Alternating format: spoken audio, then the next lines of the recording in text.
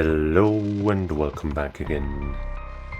We are here with PARANORMASIGHT, and we might finish it today? I'm not sure, but we'll see. And we're gonna move on to these guys.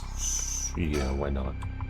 At the Shiraishi home, Tsutsumi and Erio learn the truth about many things, including the death of Kankitaro Iwai. They hurry to the high school after learning that Michio Shiraishi knew the whereabouts of Nijima's hideout. Yeah, we learned a lot of really messed up stuff last time. Many uncomfortable truths. But from now on, it's gonna be all roses and sunshine. Komagata High School. Boss. I just talked to the Sumida police. Oh, what now? They found an abandoned van in the Chiba Mountains that looked like it had been in an accident. They couldn't lift any fingerprints from it, but they found blood splatters on the front. Well, we already know who the culprit of that was, don't we? That was kind of the last thing we found out. And guess what? The blood is a perfect match for Michio's.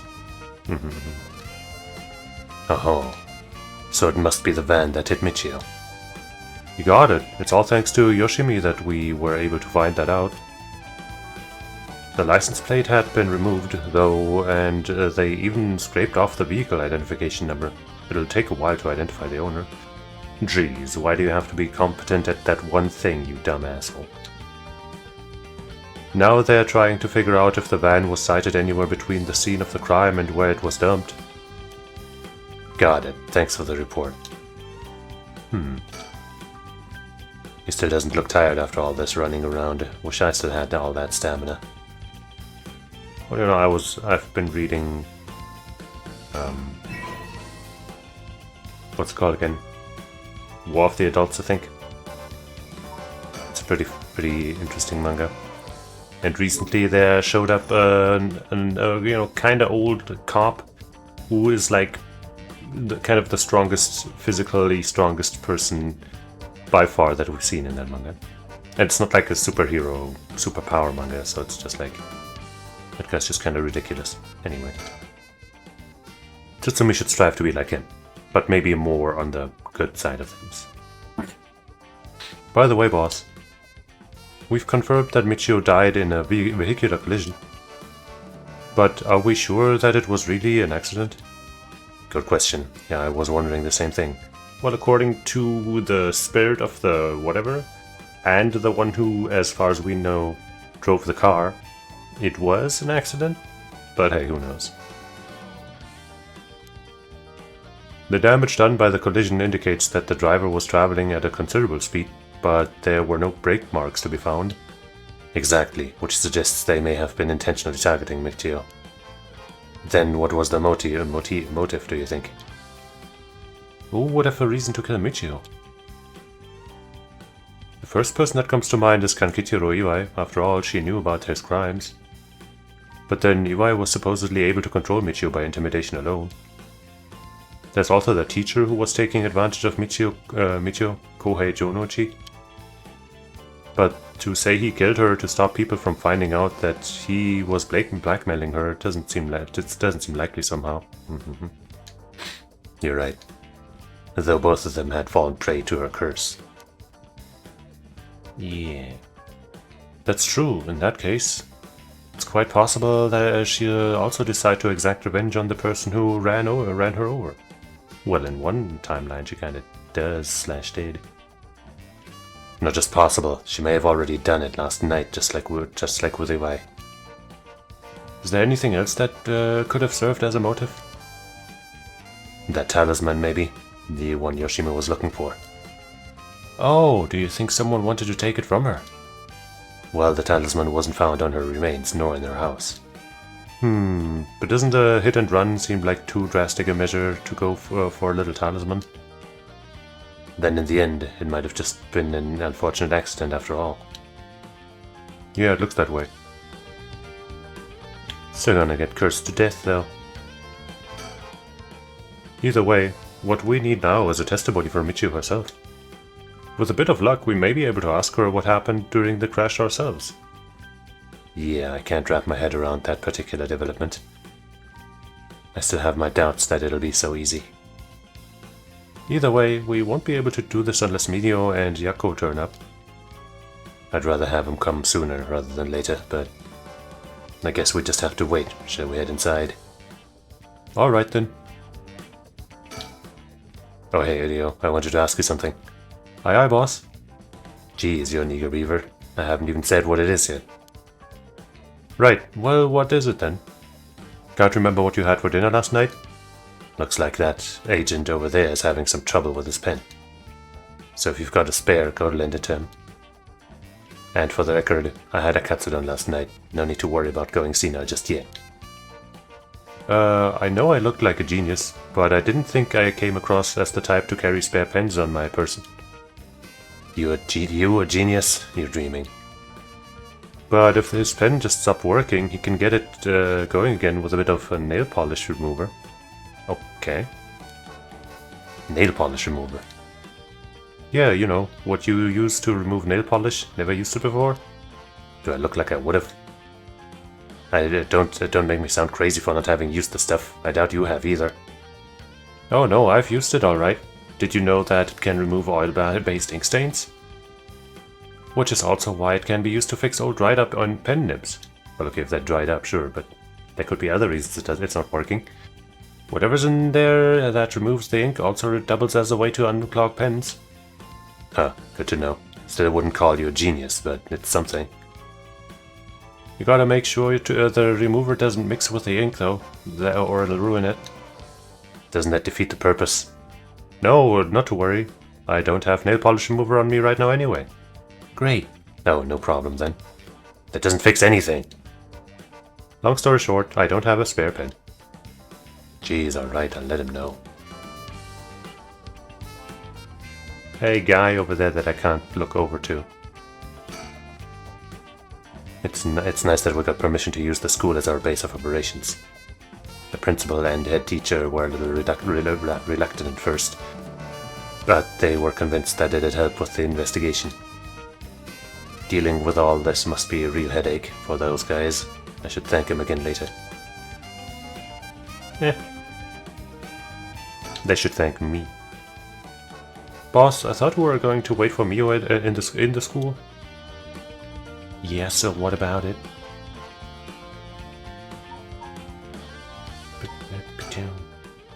I guess we still can't rule out the possibility that Michio did commit suicide. She was so young, and all the adults in her life did was push her around. Yeah, that her life was... oof. Alright then, let's go wait inside the school. I'm sure they'll be here any moment. Let's hope so. Okay. Oh, now that opens up again. Wait, they meet? Maybe that's from the past? I don't know, let's check... Let's check this first. Too much to handle. Harue and Richter break into the Shiraishi residence with the detectives. They find a journal left behind by the deceased Iwai, finally revealing the mystery behind the kidnapping. However, Harue remains unsatisfied. Yeah, understandable.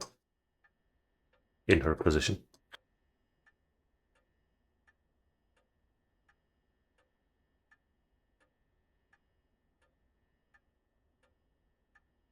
In further news. Today, the body of an adult male was discovered in the residence of one Toshiki Shiraishi around noon. The man, identified as Kankichiro Iwai, is said to have been in a relationship with Toshiko, who was unemployed at his time of death. While further investigations are still underway, it's suspected that his death is connected to the recent serial killings in Honjo. Evidence on the scene may also implicate Mr. Iwai in the unsolved child abduction and murder case from last year.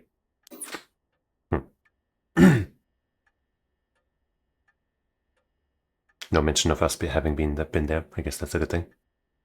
Well, ma'am? It seems like we've managed to settle one part of the kidnapping case for now.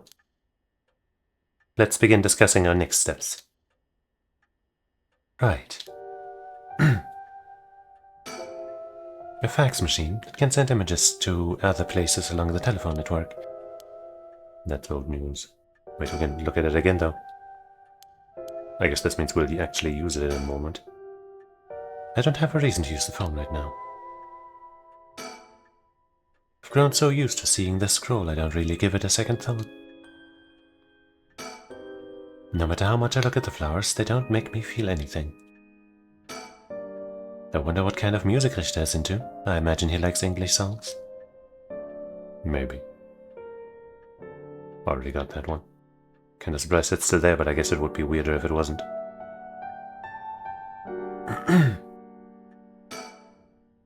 I've stopped watching the news.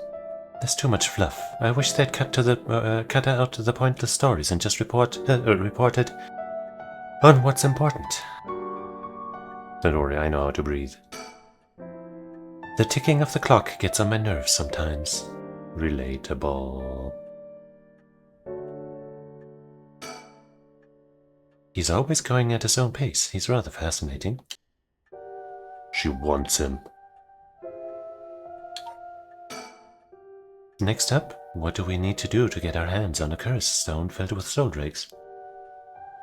Kill people.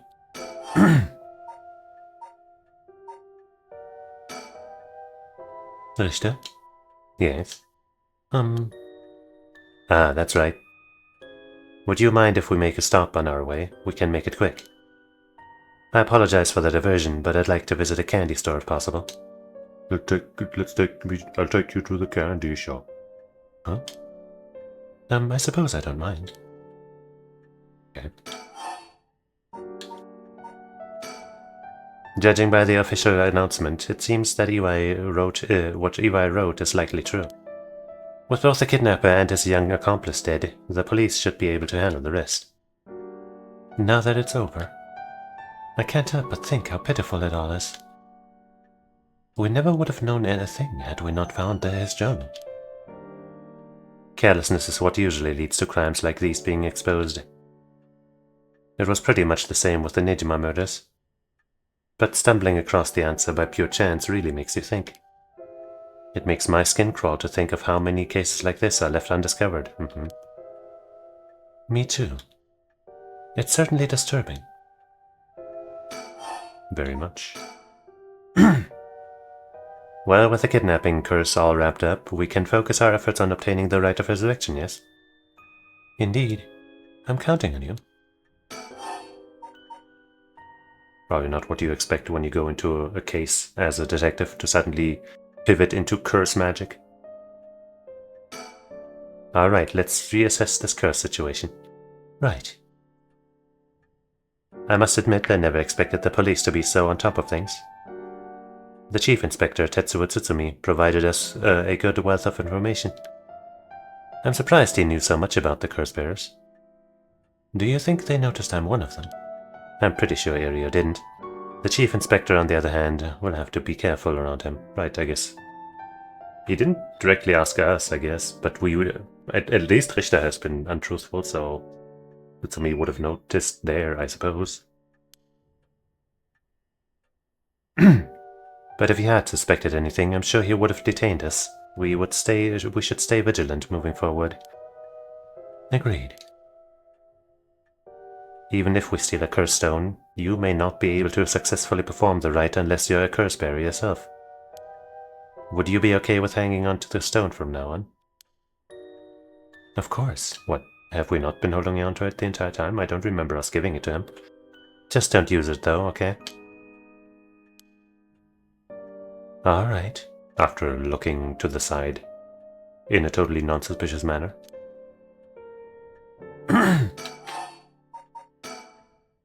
If what we've heard is true, there are just 3 curse bearers left to be discovered. There's the Whispering Candle, the Beckoning Light, and the Taiko of Tsugaru left to investigate. Well, the Whispering Candle is definitely an interesting topic at this point. Beckoning Light...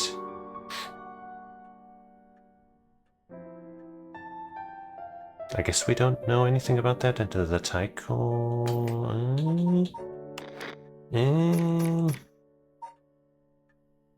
Mercano, we know kind of, but we don't know where it is right now. Who has it right now? Could be Yoko, could be nobody, could be anybody. Beckoning lights? Yeah, we haven't seen that one in action. And the Taiko? Yeah, same thing.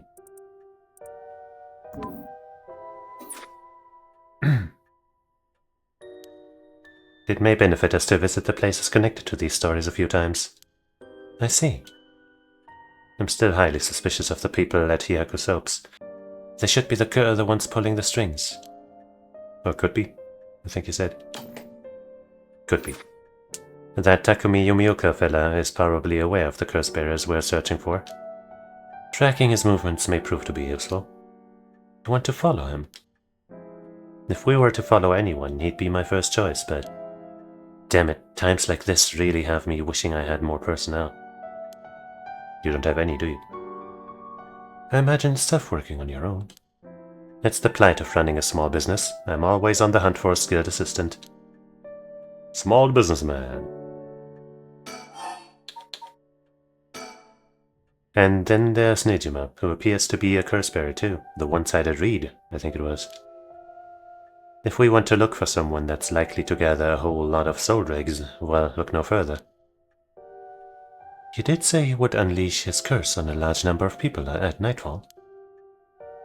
If he gets the chance to, if the Chief Inspector manages to track down Michio, then, well... There's a chance he'll manage to apprehend Nijima before he gets up to no good. But why did you tell the Chief Inspector about their safe house, if you hadn't had that lead? It was written in Levi's memoirs. It was just a matter of time till he found out. Besides, we're talking about a massacre here. I can't just turn a blind eye. How different is it from any other curse bearer collecting soul dregs? Well, if we're talking Nijima, it could be a lot more dangerous. We'll just keep a close eye on Nijima and the cops. She's done giving a shit.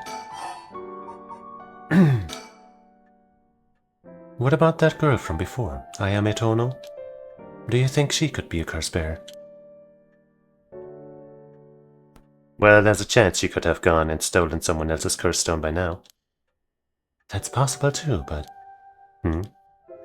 We haven't been to Midoricho Park yet, the place connected to the Taiko of Tsugaru. Ah, right, that's close to where she lives. What if she was a curse bearer this entire time? She could have lied. It's possible. It would make her a brilliant actress to boot. The idea's got me itching to investigate her again. Lots on our plate. Not a lot of time. That place is rather suspicious. If only we could run into someone there.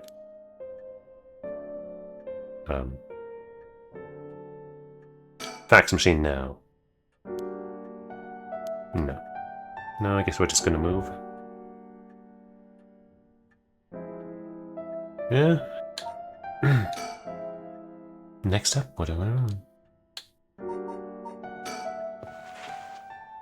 Then shall we depart? From this part on, you will be given the option to finish investigation, which will allow you to immediately end this part.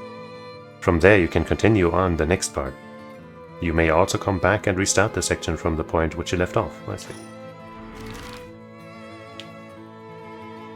Well, let's go to the Midoricho Park first.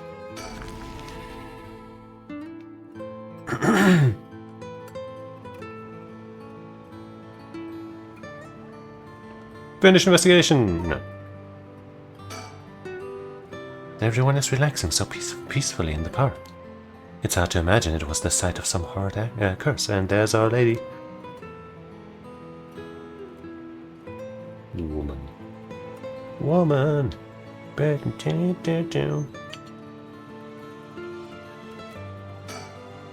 Richter seemed to be a little nervous when Ayame Tono was mentioned.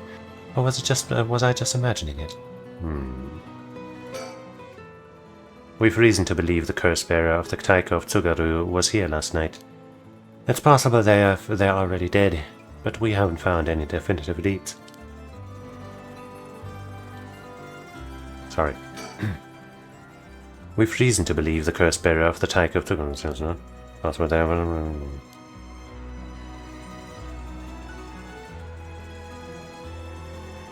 Well then, woman. Hey, that lady over there. That's Ayametono. She seems to be trying to hide. Watch in silence. Save the game. I know the game says we never need to reload, but I'm still gonna do it. We don't want to startle her and have her run off on us. Let's sit and watch for her for now. Okay. I was thinking it might actually be a thing, you know, where we keep silent and then she meets up with somebody else. Because she's kind of looking like she is waiting for somebody.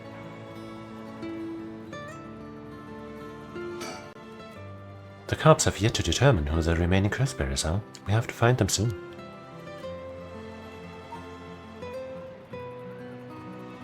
Alright, let's talk. Alright, I'll be right back. Ah, he's gone. I suppose he really wanted to talk with her. Maybe he's just into her. Finds her attractive. Oh, there he is. I see over there.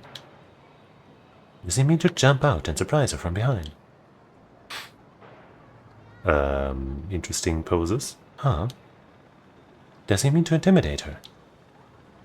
Ah, she noticed. I guess his purpose was to talk with her after all.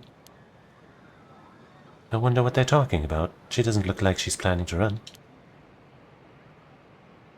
Oh, they're coming here. That all seems kinda odd. Here she is. What do you think? Smooth work by the master, hmm? Yes, very smooth. Hello, thank you so much for yesterday. I know this is sudden, but I'm actually being pursued right now. Pursued? By whom? I think it's the police. Would you be willing to provide me shelter? From the police? I figured we could hear her out and see what kind of mess she's gotten herself in. Don't make it sound like I'm some kind of criminal, please. Oh, great. There's a criminal, though. Stupid-ass bot's gonna get put into banned jail immediately. And report jail also.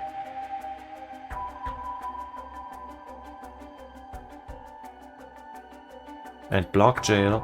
Yep, you can be in multiple jails all at once.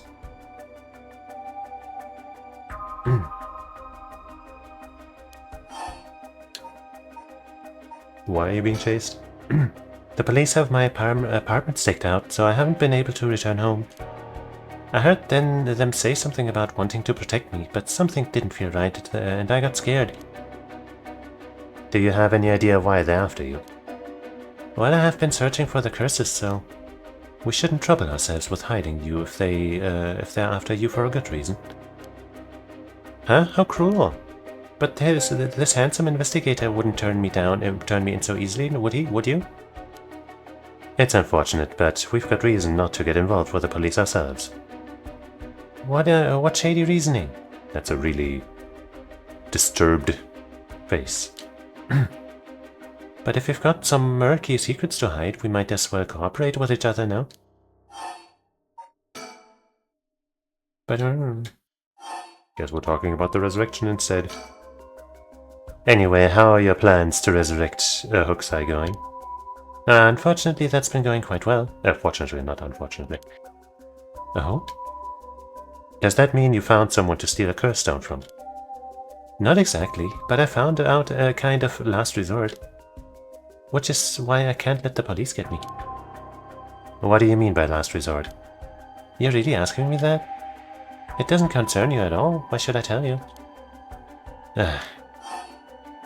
Sure, fine, we'll give you shelter or something. What if we make a deal? In exchange for keeping you hidden from the police, you'll tell us all about your last resort.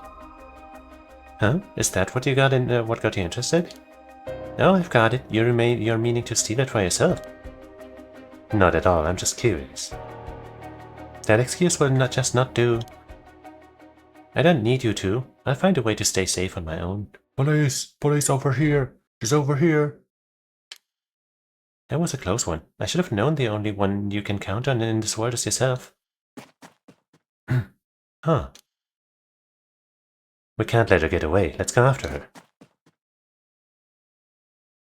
Stop it. Get any closer and I'll scream. What? You would scream to get the police's attention?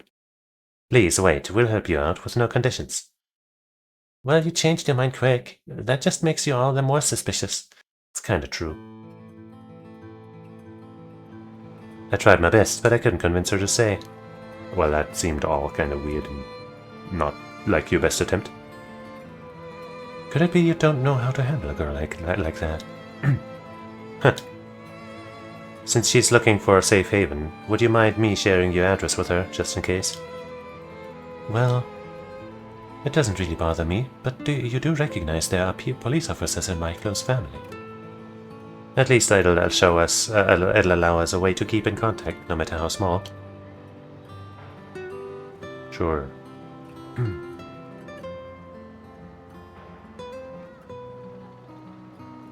Let's think about it. I can't help but feel oddly irritated around that girl, I am atonal. She puts on an innocent front, but she seems to be hiding something. According to what her profile says in the menu, she is more scheming than she lets on. Also, of course, I think, a reason for her to not like her would be that her wish for revival seems rather frivolous compared to having her literal son, who died in a really tragic way, revived. But, I'm thinking maybe the Hokusai revival isn't really what she wants, after all. Let's go here, even though I don't think we have any real reason to. That's why we're going here. Alright, he wanted to go buy some candy, that's why. Look at her smiling. Apparently Richter likes to visit the local candy shop in every district he visits. I figured once you've seen one, you've seen them all, but in reality each one has its own unique displays and colors to match the locale. It kind of irks me that we stopped here simply for the sake of entertainment. But I suppose he needs time like this to relax and recenter his mind. He works so vigorously every day. Vigorously? But hey, him and Tsutsumi have something in common. Well, at least in some way. He's up in front with the kids to participate in the raffle. It's weird seeing an adult his age enjoying himself so much at a candy store. Oh, it seems he didn't win anything. He's pouting so hard even the kids are laughing at him. Haha. Relatable. He's a firm. It's not checkmarked off. There are some vending machines. You can buy canned juice for 100 yen. These days vending machines sell a lot of things besides juice too. Did I ever mention the pizza vending machine that I saw, and that actually had pretty decent pizza? It was just frozen pizza, but frozen pizza's good in my mind. Whoa, no way. Jeez, you made me jump. It's Mockingbird 14. Hey, we collected 10 Mockingbird stickers. That's half, right? It's Mockingbird 14. Falcon Man. Oh, this guy is a real speed demon. Oh, is that right? It's kinda scary how you even know the exact number, which, with just a simple glance. I mean, if there are only 20 of them, honestly, it's not that crazy to remember each one's number. Halfway there.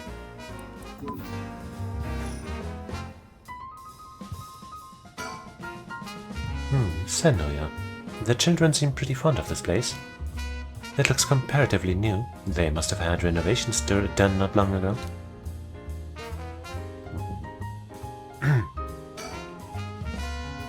The shop's close to the park, so children have been coming and going without pause. Places like this candy shop have been slowly disappearing from the street view recently.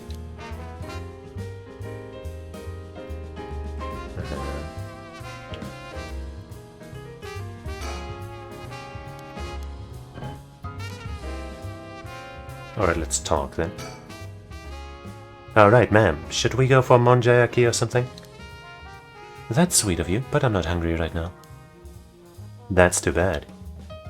I haven't had great luck with this Mockingbird raffle. Would you mind if I tried a few more times?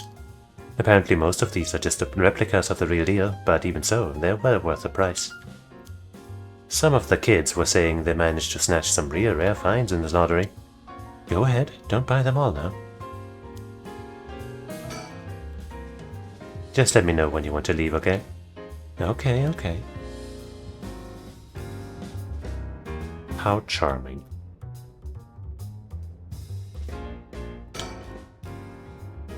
It almost feels like I came here with a child. My boy never had much of a taste for sweets. It makes this kind of a fresh experience for me. Heyo, rival. Oh, look at his smile. He must have won something. How nice. I didn't think anything would change. Holy crap, this one is super rare! It's Fair Feather, the coolest peacock around.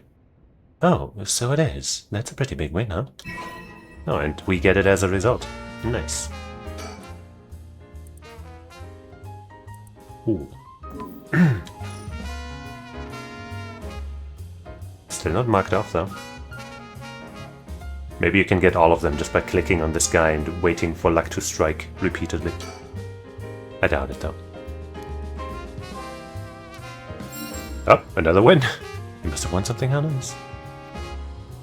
Hot damn, it's Mockingbird number 10. Cacophony. He's a nihilist, but he gets the job done. Oh, well, you seem pretty happy. Dope.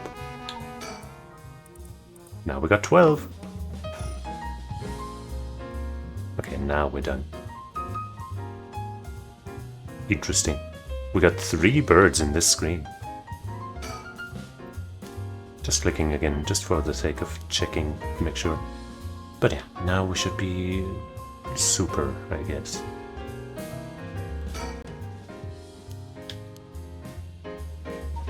Alright, let's move on to...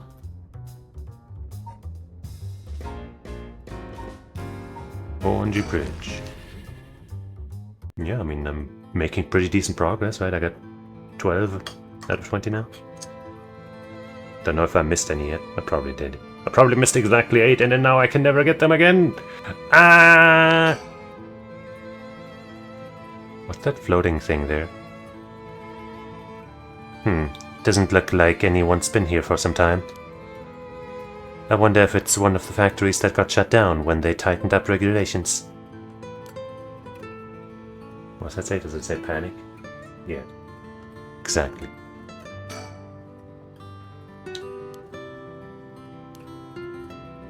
What is this? Richter? And what do you think that is? Oh. I don't see anything. Really? You don't see that? You don't see these nuts? Ha ha ha. I got you. The thing that looks like a phantom ball of flame floating in the air. A ball of flame? I mean, it's not much of a ball, it's more like a... thing. It must be the curse echo. Maybe only the curse bearers are capable of seeing it.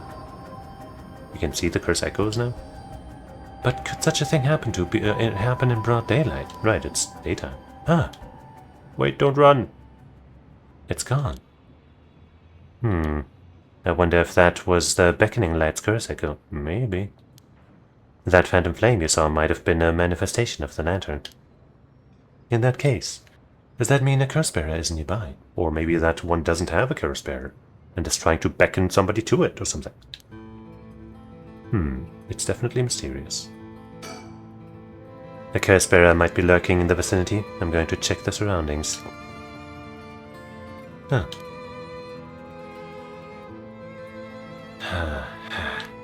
Nothing. I didn't find anyone who looked the part. I mean, you shouldn't judge a book by its cover. I see. I don't doubt something happened around here, but something might have changed in the area. Keep your eyes peeled.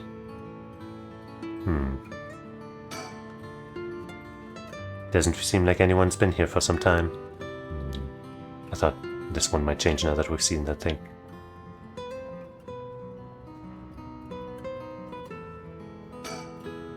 Did something draw your interest? No worries here. I made sure to take a quick shower in this shower this morning. Okay, cool.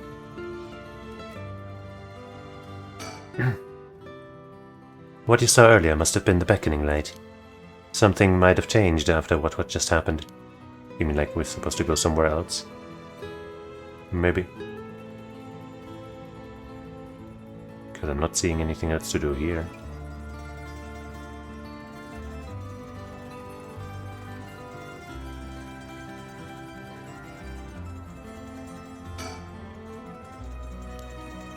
No. And what I saw, if what I saw was there was the curse of echo in the curse echo in the of the beckoning light, wouldn't that mean the curse bearer is nearby? I'm not feeling any strange presence, but that could be because it's midday. Well, I don't see anyone that I can interact with. So I guess I'll go somewhere else. Starting with the places I've already been, because otherwise I wouldn't notice if anything changed. If I go to the canal, then, you know, I wouldn't know.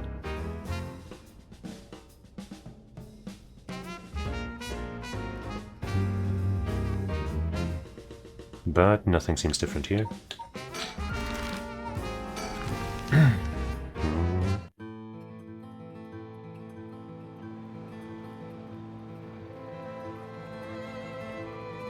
Maybe finding that light is simply like the trigger to, like where it's okay to, you know, finish the investigation and move on. Or something. Ayametono says her plans for the rite of resurrection may be achievable through this last resort. Does that mean she's given up on her plan to steal a curse stone? Richter? You know, I have one as well. A last resort? Oh, you do? Ah. Even if we don't steal another curse stone, I already have my own. If it becomes necessary, I'm prepared to use it. So you think it might be possible that she has one of her own too? She might be the one, you know, that's, you know, with a flame that we just saw, maybe. Otherwise, why would this get triggered now? And not earlier. But that she despises the idea of using it to kill others, so instead she means to steal a curse stone with soul drakes already in it. It doesn't contradict anything we know. She lives nearby, which means she might have the Taiko of Tsugaru curse stone. We still don't know much about that one. Richter? That last resort I misspoke of. It could be our chance. We can use her? I hear you loud and clear. Can we though? Like, if it's her last resort, then she would probably wait until the last minute to use it, and then would we still have time to take it from her?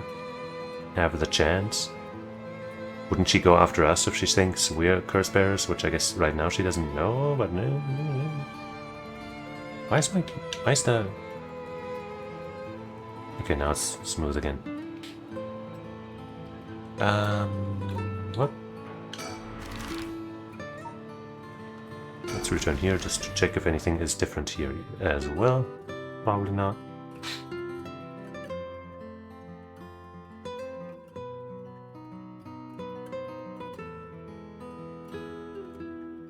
Oh, I never looked at the chandelier.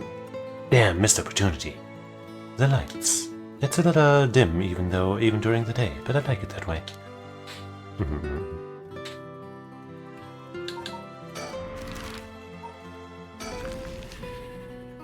Alright, give me your best, Kinchiguri Park.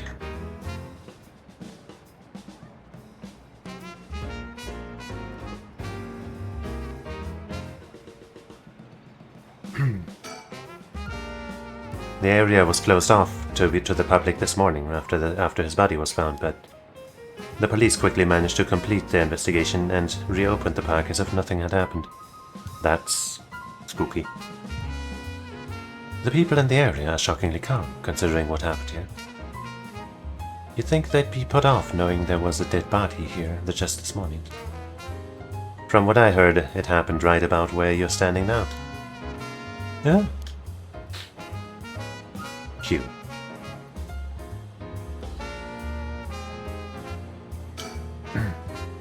telephone booth. It doesn't look out of the ordinary to me. But what if something happened in there?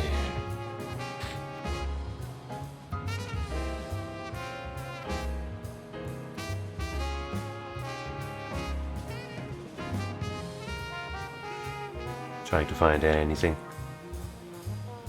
Like some bird stickers or other things to investigate.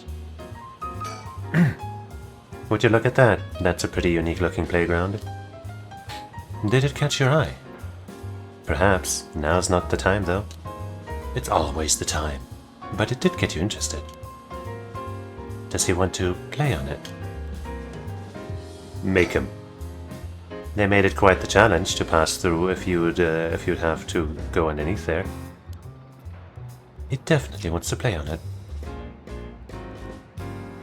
Go ahead, guy. You can go take a look if you're that interested.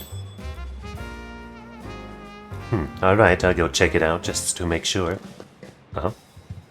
He didn't have to think long about that. What's that? Did he find something?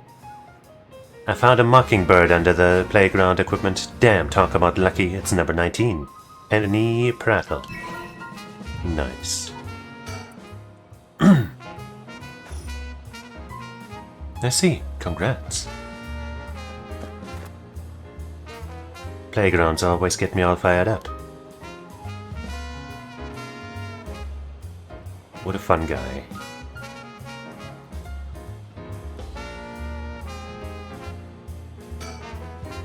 A bunch of kids gathered around Richter to poke fun at his clothing. It seems like kids come running for him wherever we go. Not all too surprising with his attire. He hasn't complained about it though. I wonder if he's got a soft spot for kids. Maybe. He feels a connection to them. This place is associated with the Whispering Canal. The canal must be connected to the man who was found drowned in the park. Agreed. Wasn't the victim a Hiyako Soap's employee? That's right, his name was Shogo Okie. Considering his occupation, he probably came here in search of a curse stone. If people in the company know about the rite, it only makes sense they'd be looking for curse stones. You think the chairwoman and Takumi would send their regular employees out to hunt for the stones? If that's the case, perhaps that Shogo died trying to take a stone from someone else. Well, it's kind of a mystery. Either that, or he was killed precisely because he was a curse bearer with a curse stone. Surely couldn't be the case. I suppose so, but considering the location, wouldn't that mean the curse was used was the Whispering Canal? Good point. That would mean Shogo Okie wasn't the wielder of the Whispering Canal curse himself. At least not at the time. Could he have had the Beckoning Light, or even the Taiko of Tsugaru? I was here last night, and there weren't any dead bodies then. It's highly possible he was brought here from somewhere else.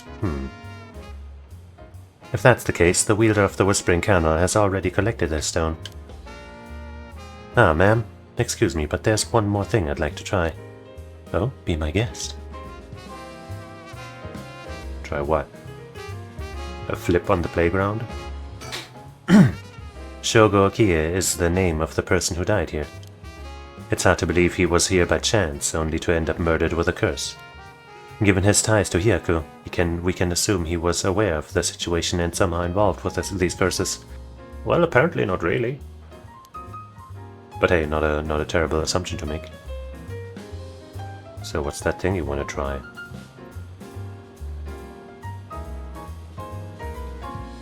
Maybe another location has now opened up? The two curse bearers battled it out here last night. Who could the other person have been? It was me!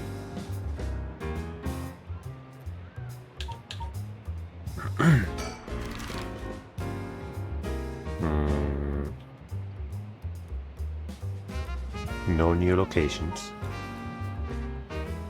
Let's go back here.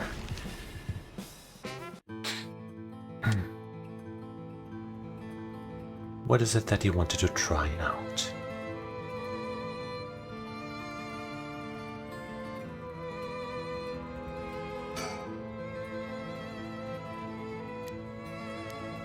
Still doesn't want to go investigate the factory.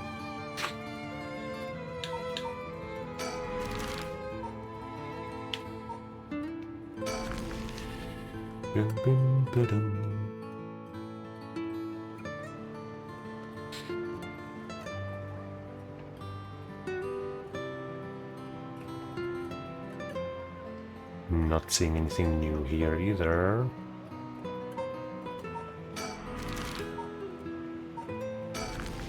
What about back home?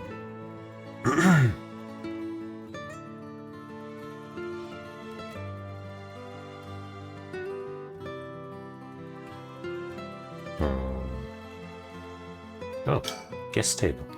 I suppose I should offer him some tea, but I don't really feel like it. Great. Best host ever.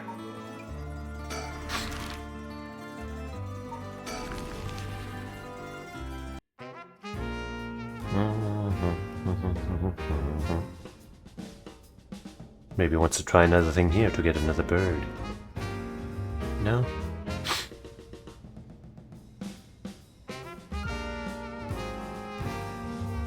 Whatever.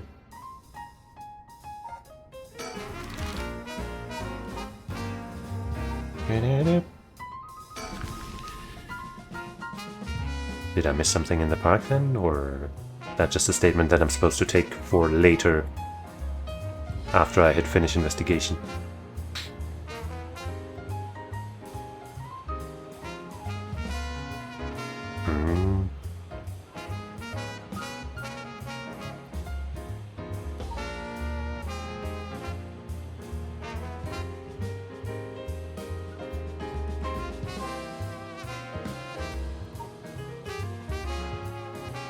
Be clear with what you say, with what you mean, dude. Now I'm all confused.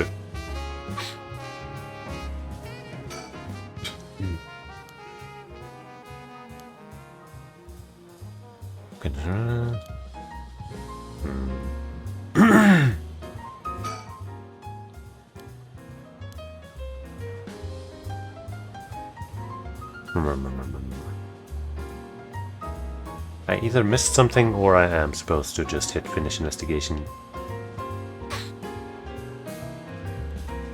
Was there just a thing I hadn't checked yet? Maybe not. No.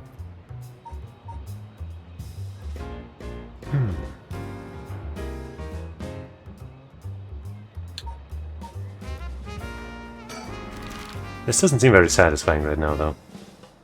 Like, sure, I guess we got that lead with the flame. And, you know, made a couple of things happen, I guess. Honestly, the biggest thing we did was collect 3 or more birds. But that's not all that plot relevant as far as I know.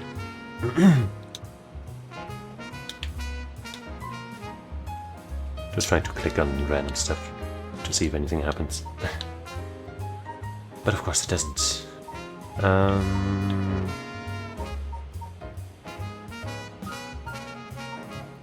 I guess the biggest thing that makes me think we shouldn't stop yet, right? We shouldn't finish our investigation yet, is the fact that this here still isn't marked off. So I feel like we should be able to do something with that while we're here.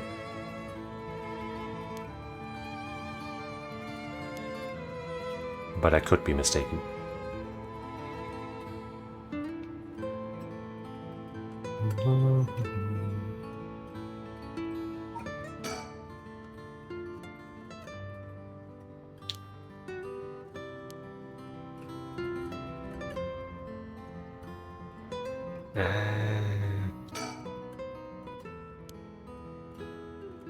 Something might have changed.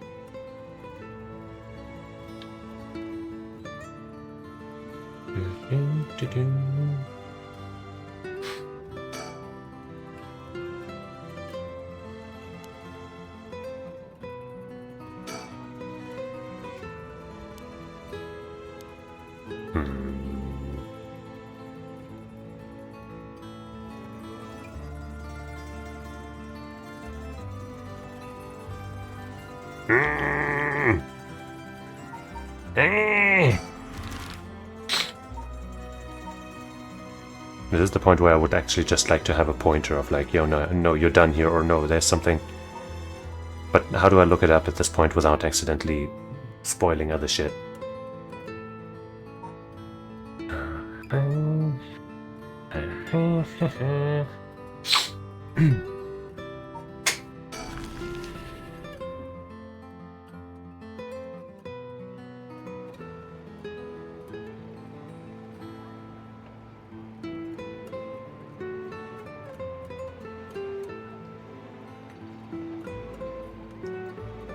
I guess I'll try to Google it somehow.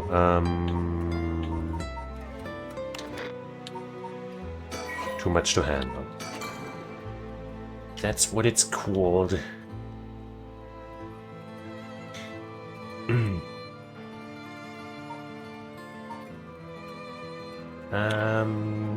Paranormasight, too much to handle. Something changed.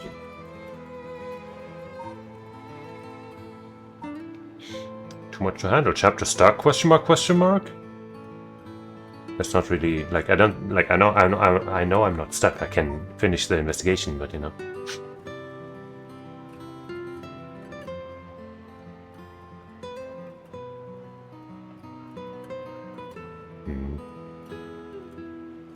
They apparently, this person who's making that post even sent a fax. So, I'm not even there yet. I mean, I could go back to the thing again and hit the fax machine, but I don't think we have anything to send a fax about, any reason to do that.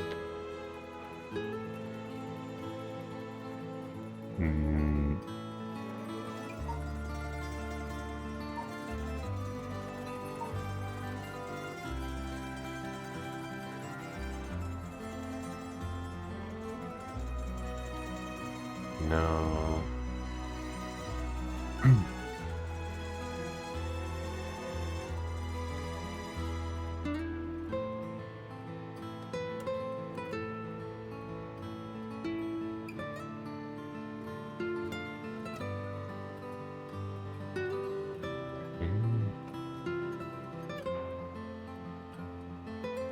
They're also mentioning characters that aren't even there in my thing, so... Huh?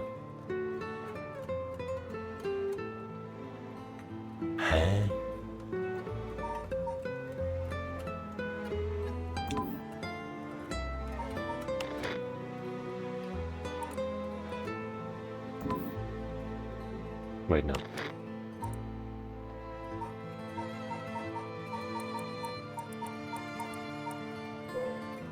Her, right? I still haven't met her.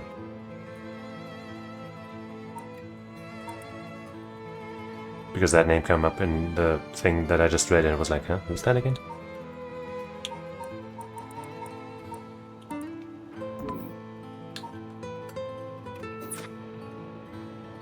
But, yeah, what the fuck?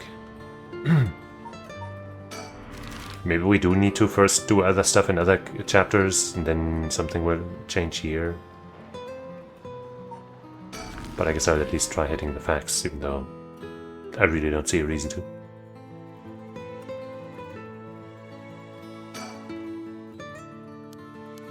Yeah. Well, I mean, I guess I'll save and do the exit thing. And hope that's fine. Pressing finish investigation will end this part. I know I can go back and stuff, but this still feels bad.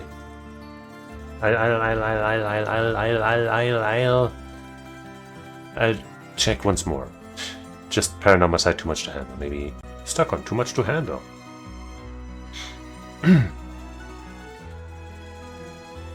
Okay, wait. They are stuck after having done everything else, so I don't want to read what they have to say.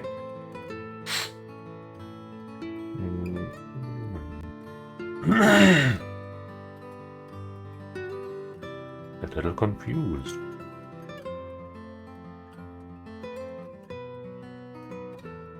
Okay, I don't know what they are talking about. Fuck it, I guess we're just gonna have to move on the way that I am currently doing.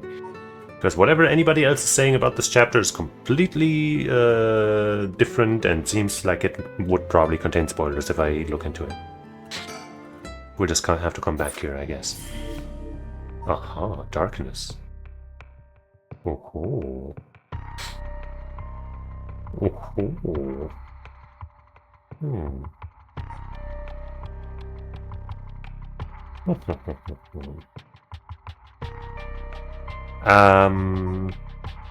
I guess let's do that before we go here, because this must be connected to this in a rather direct way, right?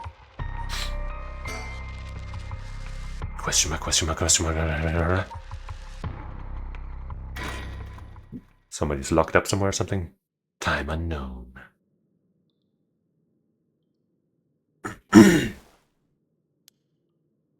Ah, my head. Away. Won't get away with it. Who killed him? Yoshimi. Yashimi? Hyaku. What's happening? So the Hyaku name was known even during the curse time or something. Wait. Shake.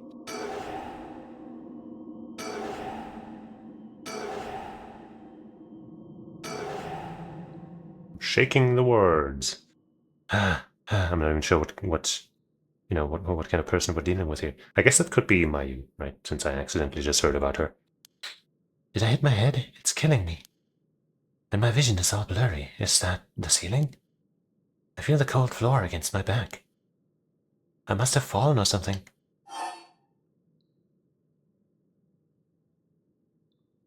Get up. You mother, get up. Oh, are we, tied up? My body won't move. Why? And why am I on the floor in the first place? No. Hold on. More importantly, who am I? Oops. Recall. Okay, think. Try to remember something, anything? Request for resurrection. Remember him. I mean, that might mean that she knows him. They know him. It feels like my head is going to split apart. I guess we still don't know what curse, since it probably was a curse, killed that guy. So it's probably one of the missing ones. And then whoever this is might have accidentally or intentionally done the deed. What was that? That man's face, I think I've seen it before. I'm sure I know it. Enter the man's name.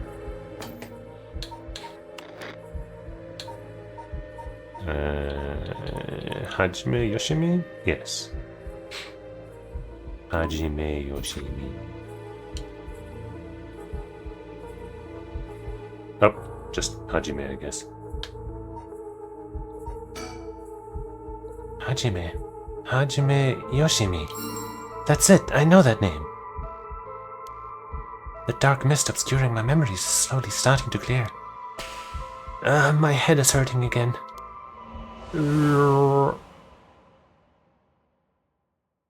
Oh, maybe it's the girl, like the little delinquent girl? Maybe not, probably not. It probably is his fiance, right? What was that? A memory of mine? Hajime and I think we were close. But the first thing I saw, he was dead. Did I? Just what kind of person am I? You mother, get up. Now we can move. So we weren't tied up. I can move again, and I think my head is starting to clear.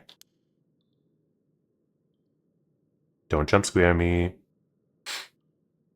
It looks like I'm in some kind of warehouse. Maybe I can find some clues as to what happened. I should take a look around. You can press suspend at any point in this chapter and start again from the same point when you select resume. So there might be some interplay between this one and the one we just had, maybe. If you get stuck, try playing a different route before returning to this one. We have items for the first time since the first guy. I looked through all my pockets, but I don't have anything on me. Did I really not have anything? Or were my things taken? It won't open. Must be locked from the outside. So I really am locked in here. I don't know what's going on, but I doubt I can afford to take my time here. There's a key to the sink. Okay. If I can use this to see what I look like, I might be able to remember who I am. That's what I was thinking. No good. This mirror is completely unusable with all the grime that's built up on it. I wonder if I could clean it somehow.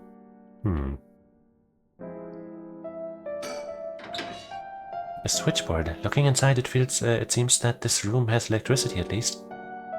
Does that mean someone is using this place for something? A bunch of messily stacked cardboard boxes. I took a peek inside, but it was so dark, too dark to see much. I'll need more light. But don't carry around a lighter. Well, I guess the one who has that power probably wouldn't kill us, would she? There's an air duct on the ceiling. Could this place have been a factory at some point? I wish I could crawl through it to escape, but I don't see any way to get into it from here.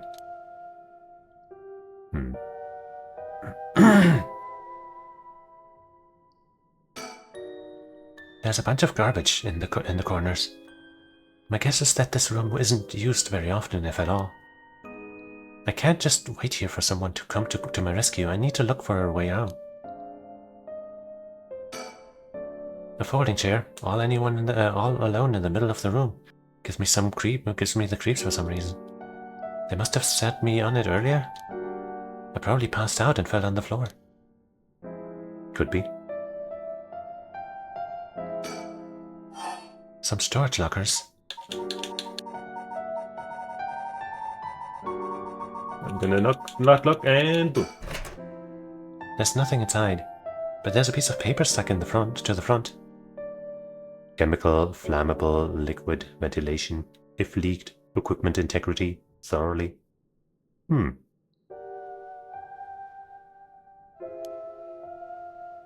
That's quite the collection of words. What could this place be used for? Some kind of chemical plant. Well, shit, the bad part of me not looking while I picked one is that I don't remember which one I picked. I feel like I caught a glimpse of it being the bottom one. There's a bucket and mop in the left locker. Guess that's where they keep their cleaning stuff. Okay. Neat. There's some kind of note in the middle drawer. Alkyl benzene, benzalkonium chloride, sulfonic acid, sodium hydroxide. Names of chemicals? Maybe this is some kind of chemical plant. Maybe. Sun. Nothing in the bottom drawer. No, wait, there's something stuck way in the back. Oh. It looks like there's some kind of sticker stuck back there, but it's too dark to tell what it is. Guess I'll have to come back to this one once we have light. Ichiban. Doesn't look like there's anything in the top drawer. A typical office desk. There's all kinds of stationery on it. Is there anything that looks usable?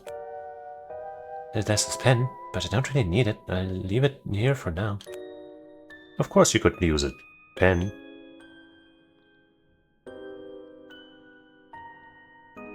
But when you get to Pen Island.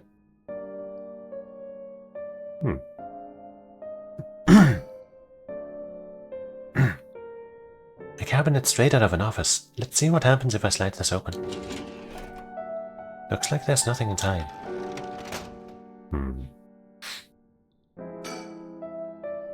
A big shelf, the kind you always see in warehouses and stuff. Wish I could find some tools or something, but no such luck.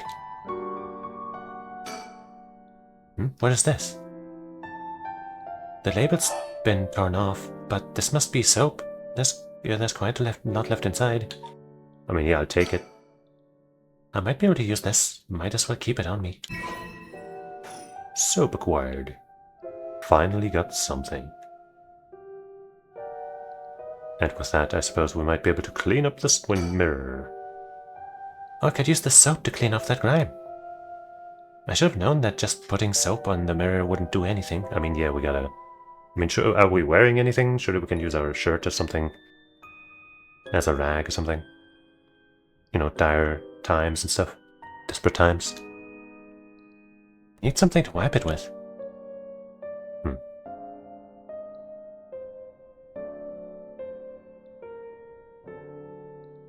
I feel like I've looked at everything. But I suppose there must be at least something I have not.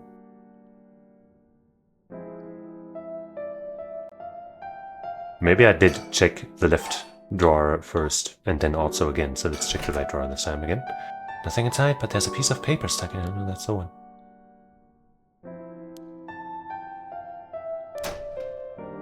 Wait, but that one said something about a mop and a thing, right? Maybe now we'll be willing to take it, now that we have more context. Bucket and mop. Guess that's one. Oh, I might be able to use these cleaning supplies. I don't know why we were so willing to take the soap without context, but not this. But hey, whatever. I can fill the bucket with soap and use the mop to clear away most of the grime. Soapy mop, also known as sop. There's a soapy mop. I should be able to clean the mirror with this. Is it even bright enough to see? Well, clean in one swipe. Wow, what amazing soap. These Hihaku guys, they must be really nice and good and helpful.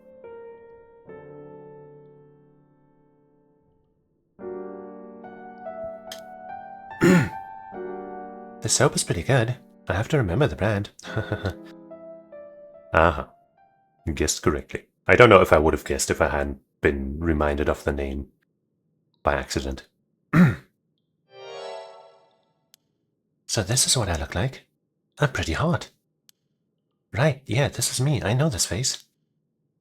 But something doesn't feel right. Something's missing. Let's see if we can find what this something is. The earrings are there? Is maybe the necklace gone? No. I don't know. Oh, my name. Well, okay, that's not... Okay, fine. I can't remember my name. I need to figure out what my name is. Can I mind blast it into you? Recall. I know what I look like. Next I have to remember my name. Is there a woman with this face in my memories? Come on, I need my name. Mayu. Mayu Chozawa. Yes, that's definitely it. My name is Mayu Chozawa.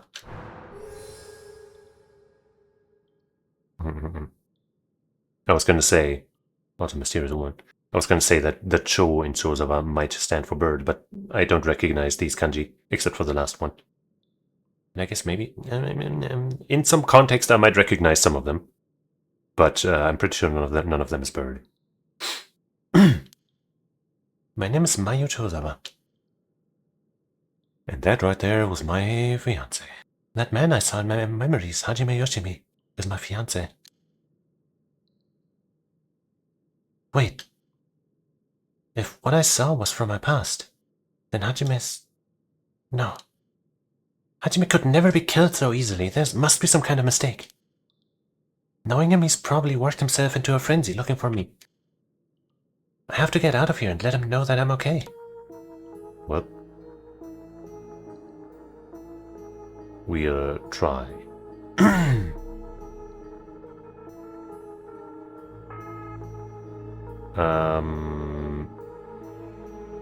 Still don't have any way to do anything, really. I guess I could try to mess with the light now. A switchboard. Looking inside, it seems there's normal.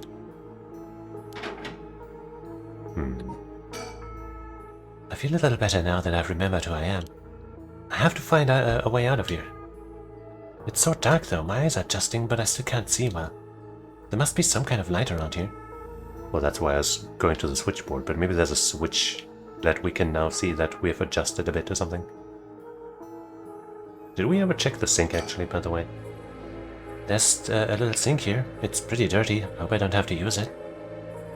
There's water dripping from the faucet, but the knobs are stuck. I can't move them in either direction.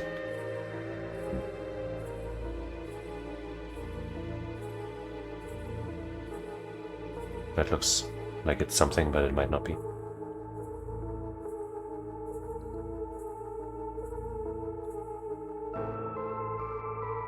I'll check the bottom drawer because maybe now we can see, but it would probably need real light.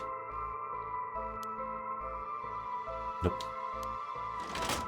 The most important part of this game!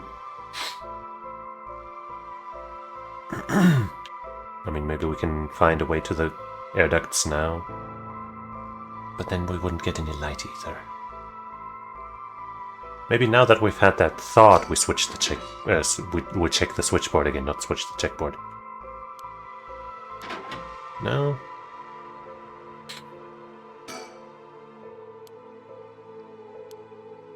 Need more light. I guess I'll check the door again. I still don't hear anyone out there. No reason to waste my energy banging and yelling. Might even be more dangerous to try.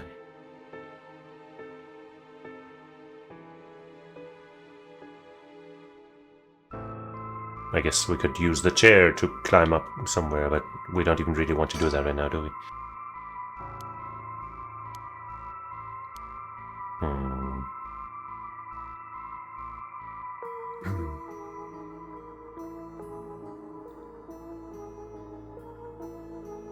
Maybe now we can see something inside there. Totally empty.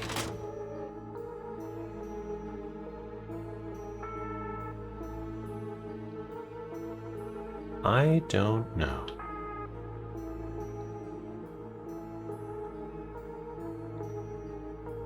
Oh, lights. It looks like the light on the ceiling is on, but it's still so dark. Oh, there's dirt all over the bulb.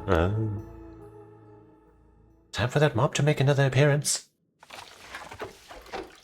I feel like I couldn't look at that before, but I don't know, maybe that was just gamers not looking up. There, it's a little brighter now. Not just a little. I should have an easier time searching now. I just hope I can actually find something. Well, very importantly, oh hey, there's a rather peculiar item. But first and foremost. Yippee! There's some kind of sticker here. It looks like a delinquent penguin. Is this stuck on something? If my memories weren't so jumbled, I might actually be able to remember. Wait, so we don't get it? We don't get it! Okay, we gotta save here so that we don't miss this. What if I accidentally move on? And then fail to collect this all-important bird. This last drawer, it's different from the others. There's a padlock with a 4-digit combination. I have no idea what the combination could be, but I'll leave it for now. This lock looks brand new compared to everything else. Is this room being used for something? Is this room being used for something? There was that one... Or was that... Wait, was that something in this game? Or is that something that I saw in some other game and I'm now getting it confused? No, I think it was in this game, right? We looked at something like some photo. And it said some kind of date on it. No, I think that was something else. I think it was something I was playing on my own time. Like yesterday or something. But what was that? Well, anyway, let's keep looking around first. The boxes said we needed more light. There are strange bottles and bags filled with some kind of powder in the boxes. Sweet cocaine! If this place is a factory, these may be their products. There's no telling if they're dangerous or not. Better not touch them.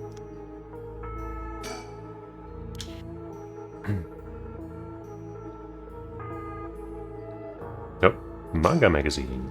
Mangazine. A manga magazine called Weekly Shonen Scorpion. I think Hajime used to read this, even at his age. He liked the series about delinquents. No, not the time to get caught up reminiscing. It's always the time to read manga.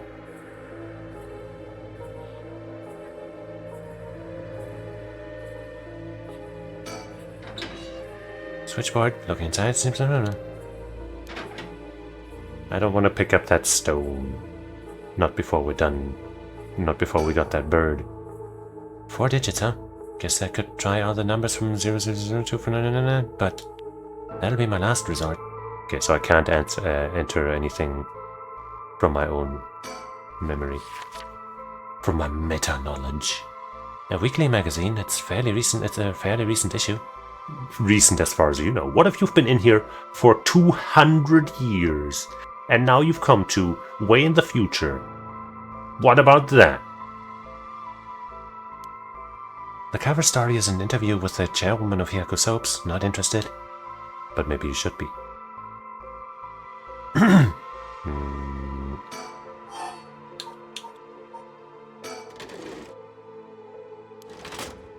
Where's the middle one again?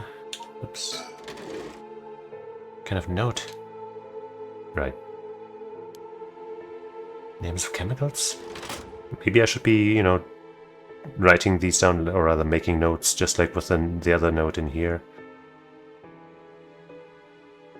But we can come back here if we need to, right?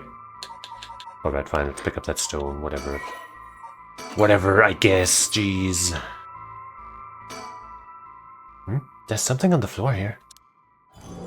That looks like the beckoning light, doesn't it? What, was this here all along? I had no idea. A lantern carved out of wood. It's kind of creepy. Something about this feels different than all the other abandoned junk in here.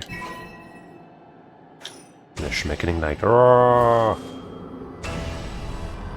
Yep, that sure is the one. What is this? Sorry, I'm sorry. Huh. Such terrible regrets, a resentful memory is flowing into my mind. The evil ones, the curse bearers, kill them all by their own bane. Oh, so this one's like specifically out for the curse bearers. You have acquired the power of the curse stone, the beckoning light. You can use it to kill curse bearers using their own curses. Aha! Aha! Aha! Aha! That might explain some of the deaths. Press the use curse button when you wish to kill your target. But does that mean that Shogo was his name? That he had that power before? That's how he killed Yoko at the start? But if so, then, man, what all happened? There are some deaths that might be explained away with this, you know. We'll see. We'll see.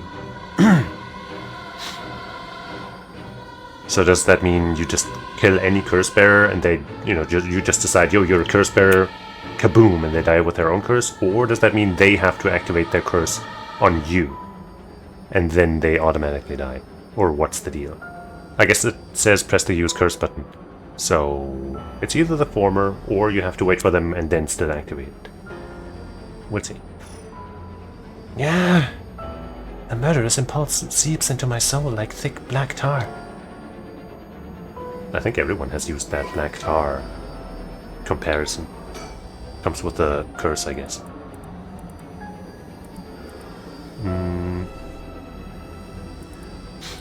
Kills by means of the curse they possess. One who has become a curse bearer. A vague silhouette is framed by silvery moonlight near the bridge. It is a man, hunched over, near death, with regrets carved on his face. Visions of the past flash through his mind. Memories of the young couple and their daughter, but he has lost everything. He had repaid the kindness shown to him with evil. Though regret gnaws at him now, it is too late to undo it. His mind turns to the Onmyoji woman. It was all her doing. No, the blame laid with him and his inexperience. He had foolishly involved himself with the forbidden, inviting evil into his life. I should have left the rite of resurrection well enough alone. The light of the man's life begins to fade as regret and anger wash over him in turns. If only I had accomplished it in the end. Alas, it's too late for that now. I'm prepared for hell. Perhaps in another life I can fulfill my dreams. Even if this body perishes, I can atone for my sins.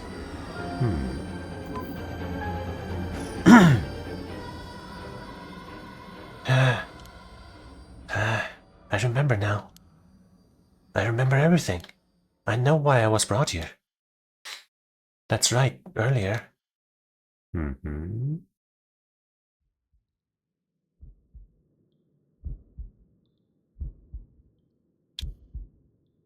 I feel sick. Where am I? Wait, we're looking around again? Yes, that's correct. We finally have a confession. Confession?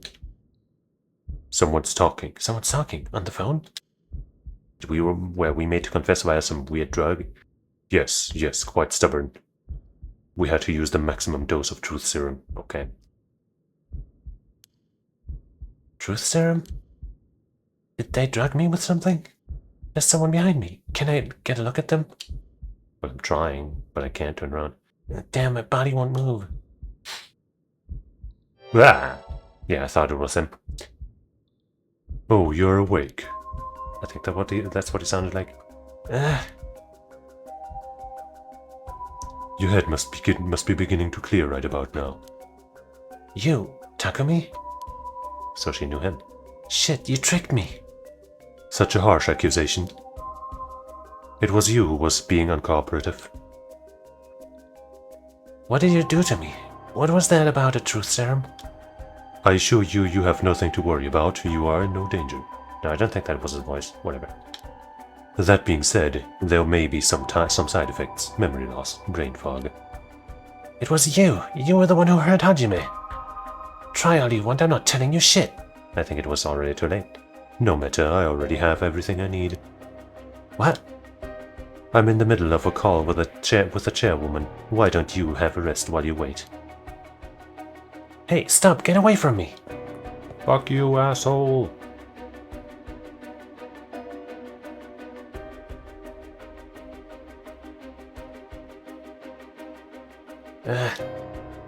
I'm still conscious, if only barely.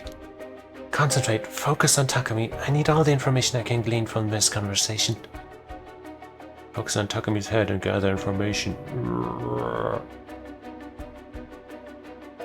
Correct. She does not seem to know whether is hidden. Hajime Yoshimi was the same. Yes, was unexpected, but... No, he really did do something to Hajime. No, he really did do something to Hajime. Damn it, I'm fading. Shake your head to stay awake. When you begin to lose consciousness. So that's not good enough? Hello? Kidding me? I can't look up any further, so I can't focus on the head right now. That was close. Okay, I guess you really have to just do it a bunch. I have to keep listening. From Araishi, yes, exactly as planned. As for Iwai, I expect, yes, as soon as possible. Yes, the curse will likely tomorrow, according to Araishi. I can't. Just a little more. Oh wait, we were still in there. Yes, as long as we keep her in here, the curse will... Yes, she will certainly want to bring back her dead fiancé. Is he talking about me? I'm fading again. You can't make me fade. I'm a strong woman. I can kill anyone for the power of love. This is definitely taking too long. Like, am I shaking it wrong? Like, am I supposed to do it like this? Am I supposed to go longer? This just feels awkward. Seriously, what the fuck? Gonna move the mouse cursor along with this. I don't think that's helping. Okay, seriously, what the fuck?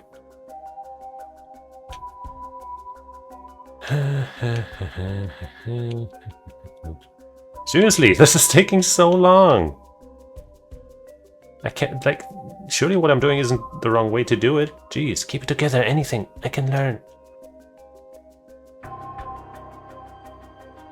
Yes, I will be leaving her here. I'll take the telephone with me. Yes, this is in the cabinet. It should pose no problem. That is, rather. Yes, I have changed the lock. The year of the company's founding. I can't hold on any longer. Year of the company's founding. Well, we should have that info in our files. That's right, I remember now. That man is Takumi Yumioka of Hyaku Soaps. He showed up at my hair salon about a month ago. He came to ask me to try out a new shampoo they'd made. We spoke about it again a few weeks later, but...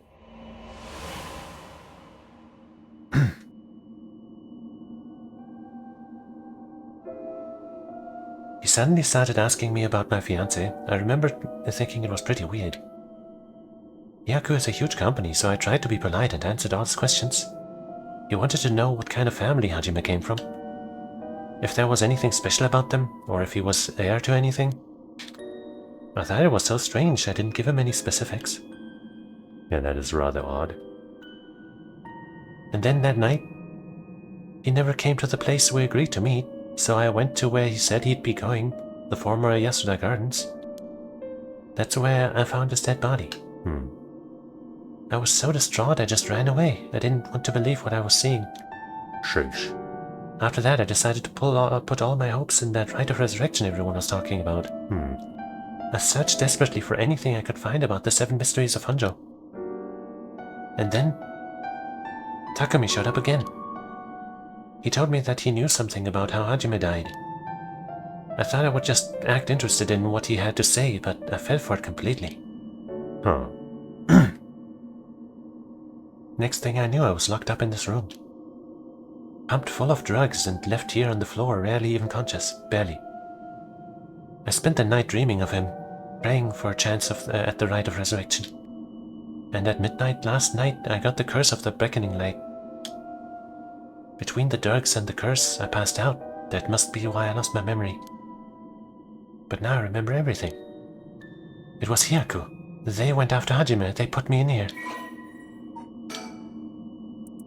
Mayu is a beautician and fiancé of Hajime Yoshimi, a police officer with the Sumida Police Department. Mayu was abducted by Takumi Yumioka and other employees of Hyaku Soaps and held captive in the basement of an abandoned factory. Following an interrogation intended to extract information about Hajime Yoshimi, she was left there, where she later received the beckoning light curse. During her school years, Mayu was the second in command of an all-female gang. Right, she did say something like that. Well, or rather, we heard that she said something like that to that other delinquent girl. She was known for having a glare so fierce that it could silence a crying child. I can't believe it. It was during this time that she met Hajime Yoshimi, a member of the rival gang. At some point during the countless clashes between their gangs, the two fell into a peculiar romantic relationship. Ooh. Although their tastes in food, clothing, TV, and movies could not be more opposite, they maintained a comfortable union by staying out of each other's hobbies. After being forced to repeat her third year 3 times, she dropped out of high school and began apprenticing at a hair salon on the recommendation of a friend. She also attended night school and was proud to earn her beautician license 2 years ago. Yippee. Mayu always cut Hajime's hair, although he seemed content with her work, remarking, "My hair ain't much without Mayu's touch." She had been secretly plotting to give him a more stylish look.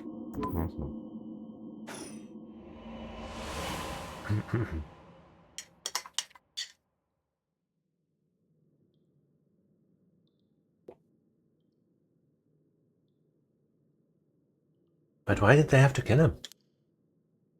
Was that Hyaku's doing, too? What could they have wanted with him?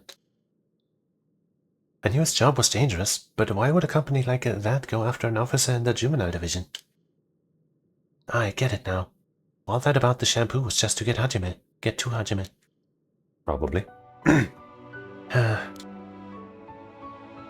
Hajime, you were always the kind of guy who could shoulder any burden with a smile on your face. What burden were you carrying this time? To be targeted by a company that's more than willing to kidnap and drug people. Was it something you couldn't even tell me? No. Takumi said he had gotten some kind of information out of me using that drug. Could I have had Hajime's secret somewhere in my memories? If I did, what could it have been? Did Hajime tell me something? Whatever it is, just let me say one thing. Fuck you, Hyaku! I'm not about to let any of this go the way you want. Yeah, that's right. It's up to me to protect any secret that Hajime was trying to hide. I'll finish whatever it is he didn't get a chance to. After all, it's always been up to me to clean up your messes. It's okay, whatever you get yourself involved in, I'm sure you had a good reason. We're gonna take them all for all they got, just you wait and see. Yeah. Alright, it's about time I got out of this dump. Now there is this magazine that supposedly holds information. But what if we just find out ourselves?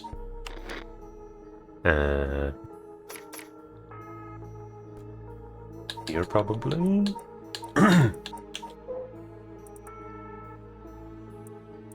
1946.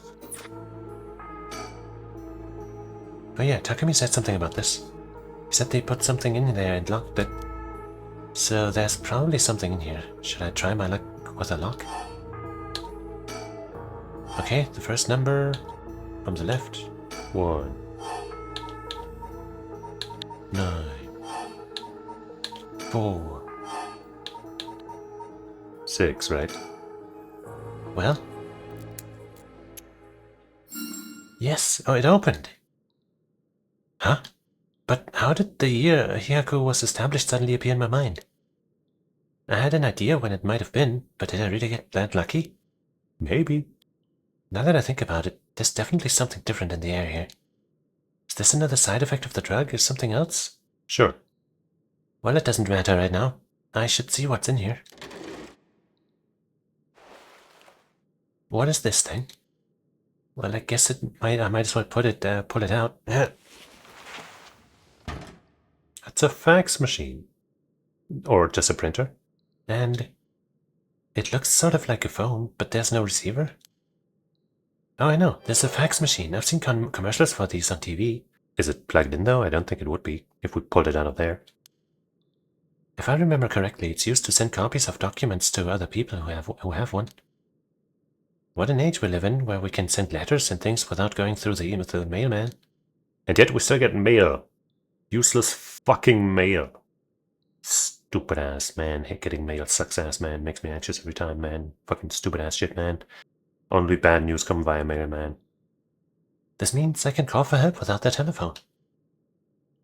I've never used one before, but if I can connect to the power and the phone line. Alright, we've got power. Okay, that was easy. Now I just need to figure out who I can send it to. What else do I need? I found a bunch of paper in the cabinet. I need a pen to write it with. Well, yeah, we did find a pen somewhere, didn't we? And I need a phone number for a fax machine to send this to. What am I gonna do about that?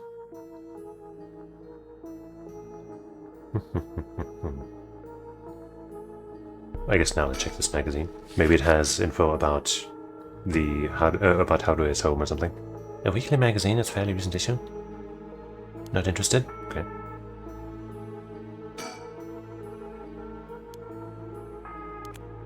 There's the pen. I've got a pen. Now I can write a message.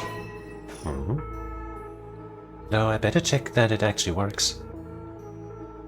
Try writing on the magazine. Nope.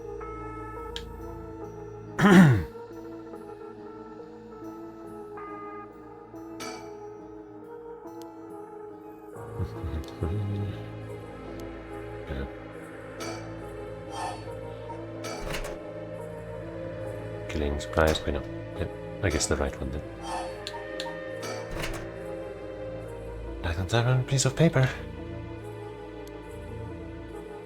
It's quite the collection of words.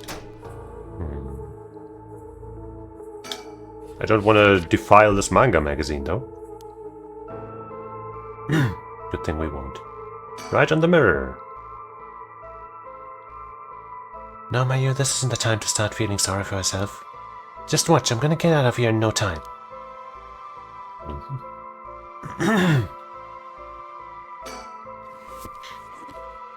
All of them bags.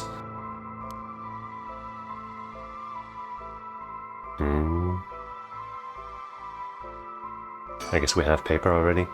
I need a pen and a phone number for a fax machine. The cabinet the fax machine was in, empty now. Well, yeah, I was trying to look at the other end. Okay. I bet I could fit in there, but that doesn't matter if I can't get to find a way in.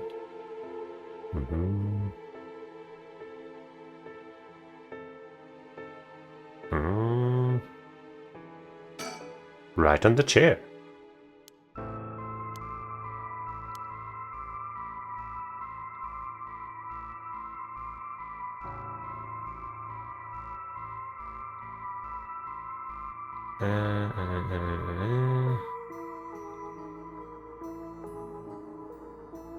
Like, I don't think we can send a fax to this machine either because we don't have its number. So, you know, going to the other side and trying to send something here wouldn't work, at least not yet. Unless we can just send it to Hiraku and it shows up there, that would be kind of strange though.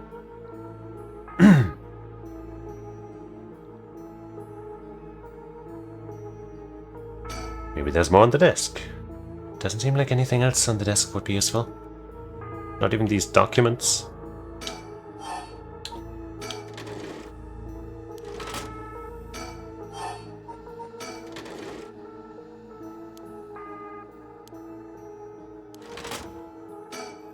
Doubt we can do anything with a bird yet.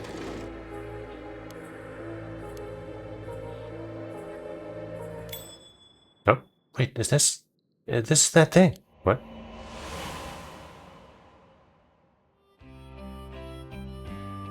I guess what we needed wasn't a way to get it off, but just memories of it. Hajime, thanks for waiting. What's wrong? You're wasting that handsome face of yours looking like that. You think? I think I'm still plenty handsome. I can't argue with that. Are you not meeting with that girl today? Hitomi, I mean? No, she's off doing who knows what. That's too bad. I just found a hair catalog I thought would be perfect for her. Seems like you're pretty worried about her. Yeah, she reminds me of myself at that age. I can't help but worry. You think? I'd say she's a little ball of sunshine compared to what you were like. Oh. Shut up, I'm talking emotionally. She needs an adult who can understand how she feels. She's like a kitten. She thinks everyone around her is out to get her, so she bites at them all. Huh, you might be right. So tell her I wanted to see her, will you? Sure, I'll do that, but... This other girl I ran into the other day is a tough case. Oh, she must really be something else if you don't know how to deal with her. No, it's not really that kind of thing. Some people just have so much misfortune thrown at them. Michio, huh? What do you mean by that? Well, I can't really get into the details, but she might have the talisman I've been looking for. Said it was a memento from her father. Could we really be related? Oh. But it's not like I can just take it from her. What are you mumbling about? Who's related to who? Ah, sorry, it's nothing. It's about that thing with your family, isn't it? Is she the one who has piece of the book? I think there's a word or a letter missing. That your ancestor left behind? Mayu, how do you know about that? God, I forget how dense you are sometimes. How long have we been dating now? Besides, you were the one who came crying to me about it when you got wasted that one time. Well, rambling about how this old book you're supposed to inherit is hidden in these two talismans? Ah. And that something was giving you a bad feeling about it and you need to be careful? Ah, very strange. Oh, right. That's all I know, though, and I wasn't planning to try and pry any further. So could he and Michio be related to Seiman or whatever?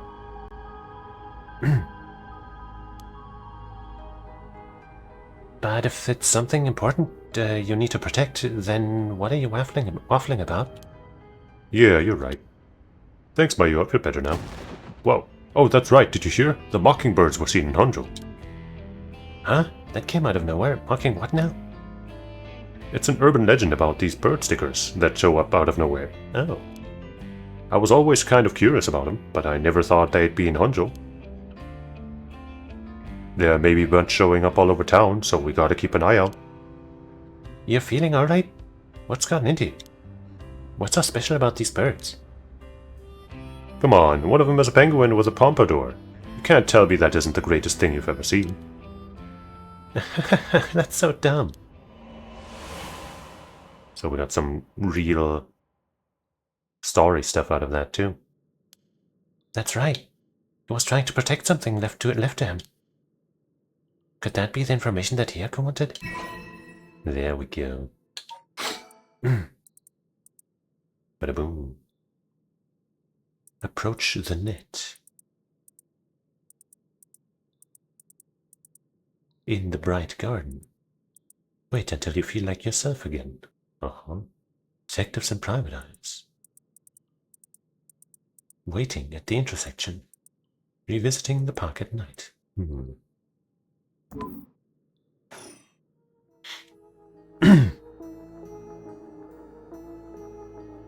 Well,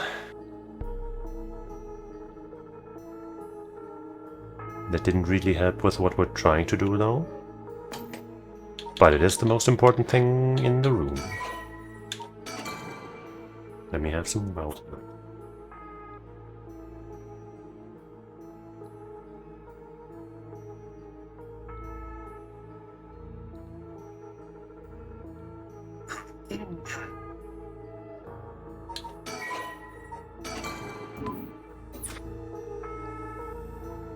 I checked the door, even though I'm pretty sure that won't be it. Wait, we're using it. Hajime might be able to bust that lock, but I don't stand a chance. There's no opening this door from inside. What do I do?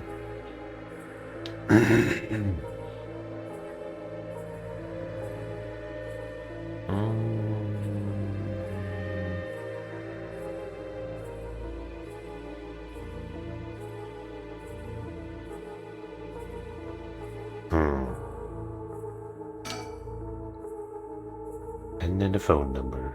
Wait, we have a pin. But yeah, not the phone number.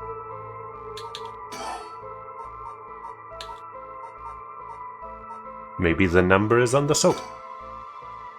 Soap in a container. Judging by its size, it's probably for industrial use. Maybe the number is on the mop. Wait, actually, we're not looking for our number. But maybe we are. Soapy mop, along. Be able to clean things from afar.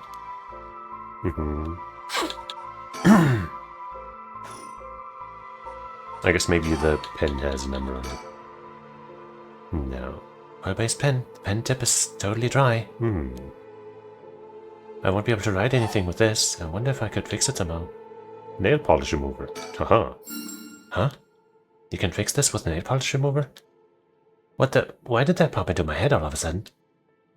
Well, might as well give it a try.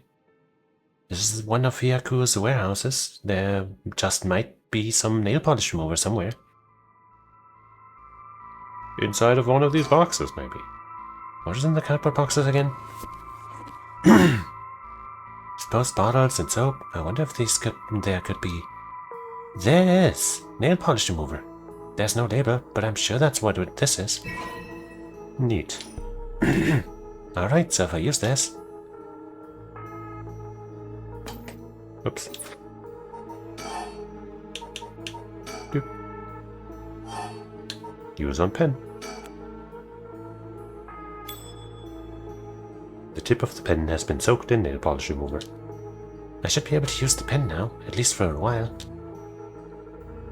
Well, we still need a number though. I have a pen and some paper. Now all I need is a phone number I can send fax to. Do I know of anywhere that has a fax machine? Yes, but I don't think we have a number for that.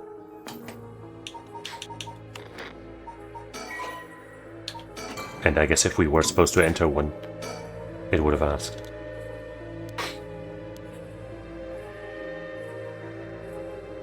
Maybe now we gotta go back and check our fax, and then things will happen, but I don't know, that seems roundabout and weird. But I also don't know what else I could check here.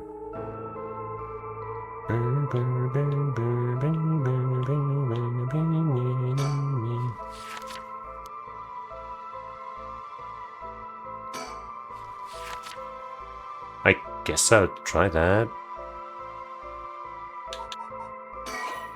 Chapter will be suspended. You can select resume from the story chart to start playing again only.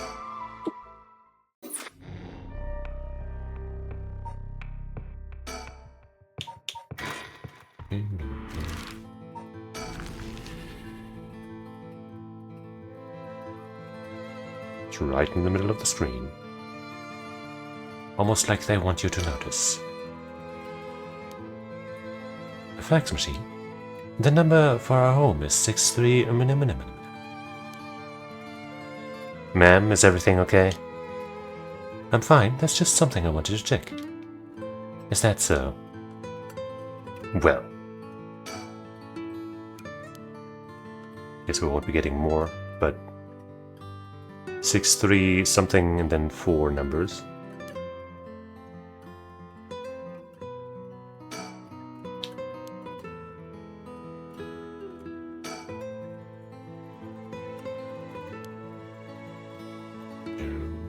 I guess we'll go back again. Unless maybe now we go back here and then we can do something there, because it's probably this factory, right?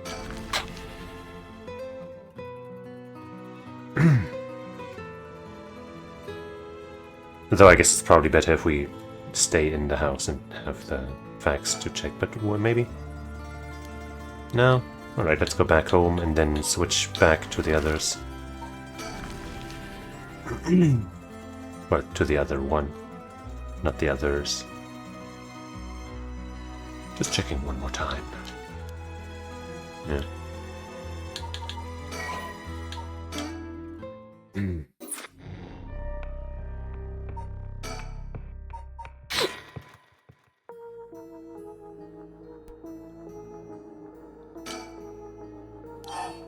The number is 63, star.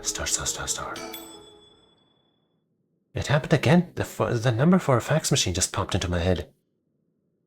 There's no way all this information is coming from my own brain. Could someone be sending me their thoughts? Never mind, I have to focus. Let's get this message sent.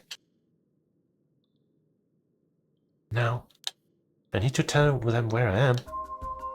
If I tell them everything I know about this place, they should be able to figure out where it is. First I know I'm in a building owned by Hyaku, a factory or a warehouse. As for the address, it should be close to... Orange Bridge, probably.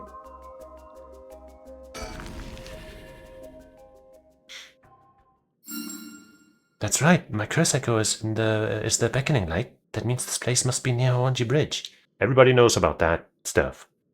Okay, time to send it. I think this is how you do it. Alright. If the machine I sent it to is connected, it should be sent. Now I wait. Please, somebody. I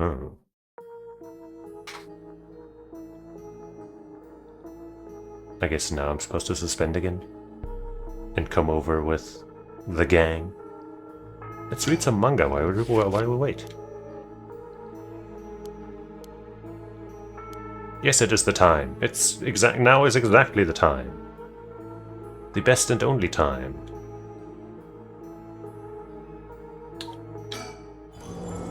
Oop. I just remembered that I heard the rules for the rite of resurrection when I got this curse stone. But killing other people to bring someone back? That's out of the question. Good girl. Hajime would never accept sacrificing another person to come back himself. None of that was ever an option to begin with. The way we lived. Ever since we were kids, we were always ready to die if that's what it came to. Couple of badasses. We'd never take our foot off the gas just because we were scared of death. We were never such big fans of living anyways. That's why we were always prepared for it. I used to wonder if we took things a little too lightly. But that's just how much we trusted each other. So I have no use for some shitty right. And that's the truth, Hajime. And that's why he believed in you. Or still believes, if he is the spirit that we are inhabiting, who is inhabiting others, and all that.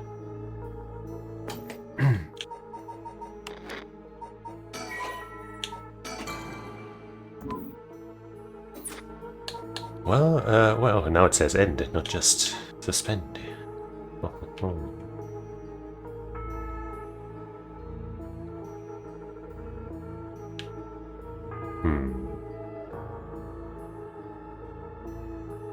I suppose all of this other stuff won't be of value right now, but maybe later. You know, those notes with the chemicals and stuff.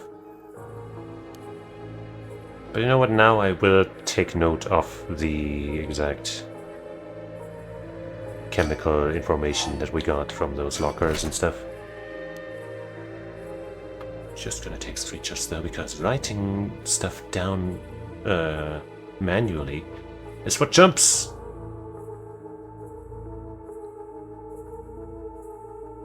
There's that, and then where was the other one?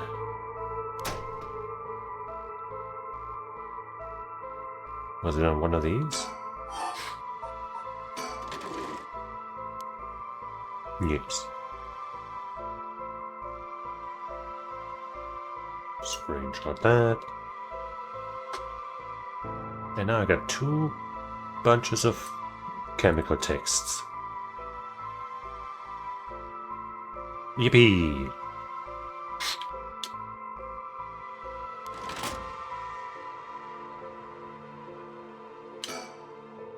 Did facts work? I can only hope the person who gets it will come help me.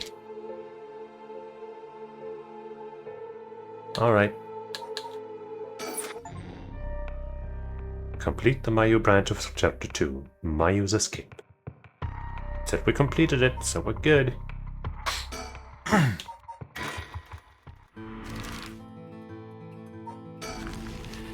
The Residence.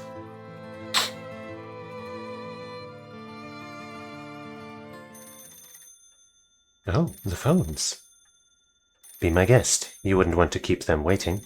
Shouldn't be the phone, but the fax, right? Thank you. I shouldn't be long. Hello, Shigema residence? Oh, it wasn't the phone. What's wrong? Ah, nothing. It was just a fax machine. I'm still not quite used to it. Oh, there's a fax machine? Amazing. So this is how they look. This is incredible. Goodbye to snail mail, am I right? This is the future. I wonder how many people just sent, like, dick pics or other horrible things to strangers via a fax machine. I didn't think it would excite you so much. Oh, something came out. Is it finished? I could watch this thing all day. Huh? What is this? It looks like it was written in pen, but... What's it say? What's it say? He sure is childlike. It says, help, I'm trapped in a Hyaku soaps warehouse or factory near Honji Bridge. Huh? Hyaku? Why would somebody send me such a message? Am I being pranked? No, this is too fishy to be coincidence. I wouldn't put it past Hyaku to have someone locked up if it's got anything to do with procuring the right. We should check it out. Hopefully we don't find anything too sinister.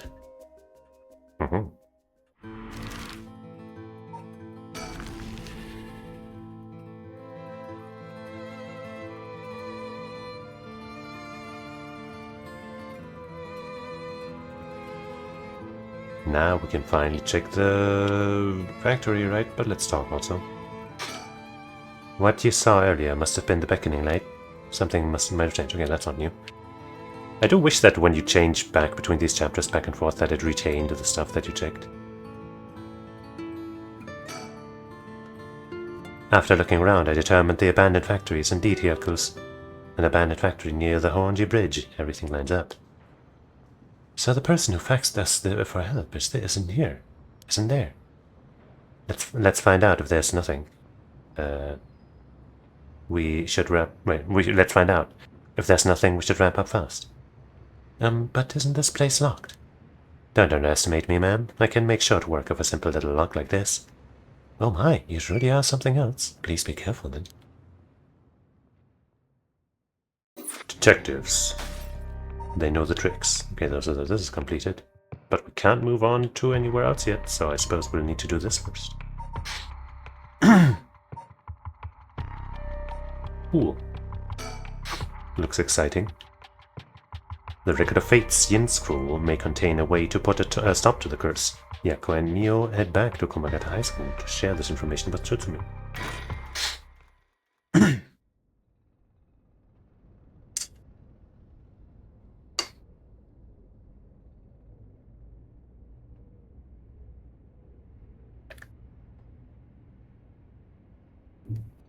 Ain't that interesting? The Record of Fate's Yin Scroll, huh? So I guess we just went from being talked to by that guy who wanted us killed for our stone to saying no to him and just going back here. Right. Well done, you two. That's some good info you got from that teacher. Thank you. Good job, boss. Operation Schoolgirl was a success. Ario, stop making things sound weird. Yeah, that sounds kind of strange, doesn't it? Kinda not like what a police guy should be doing. Anyways, let's share what we found at Michio Shiraishi's house. Yes, please. Yes. A man named Iwai kidnapped sacrifices for black magic. And Michio helped with the kidnapping. And Mr. Jonoichi used that to blackmail her. Yako's like,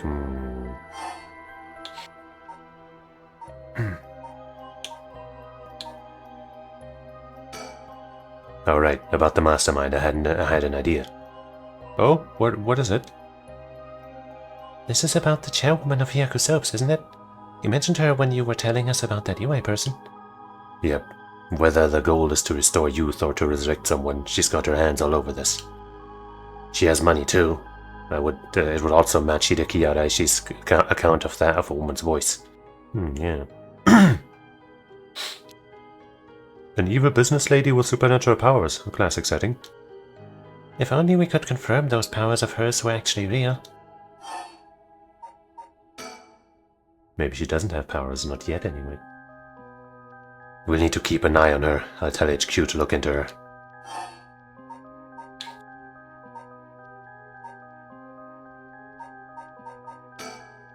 Based on the report and looking at the circumstances surrounding the deaths of Jonoichi and Iwai, if Michio Shiraishi did it, it would make sense. Furthermore, there are signs that Michio Shiraishi wanted someone to notice. Huh? Really? The ribbon that was left at the scene of Kohei's death is proof of that. Mio, I'm guessing you knew that already. Yes, ever since this morning. But there's one piece of information I need. But I think we're near her limit. Huh? But I think we're near her limit. Okay. I guess her limit is maybe the spirit's time window or something. That reminds me, Mio, was the Western black magic used by Iwai and Nijima really just an imitation? Huh? Why are you asking me? Oh, a boss said you knew about this sort of thing. Do you not? Well, I mean, I have some knowledge, but I'm more into, Eastern magic. How strange, I don't think I've ever told anyone that. It's okay, Mio, no one's judging you. Right. I mean, I guess the pentagram is more of a Western magic type of thing, isn't it? But it still feels kind of a little weird.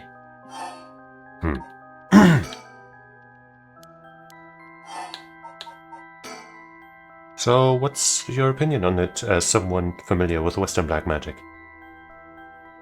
I guess of note that Aria was the one who asked about it first, so maybe he really is suspicious.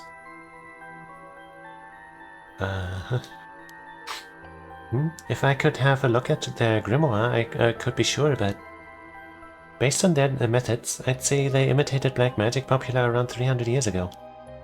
It was advertised as magic anyone could use and was employed as a camouflage to evade with witch hunters. Witch hunters. It's notable because they purposefully required living sacrifices to make it difficult to disprove its authenticity. Huh. Wow, you know so much. I'm impressed. It totally matches with the vibe you've got going on. What do you mean by that? Don't worry, have some confidence. Right, thanks, I guess. Yep. If that black magic is just an imitation, then we probably don't have to worry about it. I'm just glad things aren't getting even more confusing than they already are. So if we get this record of Fate's Yin Scroll, we'll be able to dispel the curse? Yes, the source of this curse is a tragic event called the Honjo Incident that dates back to the Edo period. An onmyoji named Seiman Tsuchimikado is said to have recorded a way to deal with the curse. So I think there may be a way to dispel the curse. Right, I'll leave how to approach this to you, Mio. Lots of responsibility for a teenager. I'll check with the Paranormal Affairs Bureau as well, but please make finding the record of Fate's Yin Scroll your top priority. Understood. But how do we go about looking for it? It's possible the descendants of Seiman have inherited it. But I don't think they are aware of its existence. That checks out with what we just might have learned. Right? About the cop and Michio. Potentially. It'd be nice if we had a clan crest or something to go off of. Maybe we'll have to ask Paranormal Affairs. Now then, if we're nearing the limit, well, stop beating around the bush. Time to tell it to you straight. Yako Sakazaki. What? Me? Yes? Take out your curse stone and give it to Mio. My curse stone? It's just been in my pocket all this time. But it's filled with stuff, isn't it? Thanks, I'm just going to borrow it for a second. Well. Yes. There are soul dregs inside after all. What? How did this happen? I didn't do anything, I swear, you have to believe me. It's okay, we know. Yako, calm down and listen to what I'm about to tell you. But... There's no mistake that Jonouchi and Iwai were killed by that curse stone. But the one who committed the act is... Dun, dun, dun, dun, dun, dun. The ghost of Michio Shiraishi that is inside you, Yako Sakazaki. What? What? Inside me? What? What do you mean? We know what you mean. What he means. What do you mean? It's okay, Yako. Please calm down and listen. You've been possessed, Yako. By Michio's ghost. What? It probably happened when you were offering flowers at the site of the accident. Filled with regret, her lingering ghost reacted to the presence of her old friend and entered you, Miyako. No way! You mean Michio's ghost is inside me? I've explained this once before, but just because you've been possessed doesn't mean that you lose control of yourself. Normally, the mind will reject such attempts, and it'd do nothing more than affect one's mood or energy levels. But Michio had powerful spirit sense to begin with. And because she was your friend, your mind was open to accepting Michio's spirit. So, for those reasons, your minds merged without any issue. It's going to be difficult to separate her from you at this point, which also means it will be difficult to guide her spirit to the afterlife. No way, we've merged? Me and Michio's minds are... But I don't feel different at all. I mean, I'm me, I think. That's because after she merged with you, Michio started to believe she was you as well. Huh. As a ghost possessing you, she's not fully conscious, only really a jumble of vague memories. Still, there are traces of her consciousness and memories as Michio Shiraishi. That explains those outbursts. And that one flash of memory. Like I've been saying. You have been acting a little different from usual. You would also sometimes react when coming into contact with things with a powerful influence. Really? That having been said, if we don't have a proper understanding of the regrets Michio Shiraishi had when she died and why, it would be difficult to separate her from you. That's why I didn't say anything, I'm sorry. If I carelessly provoked her ghost, it could have risked causing her to dig even deeper into your mind. Oh no. When we mentioned limits earlier, we meant that by letting things proceed like this. There's a possibility that you would join completely, making it impossible to separate her ghost from you. If that happens, you'll never be able to tell which of your thoughts belong to her and which belong to you. What? That's so scary. You mean I won't be myself anymore? No, but if it's Michio, then maybe it wouldn't be so bad. Oh. Oh, I don't know. What should I do?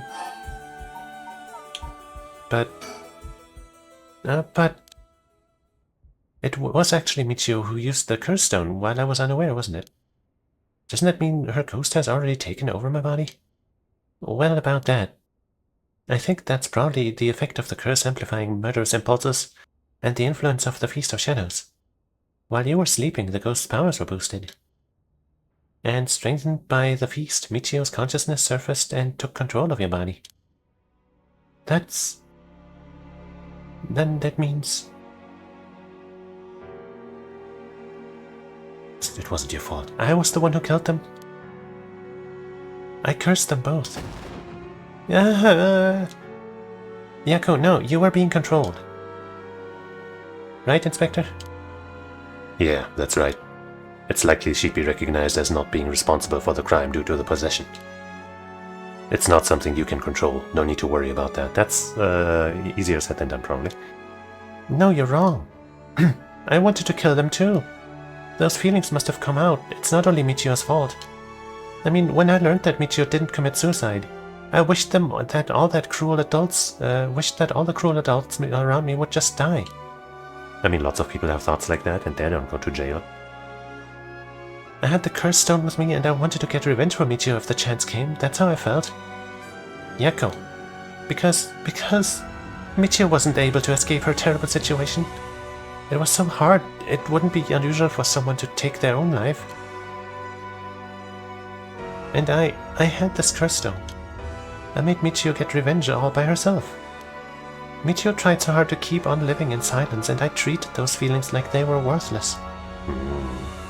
I should have done it myself right away.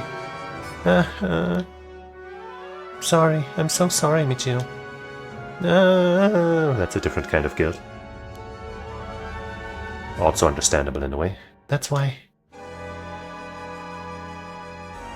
I killed them. Saying you weren't possessed? Or are you just saying that you are responsible? Yako. There you are. Oh, hi, Michio. What's up with you? You've had me worried sick since you haven't been coming to school lately. It feels like it's been forever. I'm glad to see you seem to be doing good. I'm doing well. Yeah, sorry, and I'm sorry I didn't tell you why. I've always regretted it. Aw, come on, you're acting like we aren't buds. You tell me if anyone is making you sad and I'll take care of them. If only she had. Thanks, Yako. Actually, I'm here because there's something I wanted to tell you. Really? What's the matter? You can tell me anything. Well, the truth is, I did something unforgivable to an innocent man. Saying that I was forced to and didn't have a choice. A choice doesn't undo it. I'm sorry, I feel so guilty. What? I've done so much I can't take back, all because I was weak. There's no escaping the hell that I've created for myself. I couldn't handle it anymore. I started thinking about killing him and dying myself. So wait, did she... So what is she talking about here? This was before she died. So it wouldn't have been any of the curse killings, right? So whom... and she said man, not, I don't think she would have said man if she meant the boy that she helped abduct. So... what is she talking about?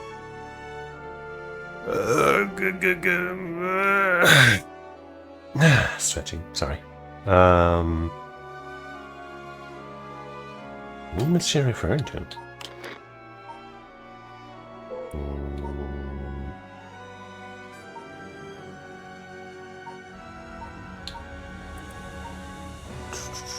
Maybe... No, it couldn't be the police guy either. He died after her.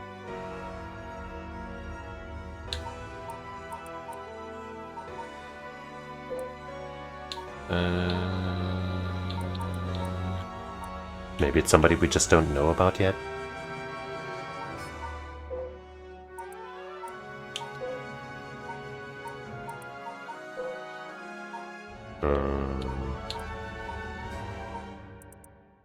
Do we know the exact time of his death? It could be him, but I don't think so.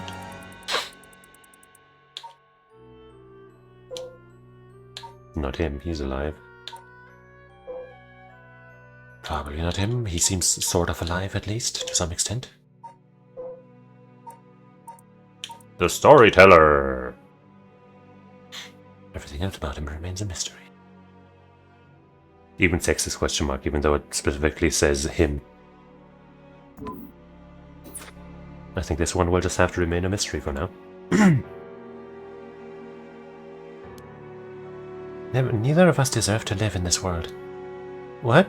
Or maybe, wait, did she say that she killed somebody or just that she thought about it? I did something unforgivable to an innocent man. I guess that doesn't mean she killed somebody, but she still did something unforgivable to an innocent man.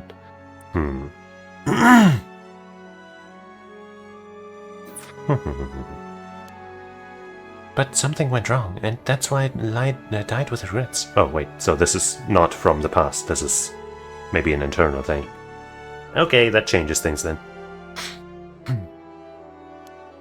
But thanks to you, I finished what I wanted to do. Thank you, and I'm sorry for dragging you into this. What? Wait, you don't need to apologize. Also, I guess that means that one of the people she killed or had some bad influence over was innocent. Maybe that was the cop guy. But the way he died isn't like the other, you know, that was a different curse, so... I don't know, we'll see. Or I guess that could be, you know, Oki, the first guy. Because he did die from the... No, that was the drowning thing. I don't know. Wait, you don't need to apologize. It's okay, now that I realize. And I know how selfish it is.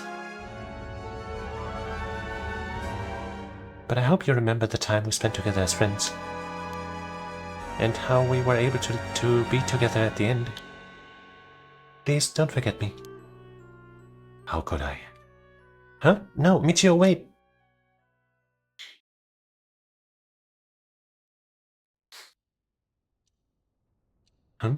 I suppose we've been separated. Huh? You're awake. Do you feel okay? I'm sorry I had to spring that all on you, Yako. What? Is this... Are we in the classroom? Is that the spirit board in front of us? Between us? Huh? Was I dreaming? I'm sorry to rush this along while you're still gathering your feelings, but we need to hear what Michio Shiraishi has to say now. Right. And so, after considering what to do, it is true that Michio's consciousness has mixed with yours. But if I summoned her ghost, we may be able to establish some communication. Oh, I understand. So you thought to use the spirit board again? Yep, I have a hunch. I think the spirit we called last time may have actually been Michio herself. Really? You think? And that her spirit has been close to you ever since? Then let's do it. I think we should, and I want to hear it from her. Very well. I have no idea if this will work during daytime, but let's give it a try. Are you ready?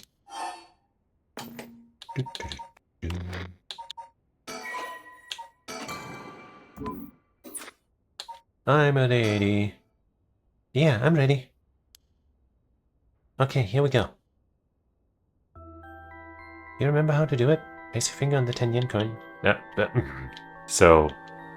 God damn it. So because all of my cables that connect my controller to my PC somehow end up malfunctioning, I have now been connecting my controller to my PC via Bluetooth and just plugging the controller itself into, like, you know, just a generic electric thing to keep it charged. But the Bluetooth on my PC fucking sucks ass, and now, like, I'm not doing this. I'm hitting like down right for like a fraction of a second. So a lot of the time my controller will just fucking do shit like that. I mean, I'm pretty sure it's just keeping the input that I did once held for longer if it doesn't know that I let go or something. But yeah, it's annoying. And yeah, I can't control it. It usually comes in bursts, I guess. Where for the most time it's fine, but then all of a sudden it'll just go. It's really annoying.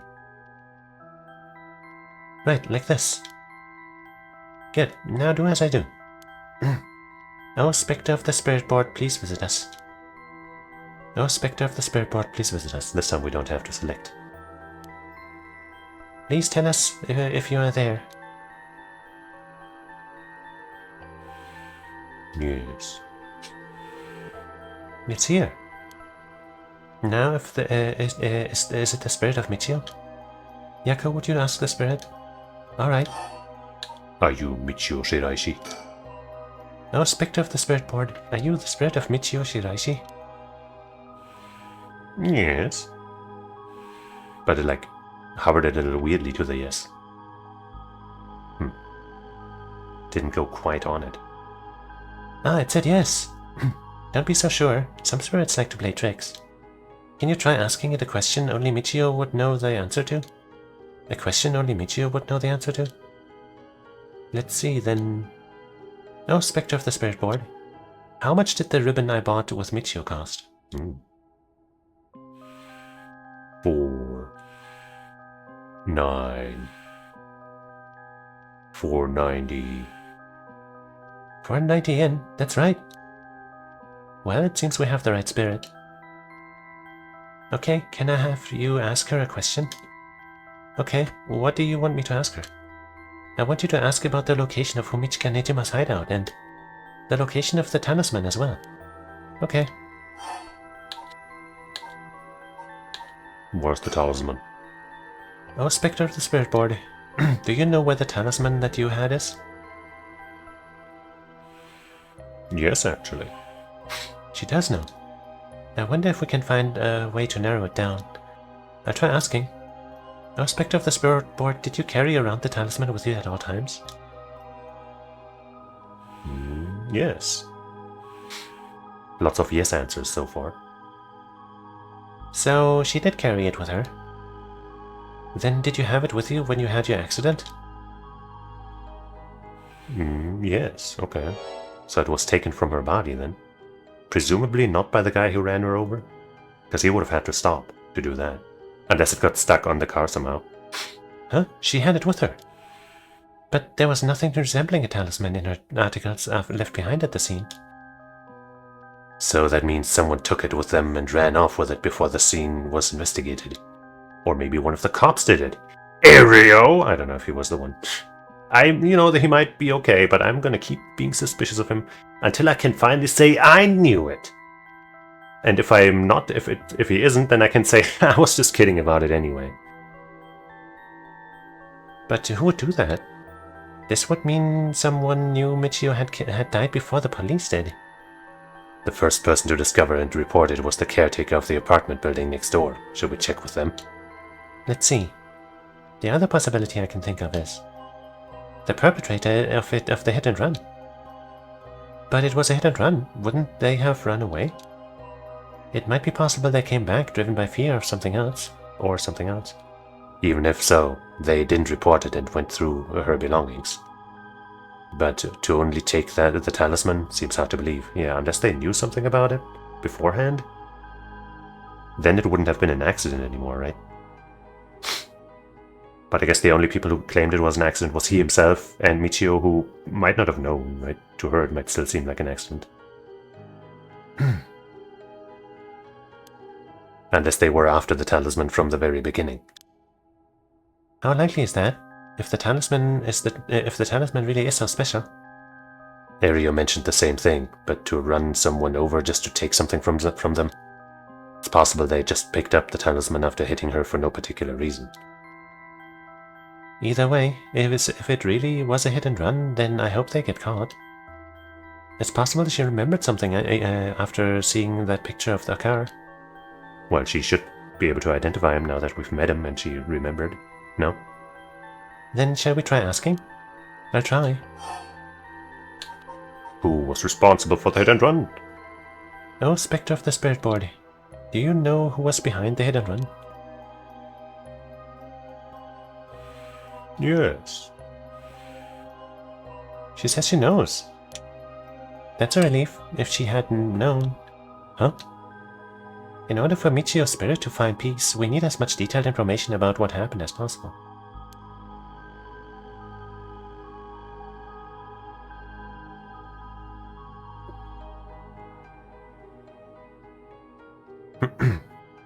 We can't send her off to the afterlife if we don't know what happened when she died. This isn't like a forced exorcism. Oh, so that's what I like. Alright, I'll try asking. Right. Oh, Spectre of the Spirit Board. Who was the one who ran you over? I hope she knows the name. I wonder. He told us his name, right? Nah. E. J. A. K. E. Namigaki? Huh? Namigaki? What? You mean Yutaro Namigaki? You two know him? We talked with him after we left the cafe. He used to be a curse bearer, right? Ah, I see. So that's why Yako had that reaction when she saw him. What? Come to think of it, that guy said he wanted to talk about Michio. What the hell is he planning without his curse stone? He said he'd be waiting near Ryogoku Bridge. Got it, I'll join you for there once we're done. He's the bastard who killed Michio? Bastard. Oh, Spectre of the Spirit Board. Please tell me the location of Fumichika Nejima's hideout. Oh, don't know it. Please, terrible things will happen if he isn't captured soon. I'm sure it's painful to try and remember. But you're the only one who can help us, Michio. I guess they're just assuming that she does know. Please.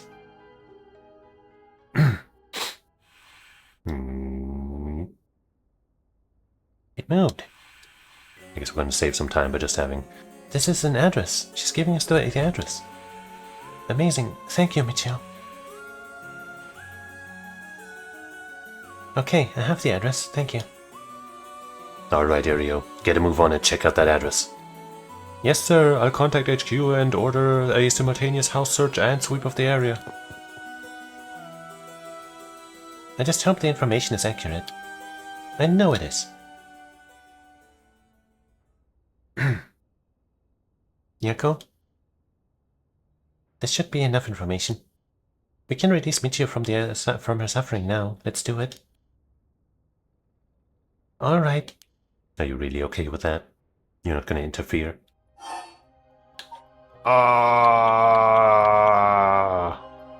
Say goodbye. Oh, Spectre of the Spirit Board. No, Michio. Thank you. You helped us. You know, I'm so sorry I didn't know about it all. Your family, the kidnapping, Mr. Jonoichi. I'm so sorry. It must have been so hard. Not that I could understand, but I'm sure it was so hard. I mean, of course you would be open to revenge. I wanted it too. We've all done things that we wish we could take back. But I'm glad that I at least know the truth. Yako. There's so much I want to say, but that's enough. Let me just ask you one last thing. Someday, can we hang out again?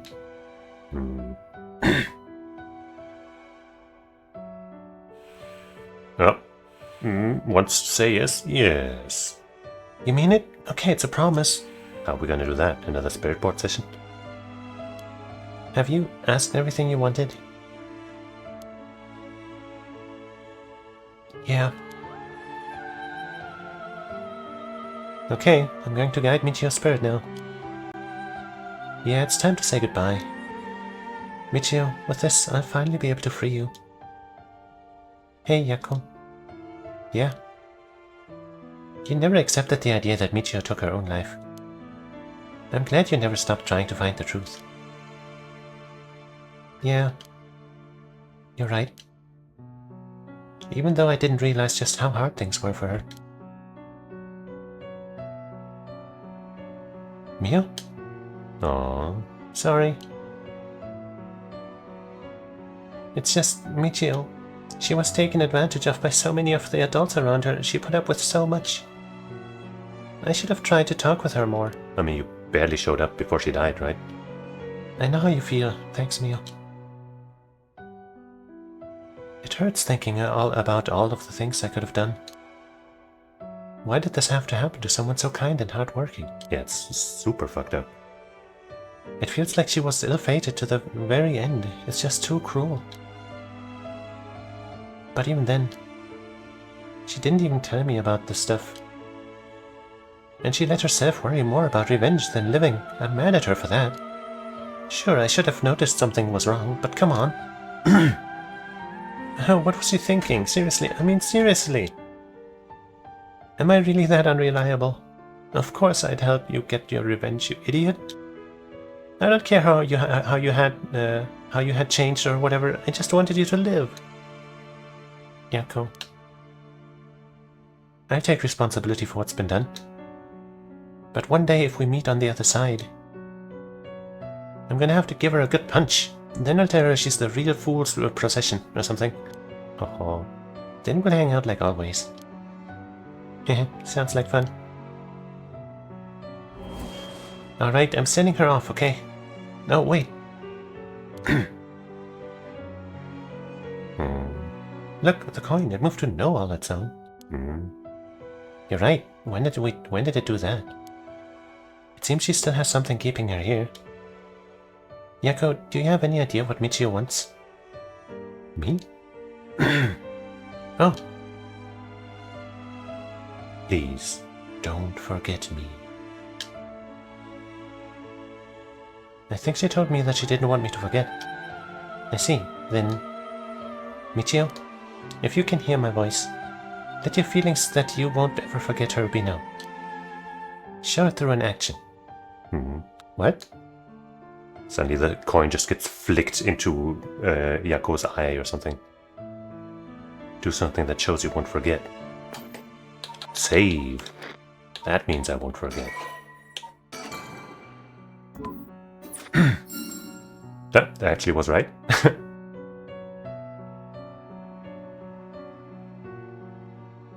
Thank you. Though I don't really want you to punch me, so live a long life, okay? I'll see you later.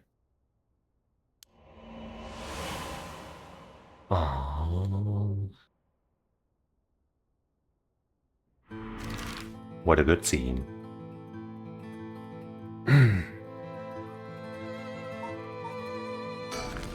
And now to fuck up another asshole. Another shitty adult, even though he's barely an adult. Yako, are you feeling alright? Yeah, I'm fine. Actually, I feel a lot better now that I know I can punch this guy to the death. Right? I have your permission, right, cop? Yeah, I sure do. I guess I really wasn't feeling like myself recently. It was like there was a part of me that I had no control over, of or something. I mean, yeah, that's kind of what happened, literally. Yeah, I think you're back to your normal self now. I'm glad there weren't any problems. But what if the one you really sent away was Yako, and the one staying behind now is Michio? Dun dun dun. Probably not. I wonder if Michio was able to find peace. I know she did.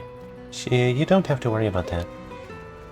It seems that her regret was not being able to tell you what was going on and growing apart from you. Well, I guess I can forgive her that. But there's still something bothering me. Really? Yeah, I wonder what this feeling is. It's like there's a piece of her that hasn't left yet. It may be an after effect. Maybe because you gave your stone to Chief Inspector Tsutsumi? Doubt it. Having a curse stone shouldn't have any effect on your body. But dealing with 4 curses sounds like a lot of stress. Good work, Chief. Someone's like a completely different person all of a sudden. But are you really sure about this? Having us arrest you once this is all over? Oh. You might be able to get your case treated as just an accident. That's fine. Treat me as the same as someone who used a curse stone to kill someone. If anything, I should be thanking you for letting me go free until this is all over. So thanks, Chief. My, isn't she righteous? But yeah, all of this was like, you know, pretty much exactly how she was described in her file, right? The entire way she acted in this entire scene.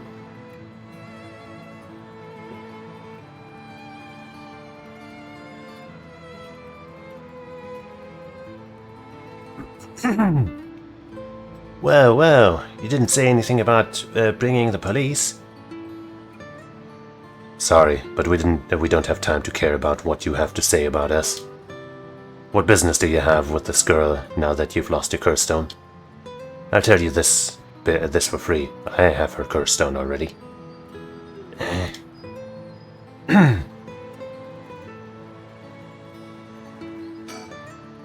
There's a lot. Wait, no, that's Yako's perspective, right? There's a lot of traffic around here, and it's really very noisy during the day. The amount of exhaust coming from cars is overwhelming. I hear it's not healthy. Yeah. Aha! Collect 15 Mockingbird stickers.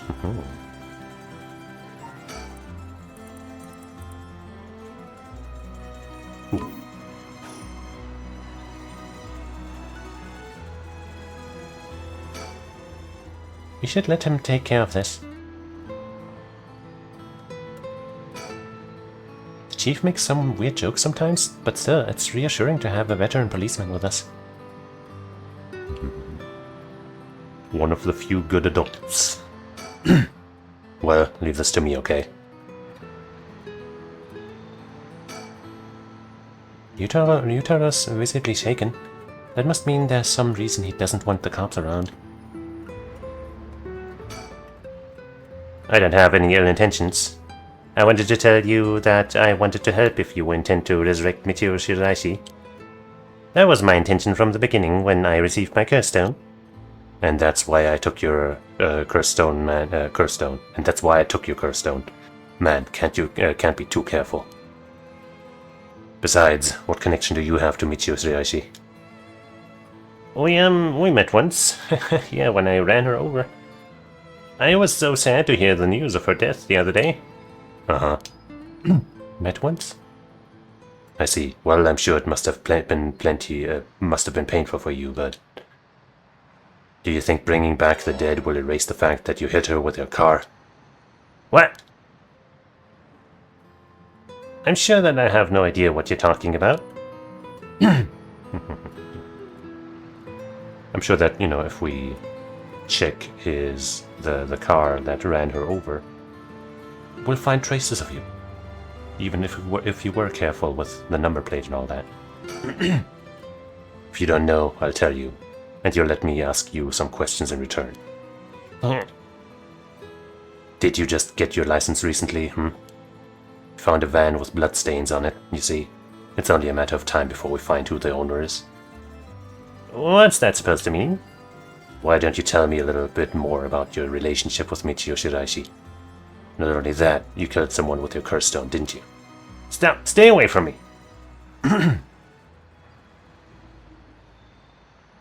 Damn it! Okay, I give up. It's all over for me. Afterwards, Yutaro Namigaki gave his confession. He admitted that he was behind the wheel of the van that hit Michiru Shiraishi. Well, that was easy. He explained that he was speeding in order to impress a girl he had in the car with him. Oh, so she was there, huh? After hitting the schoolgirl, he drove away and planned to wash the car in secret to destroy the evidence. and the girl that was with him. But he became nervous and went back to the scene of the crime at the urging of his passenger. She might have. And she might know more than she's letting on. When they returned to the scene, the female passenger went to check the victim alone while he sat panicking in the car. When she returned, she told him people were unlikely to assume a hit and run, and it looked similar to a suicide by jumping from height. Damn, she is cool and calm as a cucumber, huh?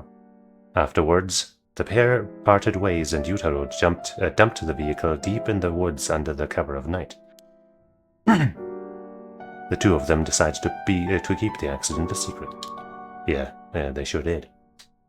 The next morning, Michio Shiraishi's body was discovered, and luckily for them, her death was ruled a suicide. However, a darkness lingered within his heart.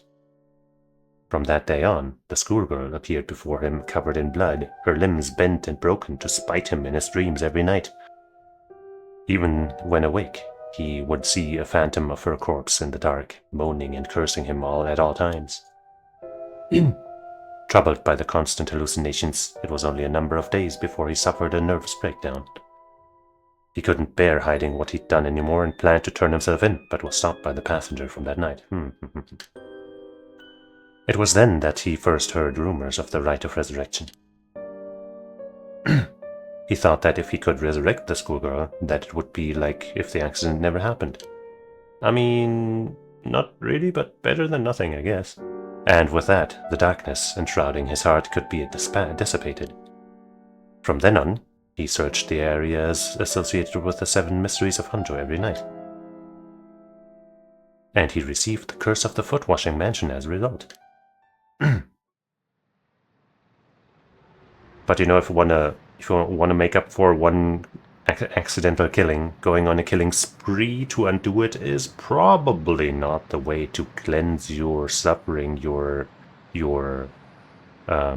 conscience. Is just my expert opinion on somebody who has killed many, obviously. I see. That's right. That's right. I'm not a bad man. I wanted to turn myself in. It was that girl who tempted me. Right. Okay, calm down and listen, son. If you don't think you've done anything wrong, what would these girls think if they saw you run over that poor girl? There's something I want to know. Do you know anything about the talisman that Michio should have had on her at the time of the accident? I mean, we can be pretty sure that his passenger would have it, right? Talisman? What are you talking about? So you don't know anything. In that case, what about that woman who was with you? Can you ask her? Oh, that's right. Everything is her fault in the first place. Well, that may not be exactly wrong. Just riding passenger in a car involved in an involuntary vehicular manslaughter isn't a crime in and of itself. But according to your statement, she neglected her duty to seek aid and instigated you to neglect your duty to report the accident. And if she took an article from the scene, she'd also be charged with theft.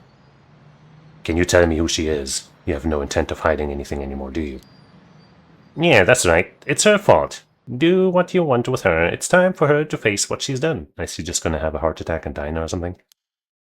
Her name is Ayame Tono. Nope, he's spilling the beans. She's an art student I met in town. What? I mean, that's not too surprising, is it? I mean, I guess to him it might be. He might not know. Does he know her? Maybe that's not the name of his daughter, is it? Has she not met him in this game? I think she might. I don't remember. Let's see why he's so shocked. An art student named Ayame Tono. Whoa. Are you absolutely sure of that? What point would there be in lying to you now? What do you know? Do you know her or something? She may look nice, but she's rotten on the inside. I'd like to meet the parents who raised someone like that. Uh-oh. Shut up! Huh? What's wrong, Inspector Tsutsumi? You're drenched in sweat. No. What? Wait. Damn it, why? How could this happen? Listen up, I'm taking this one with me down to the station for more questioning. You two go after the record of fates, Yin Scroll. Got that? Okay, we will. Come with me. Well. And where's Ario? I guess he's trying to find or trying to check that scene. Let's get going. Yeah. So I guess Ayame must be his daughter, huh? Or at least somebody he knows. We could continue with their track right now. I think that's what we're gonna do. Or with with this one. But this one was kind of like theirs as well, it was shared. Anyway, let's go here. Having learned the location of Nejima's hideout from Michio, Tsutsumi and Erio request backup from HQ for Nejima's arrest as their manhunt picks up speed. Funky music. From HQ to all bureaus.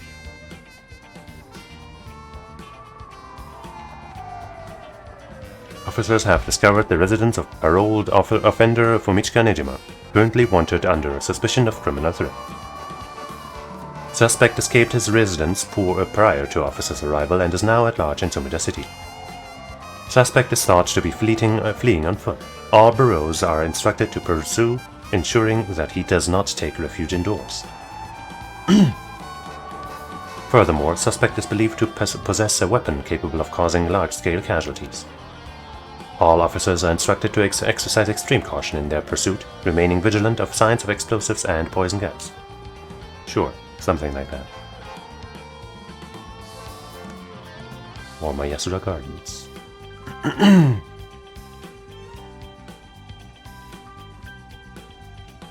Sorry boss, I tracked down Nejima's safe house, but he legged it just before we got there. Not your fault. We should have known he'd be on the lookout for us. We've got officers all over town. It's only a matter of time before we bag him. The rest of the town's crawling with police, but there's practically no one here. We've been running ourselves ragged all day. It's nice to finally stop and catch our breath.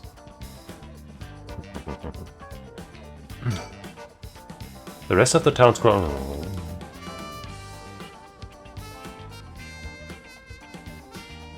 Ah! Number 9.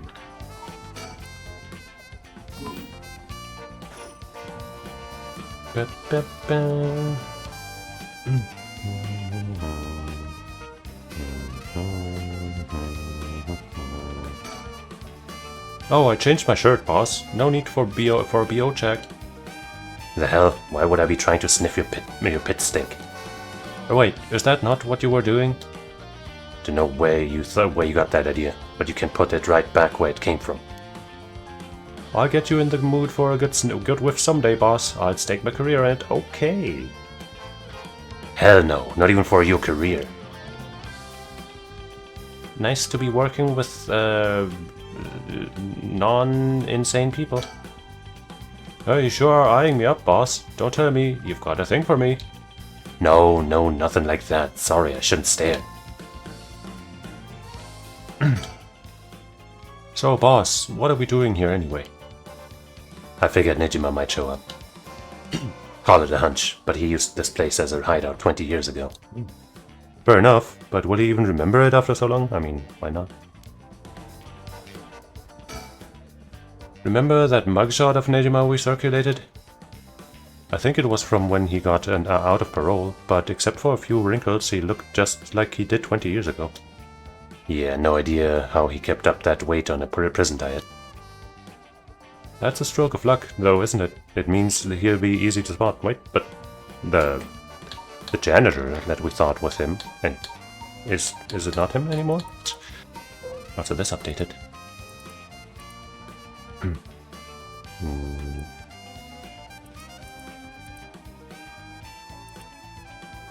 Just some details about what we saw. This is what he looks like now. He's not all that... where is he? He's not that plump anymore. And he looks kind of different in general. See, there's something bothering me about that. We've got every officer in the area looking for him, but no one's seen a damn thing. Which makes me wonder, what if we're looking for the wrong face? You mean he's slimmed down? But it's only been half a year since he made pro roll. Half a year is plenty of time to slim down a bunch, dog. Could he really have lost that much weight in just 6 months? Totally. When I started losing weight, it took like, I don't know, 2-ish months for it to really start taking effect. No, I was never that fat as that guy was. But within half a year, I think you can lose a lot of weight.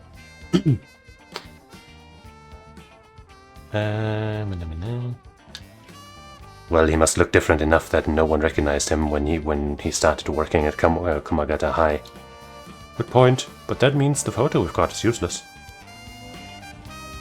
You're not Nejima, right? Right? Guess he's a little young for that. I know we didn't see anyone when we looked around before, but maybe we should check again. Don't bother, it's only been a few minutes. Let's take a second to sit and think. Aye aye, boss. Break time it is. Looking around.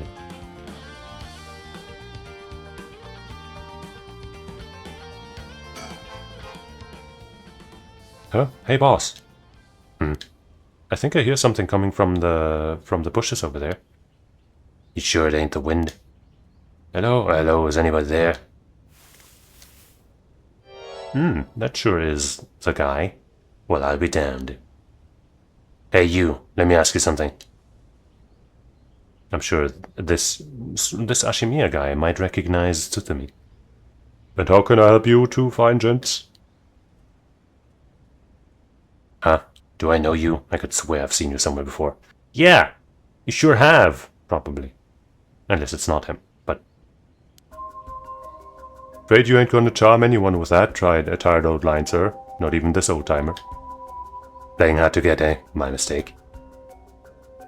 Anyway, what's your business here? Just enjoying a moment to myself since I got the day off. I like it here, it's peaceful. We're looking for someone. Mind if we ask you some questions?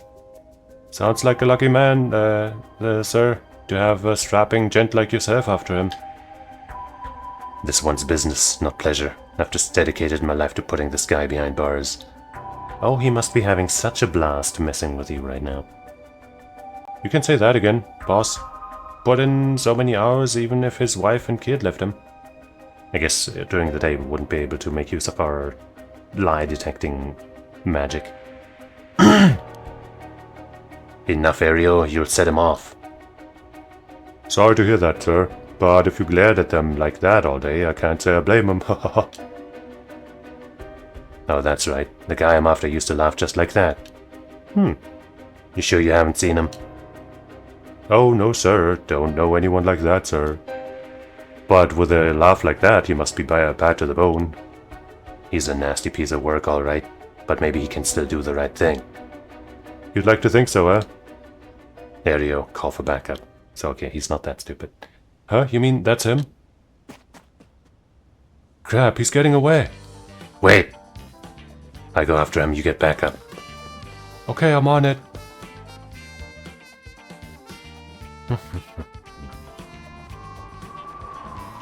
From HQ to Alberos. Like, if you think about it logically, I feel like Ario, if he really is more fit, should probably be the one chasing him down.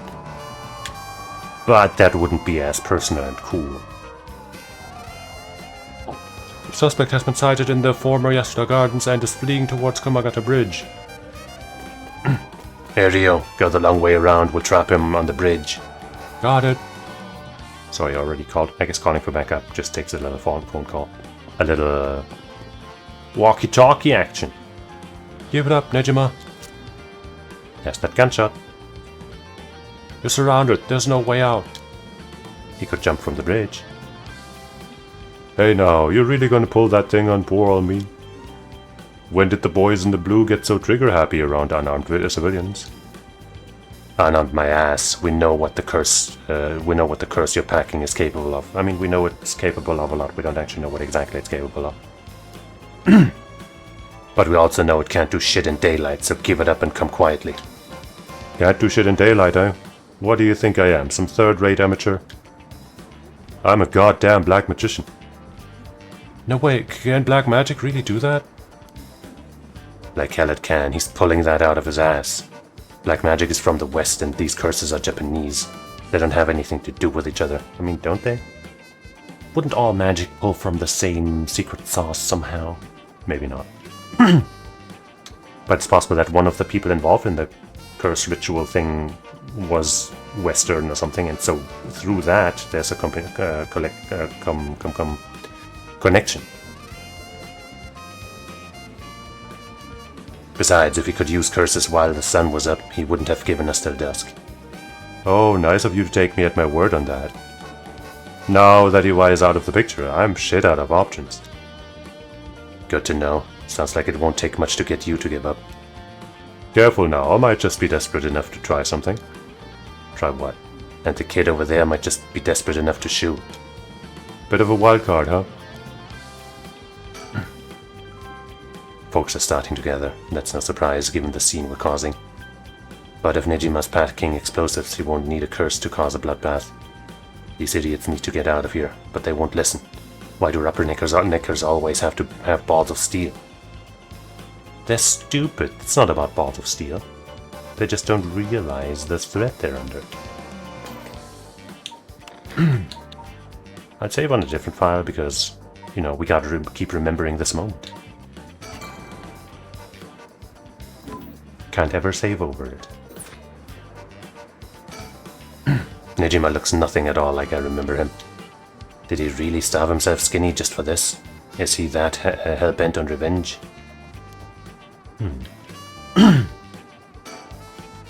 Damn, his hands are starting to shake. Being face to face with Nejima must be getting to him. Or maybe he's just coked up. I have every confidence he won't, but God, I hope he doesn't crack under pressure and fire.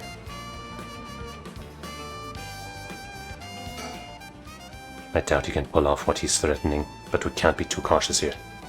And if we try to take him down by force, things could get sticky. If I keep him talking, maybe I can get him to drop his guard, or even talk him down. I just have to be careful not to provoke him. Best case scenario is we get him in cuffs. Next best is we steal his curse stone. Either way, I need to get some idea of how his curse works, or I'll be flying blind.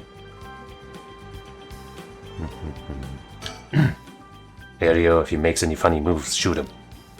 Leave it to me, boss. I'll get him right between the eyes. Whoa, easy there, hotshot. I don't know if you are serious, but think about what you're saying here.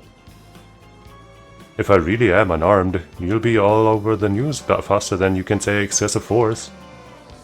My boss will take the fall, so that's fine by me. You're shitting me. This guy's a basket case. And a damn good officer. Fuck me. You've got spirit, kid. I'll give you that. Just give yourself up and this'll all be over. That's pretty funny. Hey boss, can I shoot already? My arms are getting tired over here. What? Knock yourself out. Oh! Whoa, hold up. The hell is wrong with you? You really gonna shoot a guy just cause your arms got tired? He might. Fuck, you look like you're really gonna do it. You're out of your goddamn minds, both of you. Hear that, Ario? Let's hold off a little longer. Aye, boss. Fuck me. The hell are you teaching that kid? Oh, not much. He's not listening. He's a natural. Birds of a feather.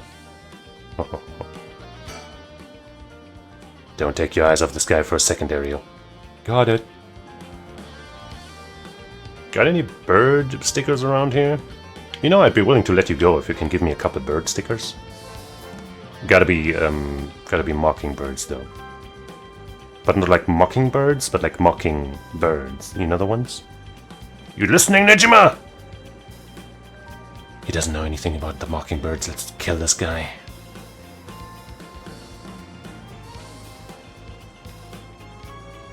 What point is his life if he can't deliver some mockingbirds onto me?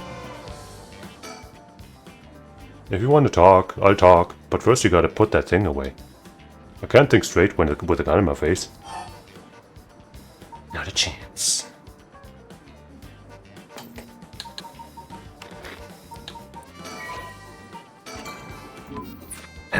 With full confidence, I say, not a chance. Not a chance. If you've got something to say, then say it. Your body's hands are shaking. If he squeezes the trigger a bit too hard, I'm done for. Makes things more exciting, don't you think? You two have lost your fucking minds.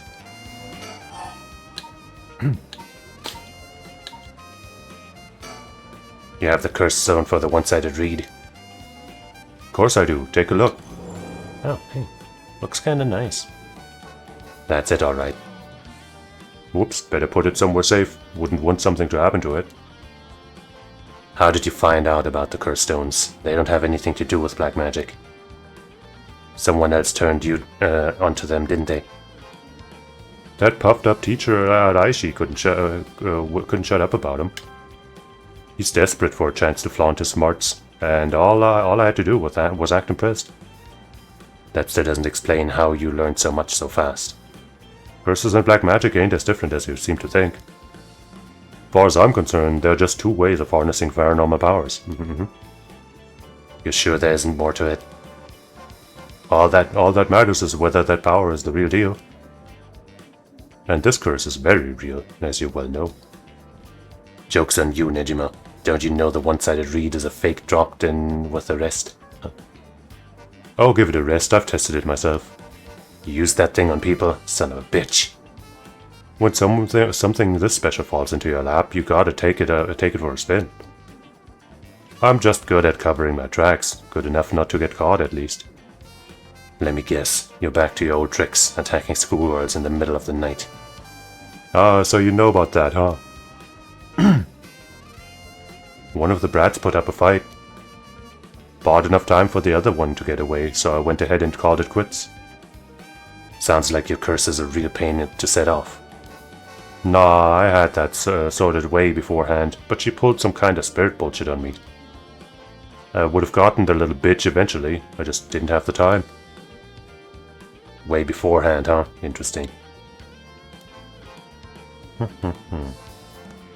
If you think puzzling out my curse is gonna help, don't bother. Why not?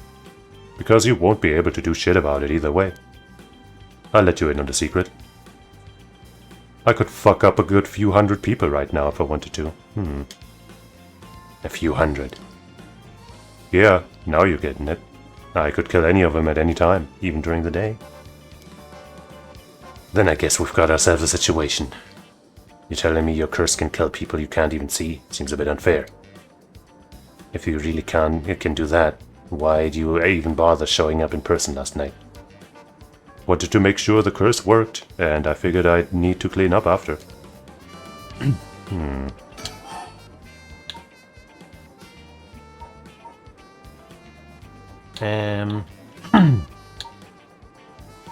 Let's keep talking about the curse. You've seriously got your curse locked into several hundred people. Onto. That's one hell of a curse stone you're packing. These things are sure ain't made equal.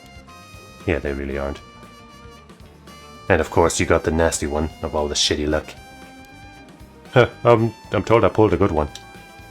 Told? By who? Oops, I said too much. I knew it. Someone fed you all this info. I don't know what you're talking about. I knew it. Someone...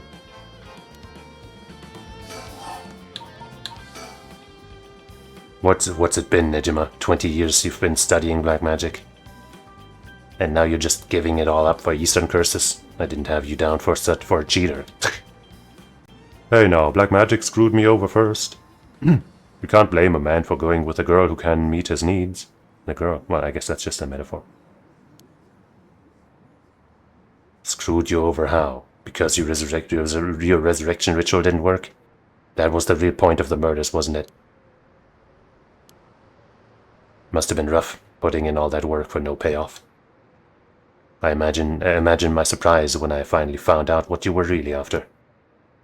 So now you're trying again with the rite of resurrection, taking the chance to spit in my eye while you can do it. Tell me, Nejima. Who is it you want to resurrect so damn bad? Who is it you've spent 20 years chasing? It's the mother of that baby, ain't it? You had a partner. And though you never put a ring on her, the two of you had a kid. But then she died. Maybe she got sick, maybe she got into an accident, but either way, she left you and the kid all alone in the world. Tell me I'm wrong, Nejima. It's her you're trying to bring back, isn't it? I've seen for myself just how many folks are pinning their hopes on this rite of resurrection. And I can tell you this, it ain't natural, and it ain't gonna lead to anything good. So, if all you ever needed was someone to help you deal with the pain, then...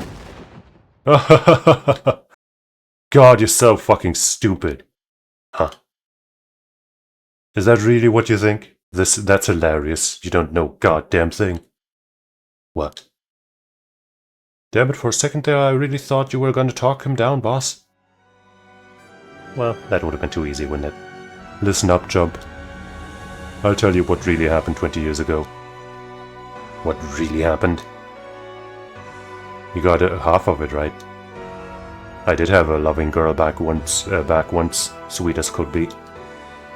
She knows what you went by, though I couldn't tell you if that was her real name.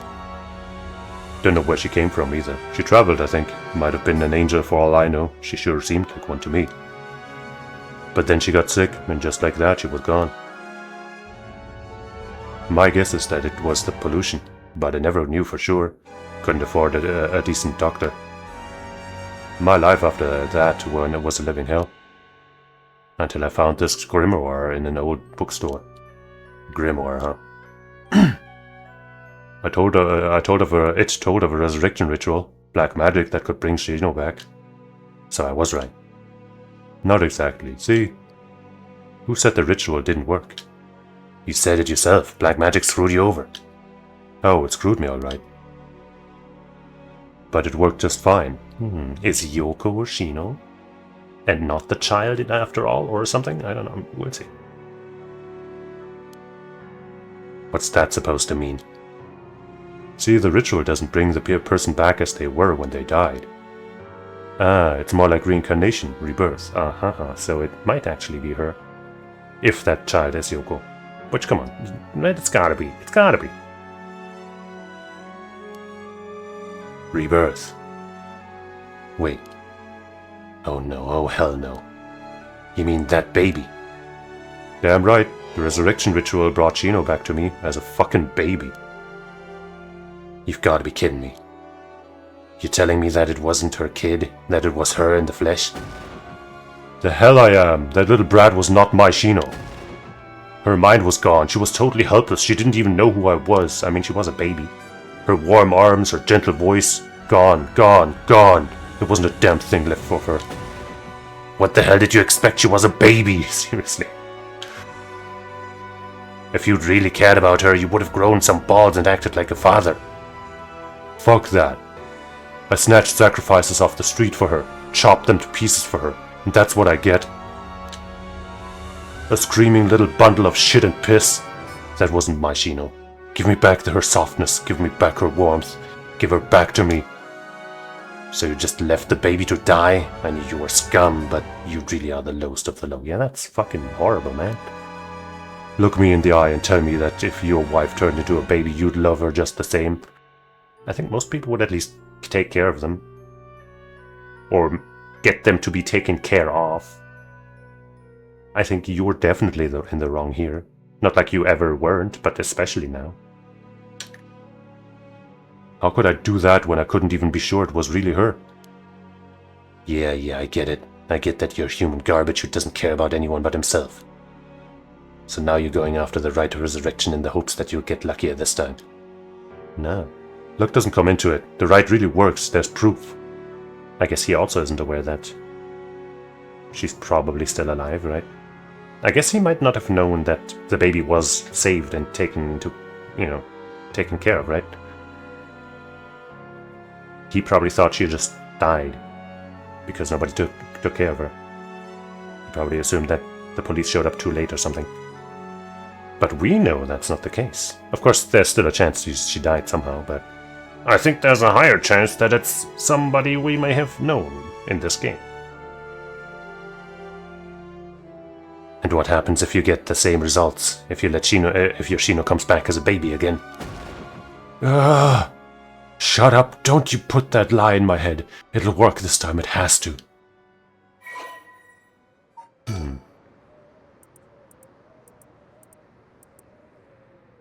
Wait.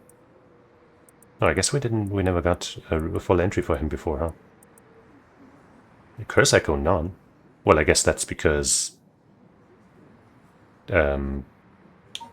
his new identity is the one with the... Wait, where is it? There it is. The man who made headlines of... Fumichika first began believing in miracles when he voluntarily enlisted in World War II as a teenager and was the only prisoner of war in his unit to survive.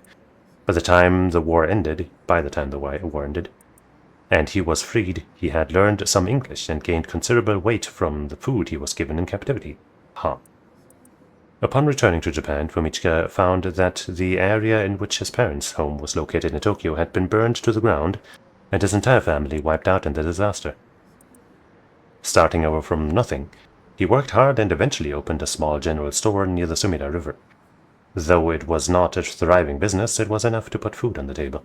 Fumichika was inspired by the new cultural trends flooding into the city as Tokyo was rebuilt from the ashes. He was especially fond of books and enjoyed visiting antique bookstores in Kanda to search for rare foreign books in his free time. Of all books, however, it was those on the paranormal and the occult that caught his eye.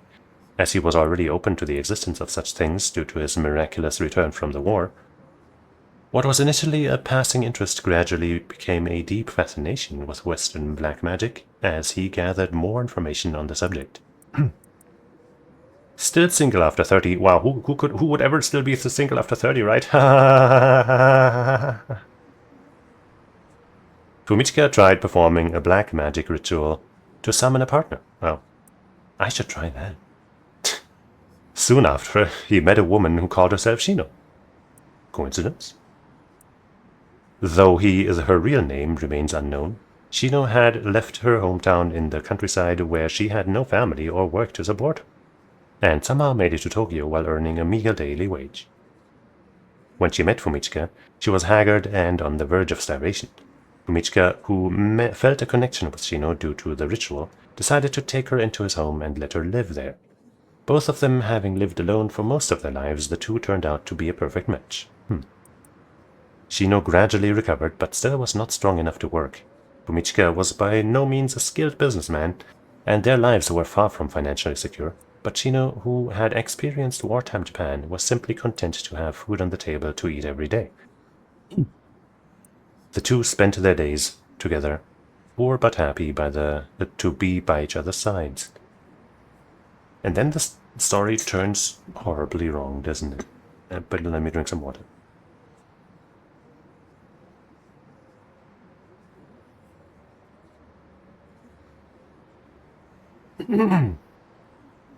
Several years later, Shino's condition took a severe turn for the worse. The local doctor could offer them no help and, without enough money to take Shino to a major hospital, Fumichika resorted to using black magic to heal her. However, it was of no use, and she passed away at their home. Final words were, "I'm sorry, I must go first. I'll leave the rest to you." Fumichika plunged into intense despair. He drank and ate everything he could to distract himself, which caused him to rapidly gain weight. After a while, when he was finally able to walk around town once more, he found himself drawn to an antique bookstore, within which he found a grimoire he had never laid eyes on before. The grimoire contained detailed instructions on how to perform a resurrection through black magic. The rite required the dismemberment and sacrifice of a young woman, but this great cost only served to convince Fumichika that this would be the spell that would finally work. He embraced the grimoire and let its depictions of black magic consume his heart more than ever before. Fumichika then found a destitute woman in town who was on the verge of collapse, brought her to a basement warehouse, and performed the ritual sacrifice. However, it had no effect. Thinking that his own hesitation had got in the way, he was swift to perform the ritual again. Okay, for a second there, I was starting to believe that maybe he really did only do it that one time, and other people did something similar, but no. But it still proved fruitless. He repeated this process 4 times in total. Each time, he dismembered the body into small pieces and dumped them into the filthy Sumida River, where they were never found. While cleaning up after his 4th kill, a disappointed Fumichika noticed an emaciated baby nearby. Could it have been Shino?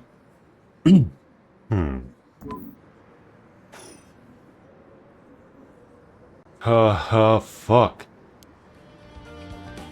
Yeah, fuck indeed. Sheesh.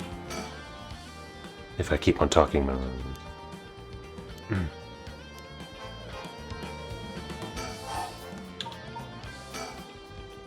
I knew it. Someone fed you all this info.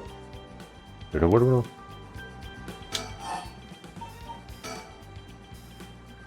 It doesn't matter. I'm through with black magic. Is that why you gave your grimoire to Eli? I figured he could use it. I put a lot of work into getting him to believe that sort of stuff.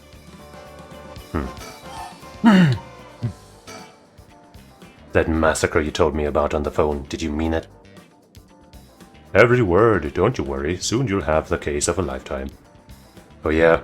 And how are you gonna pull it off? Like I'm gonna tell you, dumbass. But I'll give you one thing for free. I never had to wait till sundown. I just wanted to make sure you'd really hate me for this. Pretty sure I hate you plenty already. That ain't shit. I need more hatred out of you. More. Is this curse based on hatred? Needy son of a bitch, ain't ya? Oh, I'm not done. Just wait till you see what I've got in store for what you really care about.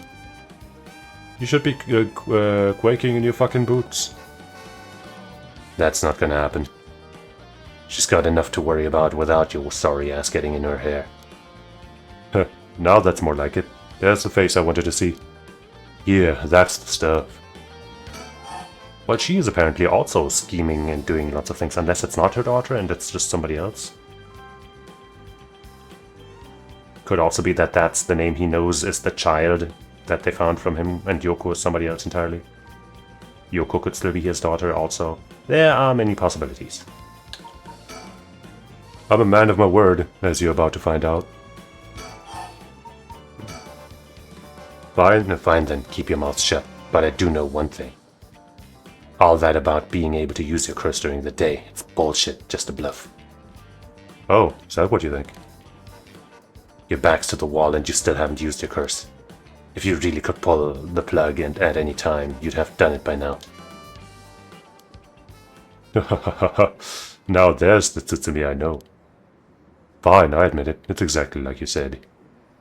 If I could have used my curse, I would have. So I did. Oh shit. Huh? There should be a few new corpses around the city right about now. You sure you should be pointing your guns at me when people are dying across the city? I mean, I think it's probably better to shoot you right now to prevent more from happening, right? What? When did you? Hey, Ariel.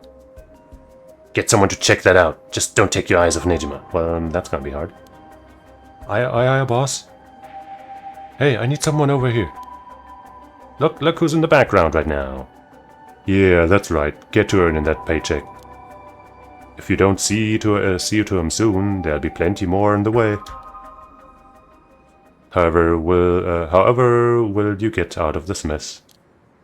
The longer you keep me here, the more people die. That's blood on your hands. Bullshit, you're bluffing. Think what you like. You'll see soon enough. Hey, lady. Huh? What the? Whoa, back up. The hell is she doing here? Crap, our eyes just met. This is bad, real bad. Why'd she have to pick now of all times? Get out of here, damn it. Book it before he sees you. But I need to ask her about Namigaki. Shit. Boss, what are you doing? Oh, what are you doing, probably? Looking all over the place. Focus. Huh. Damn it. Fuck, he's fast. Ayame, get away! Huh? Well, Ayame Tono. I've been looking for you for a very long time. Huh? What? Dad? Ayame, don't you dare, you bastard! Get away from her! Get over here. Get off, you're hurting me. Stay right where you are, or she dies, or the Hey, get back here. Make me. See you around, dumb fucks. Wow. That piece of shit took Ayame hostage and ran off with her. After him! We can't let him get away! I was kind of hoping she... since she seemed to be scheming so much that she would be helping here instead of getting caught. Unless she's in with it. They're working together. Maybe not. Hopefully not. From HQ to Albaros. The suspect has evaded capture at Komagata Bridge and remains at large. He is currently on the run with one female hostage. I gotta say, boss, we really screwed that one up. Yeah, we did. It's my fault. All that we can do now is hope that he doesn't slip the net. We know his identity now, boss. He can't run forever. Come on, keep your chin up. I'm sure the hostage will be alright. I hope so. I can't believe that was your daughter. How crazy is that? Yeah. We've been trying to get a hold of her since this morning, and she just shows up here. Who would have thought? What a twist of fate. Yeah, a bit too twisted of a twist for my liking. I think you need a breather, boss. You're not making sense. Does this mean she was the one in the car with Namigaki? Nah, we don't know that yet. Do we not? Let's see what she has to say before we jump to any conclusions. I mean, I guess it could have been somebody else.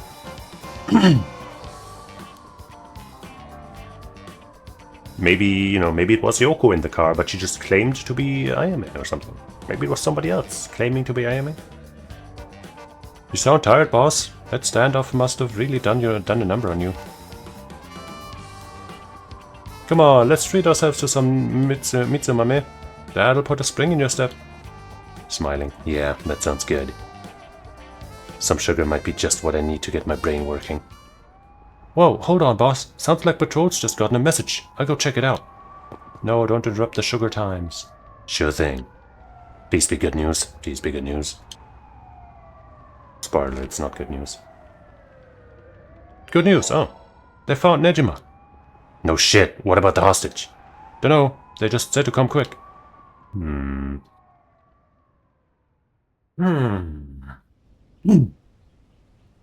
Oh, he's dead. Good job, Ayame.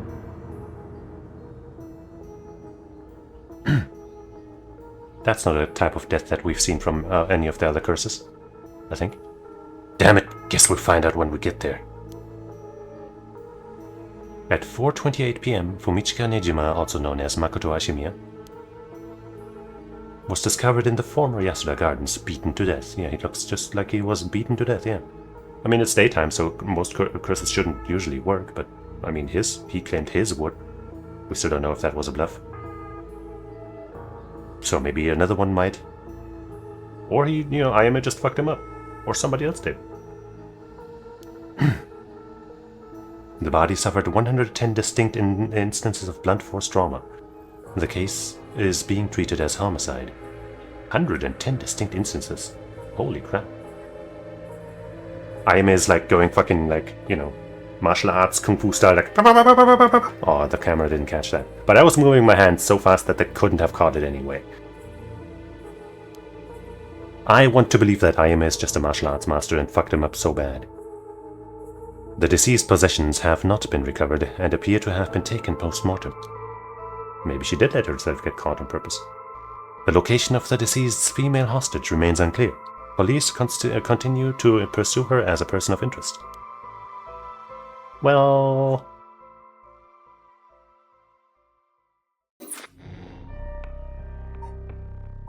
fucking crazy, bro.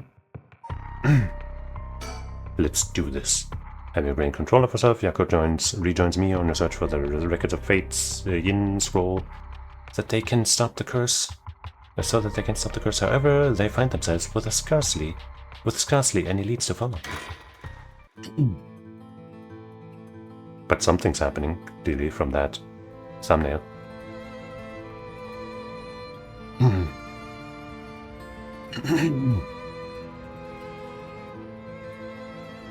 I know we're supposed to be finding that Record of Fate's Yin scroll thing, but it sure would be nice if we had more of a lead to work with. Yeah. Right now, our only option is to try and trace the bloodline of that Onmyoji Seimon Tsuchimikado to today. But he's not a legitimate descendant of his family, so the library doesn't have anything about it. And since we've got nothing so far, we find ourselves here.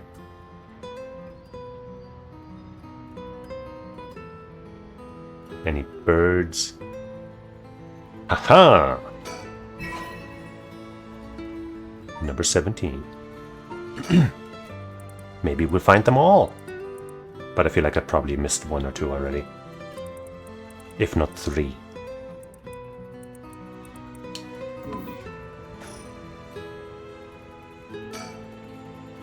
There were a bunch of police cars speeding by here earlier. I wonder if something happened. Must be. I've seen a few police officers and they looked like they were on edge. Could Inspector Tsutsumi have let that Nejima escape and everyone's scrambling to find him? Oh, after all the effort we put into gathering information, that would be unfortunate. Well, unfortunate is a way of putting some of the things that happened. Has Mio been doing stuff like this all by herself up until now? It's so dangerous, and there are so many unknowns. It must be so tough for her. No wonder it'd be hard to make friends. But now she has a best friend in us. Something the matter? Nope, let's go for it. I'm sure we'll be fine. I mean, we've managed to get this far. Hey, Mio, you know? Yeah? You might not look it, but you've got a bold side. A little reckless even. Huh? You think? I suppose things not going to plan is just a part of life in this world. No, I mean, I think it's a good thing. I'm the same way. I feel like we get along well together. Maybe that's the one reason why. Oh, yeah, thanks. My hope is that after this is over, and they're both gonna still be alive, Yako's gonna, you know, even though she's gonna be like, no, I did the killings, I'm so responsible, that she's still gonna get off lightly. And then she can work together with her to be like spirit detectives together. Oh, Mio, what about that one guy?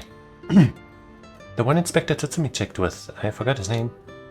Oh, right. Apparently he never heard from Nakagoshi. Right.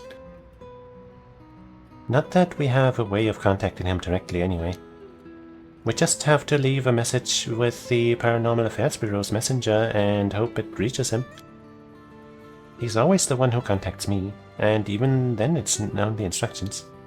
Well, I guess we're in a tight spot then.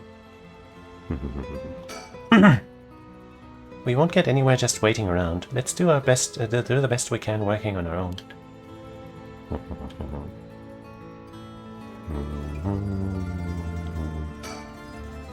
So this is the Hyaku Soap's headquarters. So we're thinking that one of the high-ranking people here is most likely the mastermind. Chairwoman Yamamori, was it? Wait, chairwoman high-ranking? Isn't the most important person at a company the president? I'm not sure, but she's definitely an important person. Even if we are able to meet with her, what do we talk with her about? We can't just waltz in there and ask her if she knows about the yin scroll out of nowhere. Well, nothing ventured, nothing gained, as they say. Oh, is that your working style, Mio? Well, whenever I find myself out of options, I usually just jump right into the thick of it. Oh, if you're scared, I don't mind going in by myself. Scared? As if. Think of me as your trusty bodyguard. You pose. I don't mind going big and taking a chance. Oh yeah, there's the Yako I know.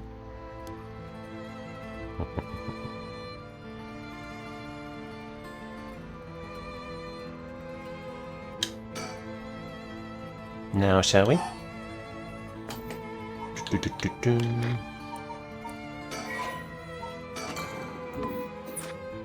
Totally.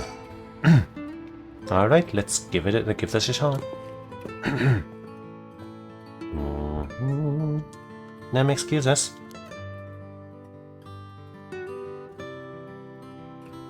Looks like we're out of luck. Who knew you needed an appointment months in advance to meet a chairwoman? Yeah, who would have thought? Turns out she's super duper important. Even the receptionist gave us the cold shoulder after realizing we're just students. Maybe our private secretary would hear us out, but they seem to be out at the moment. In that case... Time to kill. Huh? What is it? That person coming this way. What, that tall guy? Do you know him? Yeah, from a little while back. Oh? Mr. Yumioka over here.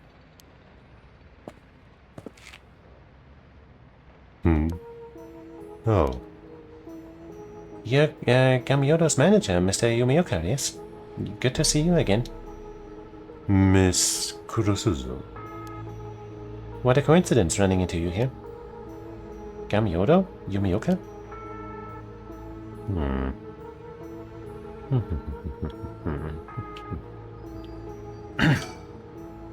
He's been trying to avoid eye contact with me since he noticed it was her.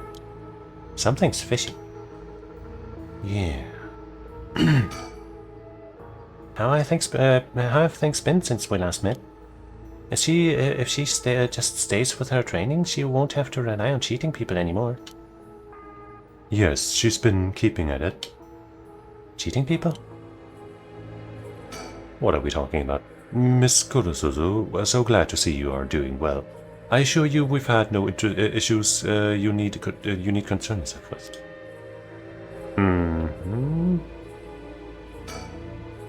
Like he's a little too nervous for just running into an acquaintance. You gotta tell me what happened. A case from a while back, a family overseeing a reliquary came to us saying they were being investigated by someone suspicious. Investigated? A psychic named Tsugen Gamyodo suddenly showed up. She said that she had a premonition that something terrible would happen, and had to exorcise the temple immediately. Sounds like a cover for burglary. After they notified the police, I was dispatched there by Paranormal Affairs. I inspected the place myself, but didn't see anything wrong, so I sent them away. He acted as Gamyodo's manager during the case. That is pretty suspicious. Apparently she was looking for something here, but I told her that's no excuse for fraud and sent her off with a scolding. And honestly, Gamyodo didn't even have much spirit sense to speak of, which soured my mood on the whole thing. So Gamyodo is a real person. At least. Right, so she was one of those types then. Well, she's involved in all kinds of stuff, so she may at least be knowledgeable about paranormal objects.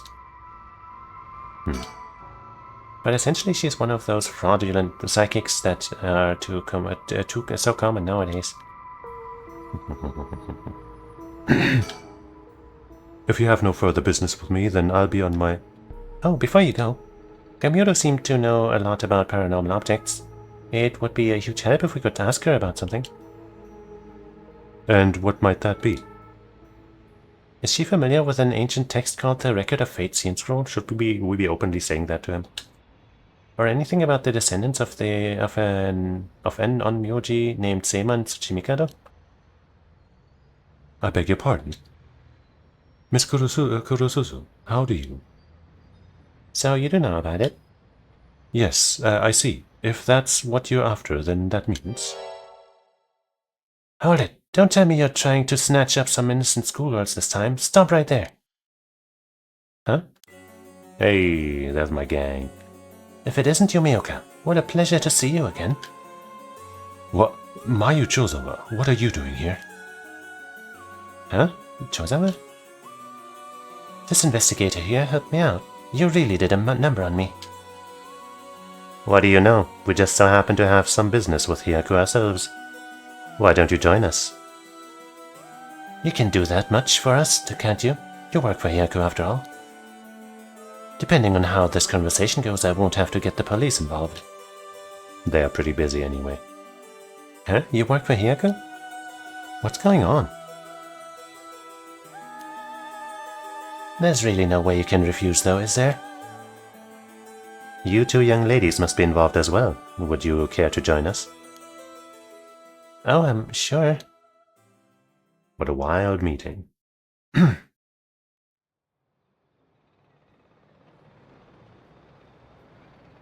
So all parties have met each other at least individually once.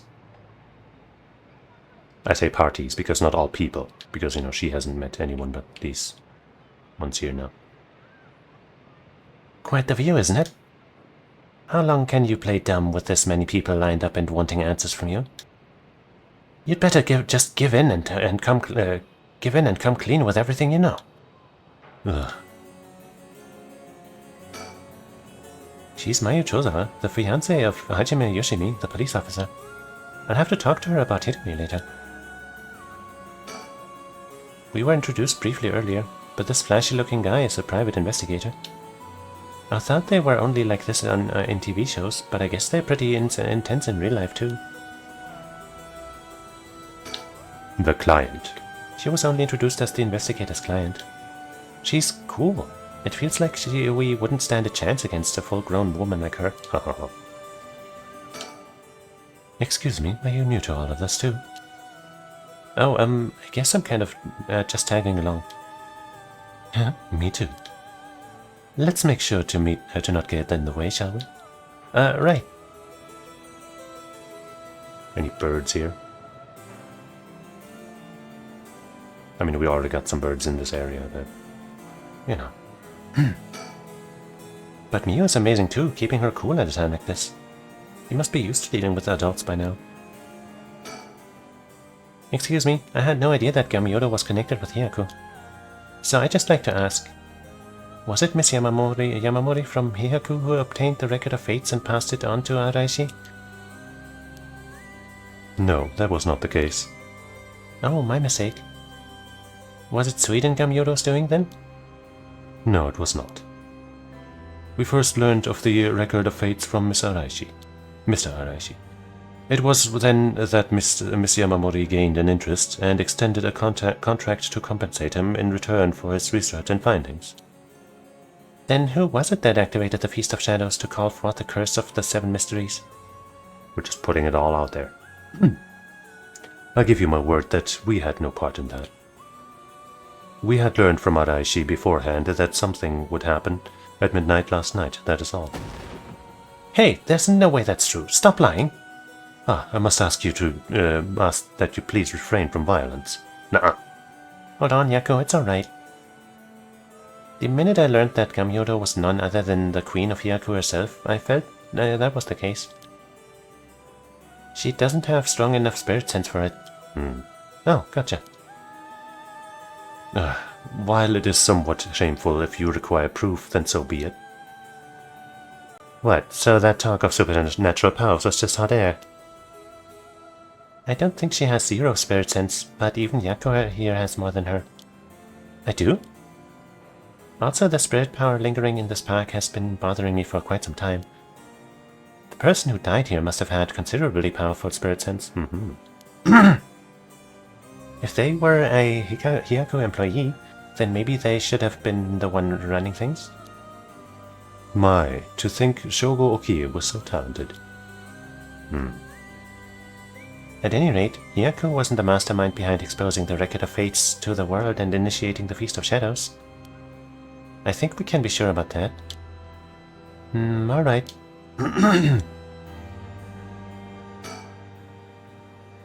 And you know about the Record of Fates Yin Scroll too, don't you? If you were researching the Rite of Resurrection in the Record of Fates, then you must have looked into the Yin Scroll as well. That's right, the Record of Fates alone wasn't enough to learn how to collect soul dregs. I'm sure you looked into many things on your own, but how much do you actually know? Who and where Seiman Tsuchimikado's descendants are? Were you able to find that sort of information with Gamyodo's connections? I can't reveal that. But you have to. Who and where Seiman... Now then, I've come to hand over the Haunting Clapper's Curse Stone like I promised. Oh. A Curse Stone?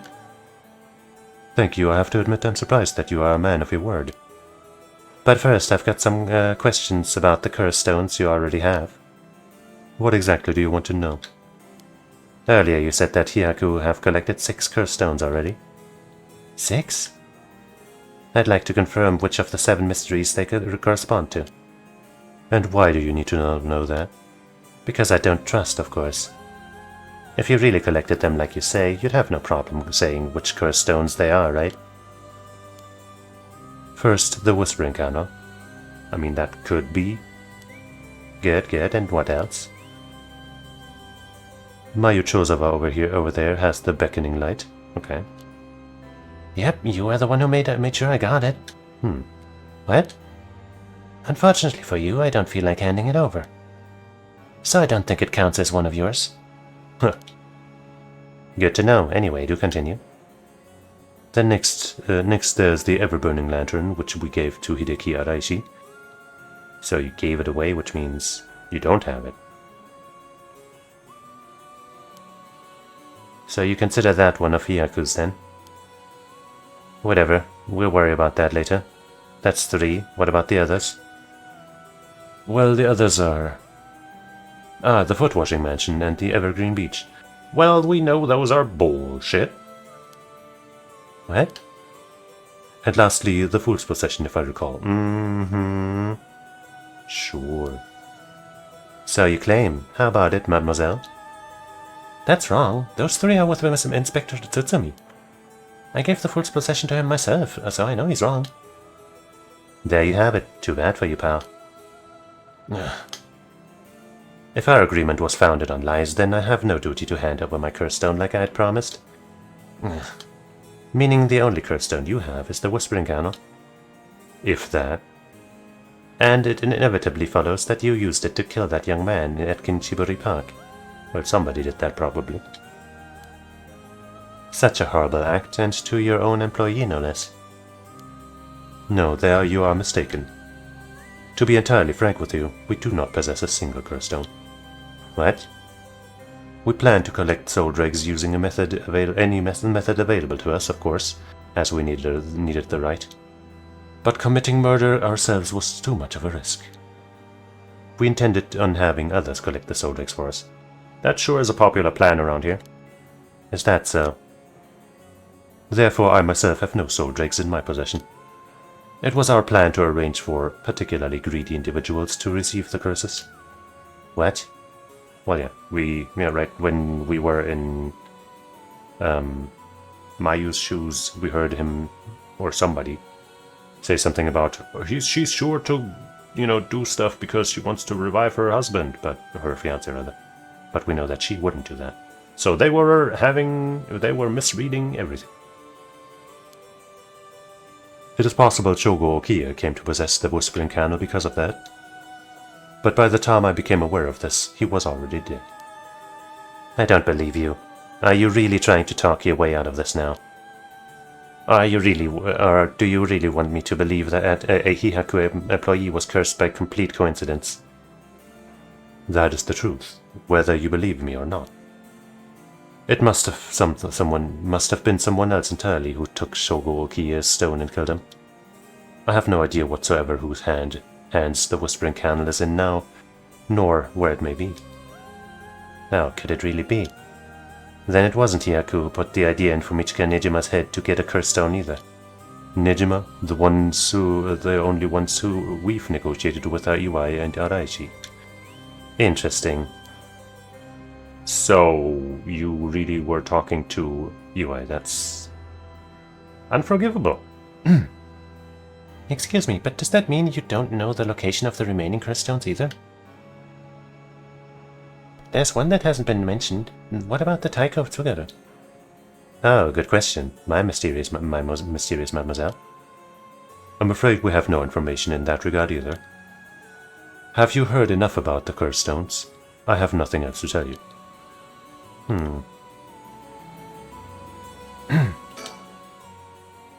Excuse me, Mr. Investigator. What is it, mademoiselle? Would you be willing to give up the curse stone you have? Yes, you have a point. They're too dangerous to carelessly walk around with in one's pocket. However, sorry to disappoint you. That's not possible at the moment. And why is that? You don't know, do you? Then I'll tell both you and your friend from Hyaku over there. I doubt any of you have attempted it yet. But it seems that curse stones cannot be given to normal people. Huh? What? They can?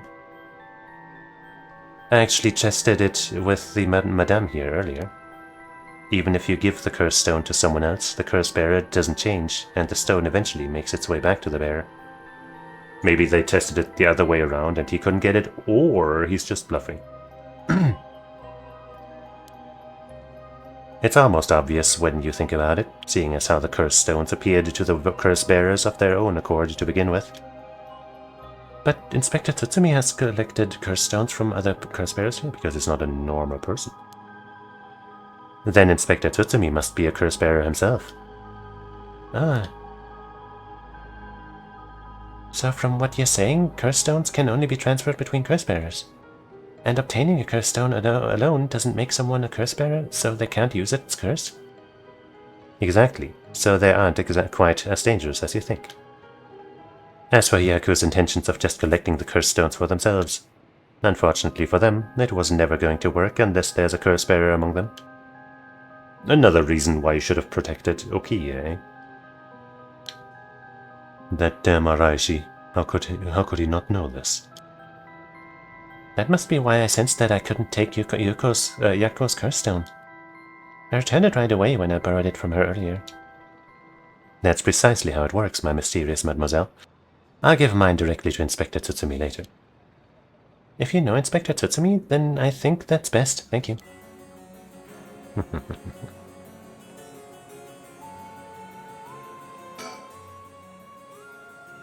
Who and where Simon? Yeah, okay.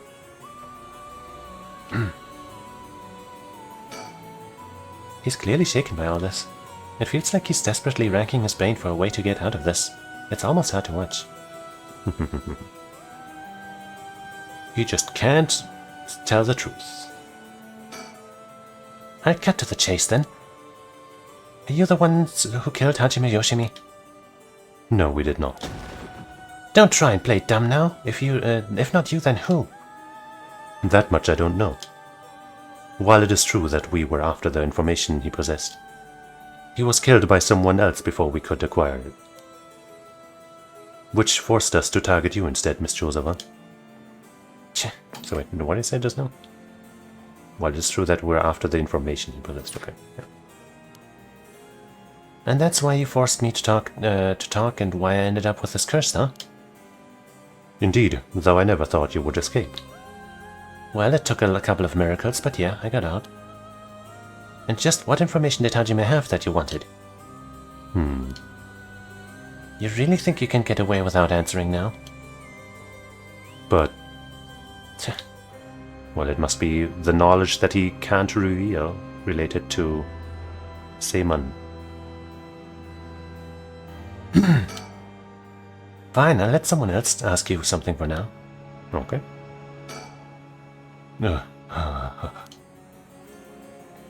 Great. Who and where's him? Then what you prefer, I expose to the public now how Gamyodo is a fraud with almost zero spirit sense. Fine, I understand. From the results of our independent research, I found that Seiman Tsuchimikado's descendant was Hajime Yoshimi. What? So that's why you went after Hajime? However, Hajime Yoshimi was only carrying a fragment of the whole. A fragment? That's right, he did say something about a fragment of an old manuscript. The location of the Yin scroll was hidden. This information was split into two and hidden in a pair of talismans, which were then passed down from generation to generation. Ah, talismans? I see. Hajime Yoshimi was supposed to have one, but it was almost certainly stolen when he was killed. It's possible that he knew the location of the other as well. So that's why you questioned me about the things he'd inherited. The girl Hajime had been helping recently must have had it then. Oh, Michio's talisman. Yes, Michio Shiraishi was also likely a descendant of Seiman Tsuchimikado. What? The talisman she carried as a keepsake from her father. We searched for it based on Miss Joseva's memories. However, Michio Shiraishi was already dead. Yes, by coincidence she happened to be closely connected to Mr. Ewai, so we began our investigation there. But he was already dead too, leaving you in a quandary. I didn't know quandary was spelled with an A between the D and the A. Huh. I thought it was just quandary and not quandary. I see. Mio, if we can get both of the talismans. Yep, we'll know the location of the Record of Fate, Scene Scroll. Unless somebody else got to it first. Wow, sometimes the answer is right under your nose. Sometimes those answers are the hardest to find. Sure are. Under your nose, I figured it out. What does it say under your nose? Nothing.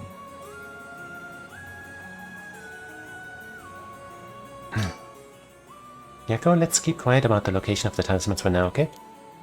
Ah, right. No need for Yumioka to know. That was a close one. I almost let it slip.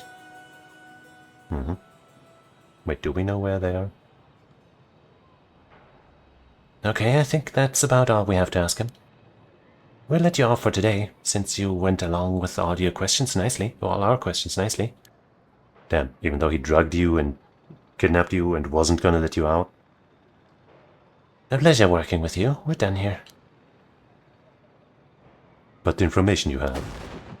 The hell are you whining about? I said we're done, so scram. Yeah, you really don't have much ground to stand on, bro.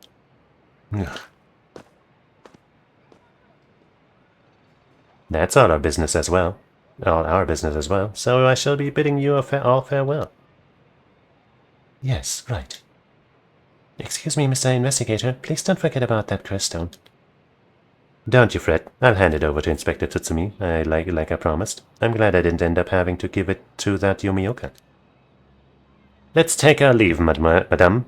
With this, we'll be freed from this troublesome curse ourselves. Right. Definitely being completely truthful with that. I guess now we got one more member in the all-girls gang.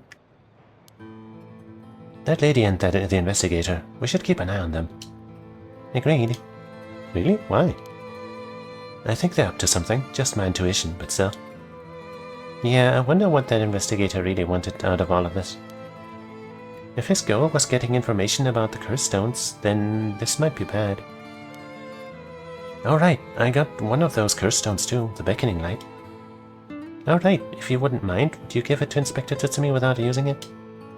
Yeah, sure, if you introduce me to the cop, that is.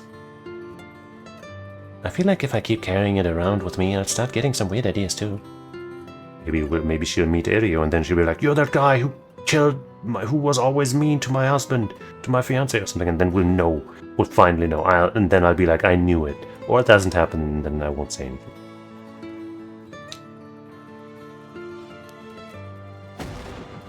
I just remembered, Mayu, I have something important to tell you. Well, what's with all the yelling all of a sudden? You know a girl named Hitomi Okuda, don't you?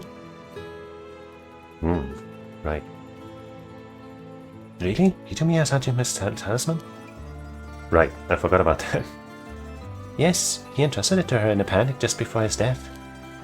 He sensed an imminent crisis closing in on him, but Hitomi was the only one around that he could ask for help. That's so... I'm sorry she got left with such a big responsibility. That must mean that Hajime got killed by someone who was after that talisman. But since he gave it to someone else, they couldn't steal it like they wanted. I have to thank Hitomi for that. I also think it's going to be hard for us to get her to give up the talisman. Yeah, you may be right. It was Hajime's dying request to her. So you two need the talisman for something? Yeah. Personally, I'd like to use the talisman as bait. Then I could get my hands on the bastard that killed Hajime. Please, I promise we'll uncover the mastermind behind all this. They probably have supernatural abilities at their disposal. Please leave them to us. Yeah, we'll call them. We'll catch them, don't you worry. Well, look at that. You've got that look in your eyes. The look that young people get that says they'll get something done no matter what it takes. How am I supposed to say no to that? You go find them and give them what they deserve. For what they did to my Hajime, you hear? We will. I'm pretty mad at them myself. If punches work on him, I'll give him a good one. Now that I can get behind, I'll leave it to you two. Now then, your next move should be to find Hitomi and get that talisman. Though, isn't there one more talisman that you need? Right, but we've got a pretty good idea of where the one Michio had is. We'll have to check with Inspector Tsutsumi about that. We should go back to the school and call him.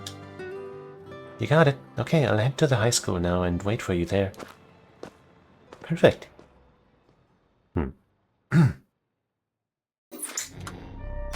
That was a lot of reading.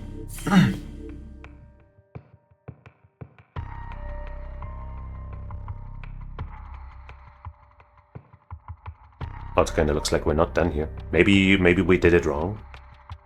Right. Maybe we messed up and that's why it ended in the way that it did. Let's check it out, I guess, after I say.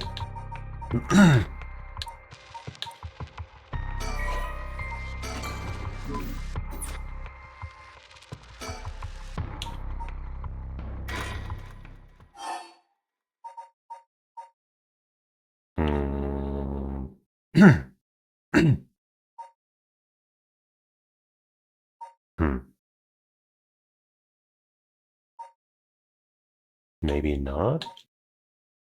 I mean, maybe we just weren't supposed to, you know, notice our daughter.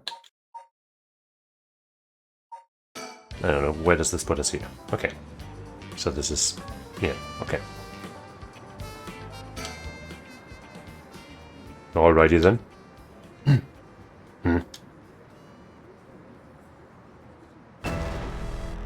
Ah! I'll slit your throat, you little shit. Huh? What? Wait, stop, don't actually shoot, you idiot. See you around, dumb fucks. Shit, he jumped. Huh. Damn it, after him, don't let him get away. But this time he didn't have the girl with him. But maybe that's supposed to be the canon route. From HQ to Arbor Roads. Suspect evaded officers at Komagata Bridge and fled and currently remains at large. The time at which he threatened to carry out his attacks is approaching. In response, we will call in reinforcements and widen the search perimeters beyond the immediate Sumida River area.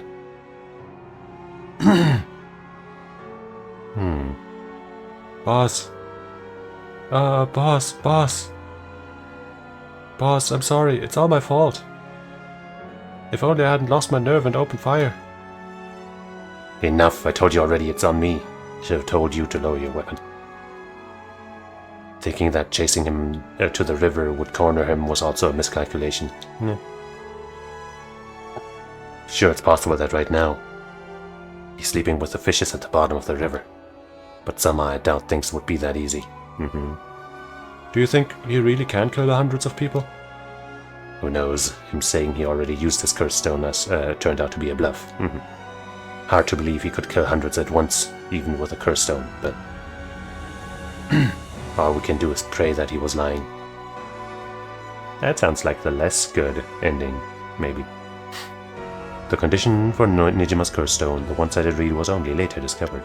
Oh? Kills by dismemberment, one whose face, address, name, age, occupation, and location are all known by the curse bearer. So he just needs to know who they are, basically.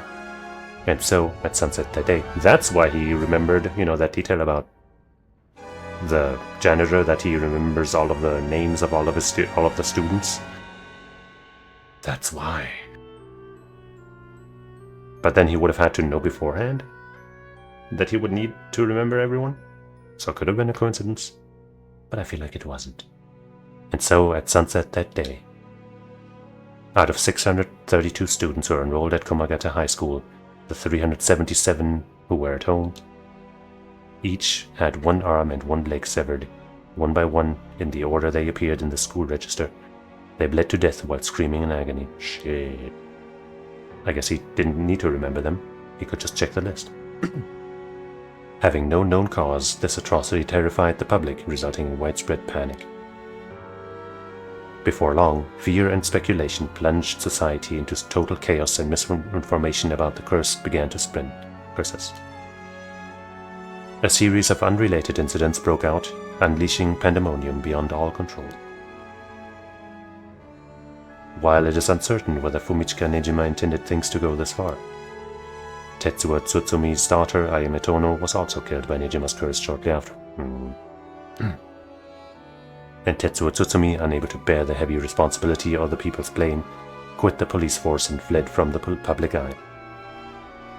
At the very least, Nejima's goals of driving Tetsuo Tsutsumi to ruin could not have been more thoroughly achieved.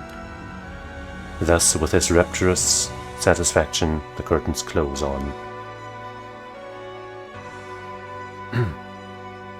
Ending 2, Nejima's Reminiscence. That's fucked up.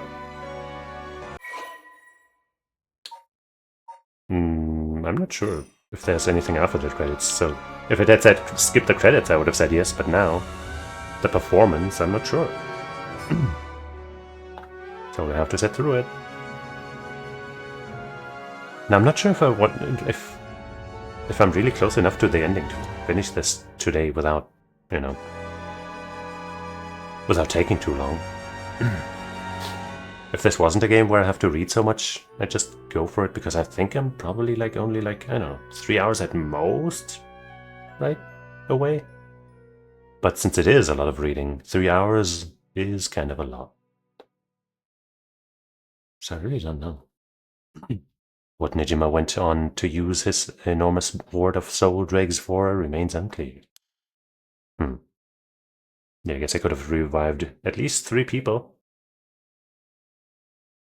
And I guess since there were some, well, maybe one of the students was, or 2 of them even, right? No, wait, no, me wasn't one. But maybe one of the students, Yako, was killed, and then she would have been worth a bunch, and then he could have gotten 4 revivals. I guess she was 25%, but that would still work out. Anyway. But according to later reports, Nejima devoted himself to his master, a woman called Lady Ashino.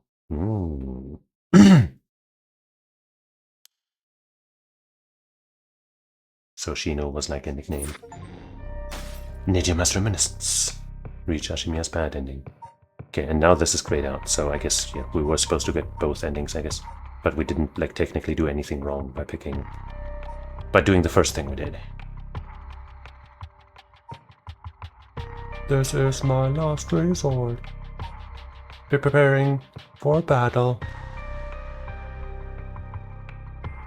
Stuff. And now here it shows Mayu.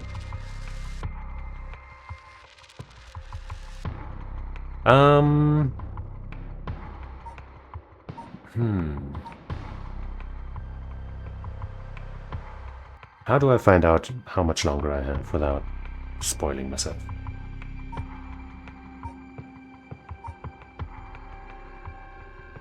I could maybe try looking for a chapter list and see where Last Resort is on the, on the list. Maybe that would be okay. At most, I'd spoil myself on the length of the game and the name of a chapter or so. Chapter lists. I guess chapters, yeah.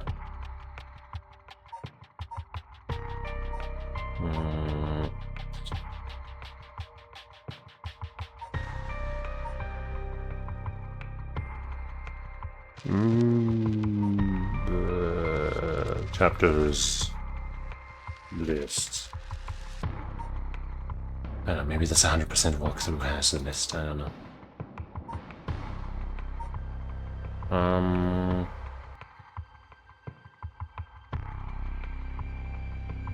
Last Resort.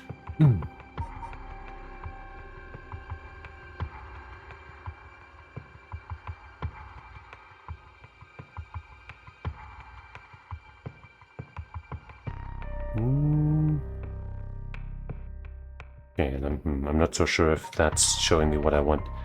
How about I also enter preparing... Oops. Ring of battle. Yeah, it's both of those while trying to avoid reading more than I need to. Look like they're like really close to the end. So I think I'm gonna continue, but first I'm gonna oops. Let me do that. Stupid fucking accidental button press. I'm gonna quickly go to an idle meeting. And then I'll be right back to solve this case once and for all, probably. BRB.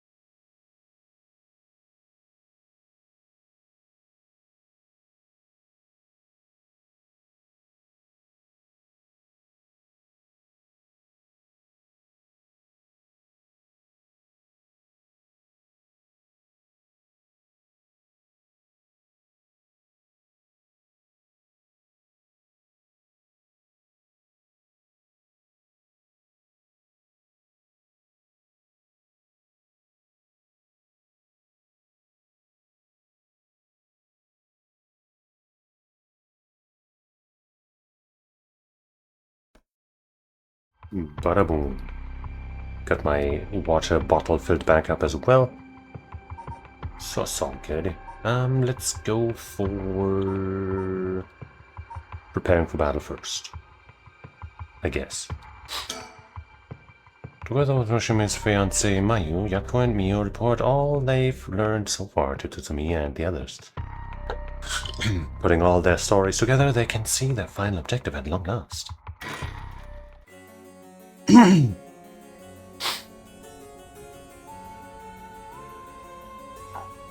Kumagata High School.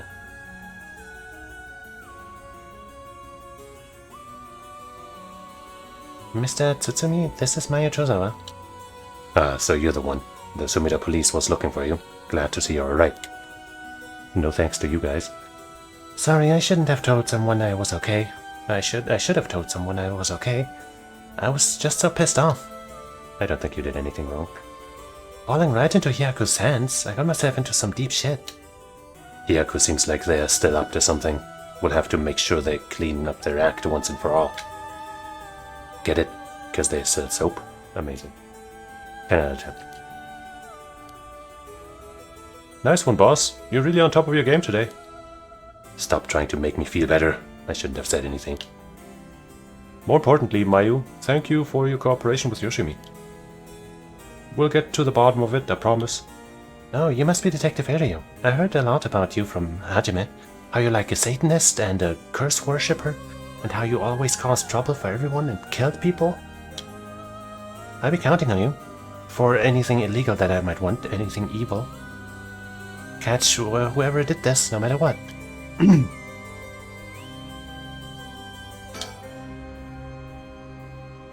Whose perspective are we on? I think we're on Yako. I'm not sure why, but I feel fired up. It feels like we're close to the moment of truth. I think Mia feels the same. It's probably Yako if she talks like that, right? Oh, Mr. Tsutsumi. I received a message from Paranormal Affairs earlier. It wasn't from Nakagoshi, but I heard someone had someone look into something for me. So even the desk jockeys are lending a hand. Brings a tear to your eye. So what did they say? Right, about an Onmyoji woman who was in Edo at the time of the Honjo incident. She was a person of great beauty and discerning taste, but also shamelessly did whatever she wanted. Not some kind of Ashino lady, was she?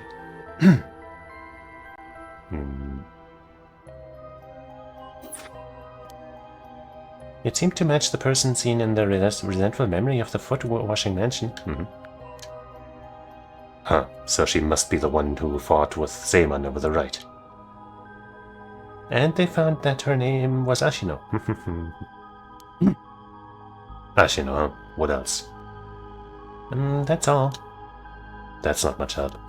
Oh, but apparently she was quite the powerful Onmyoji.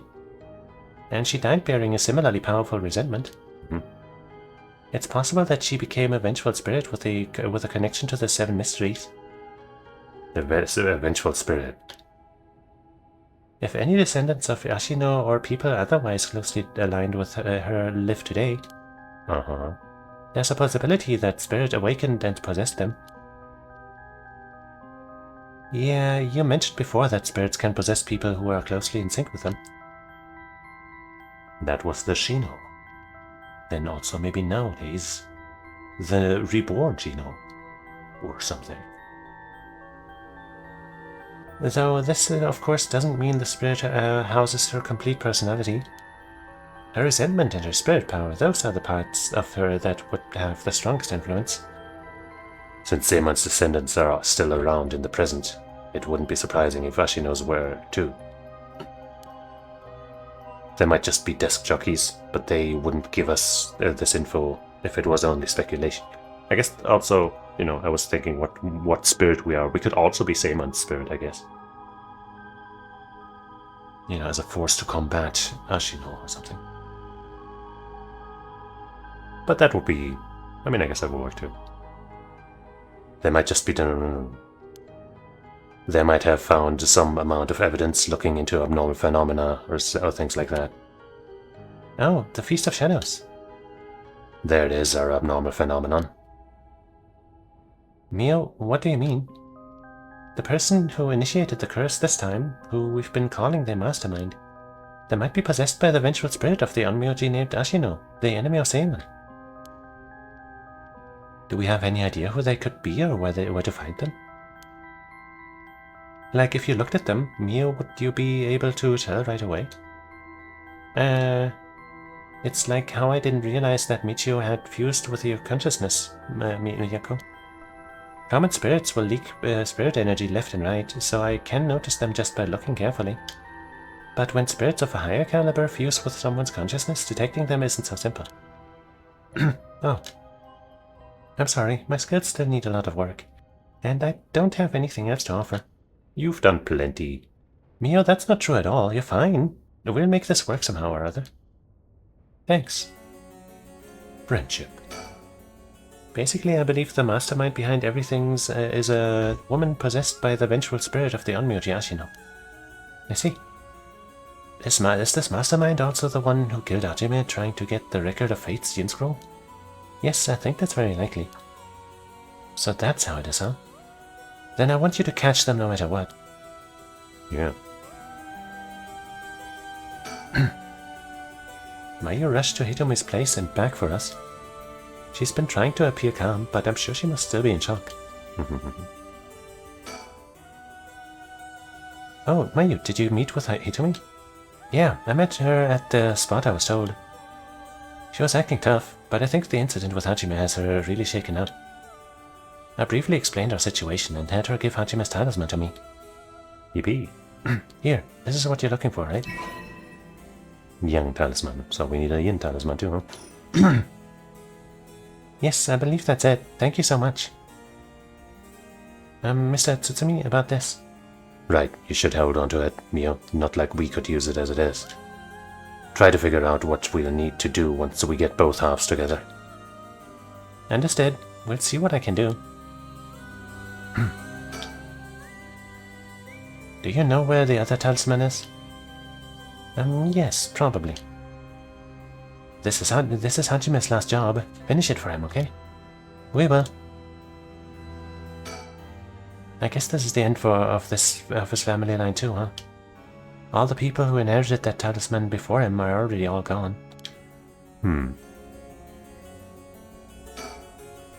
They've all but finished investigating the crime scene, and the police have mostly left. But they're letting us use the school as our base of communications as per Instructor Tsutsumi's request. Any birds?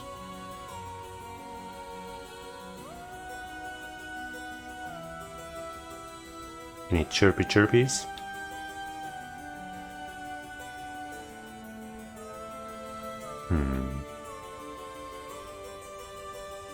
I don't see any.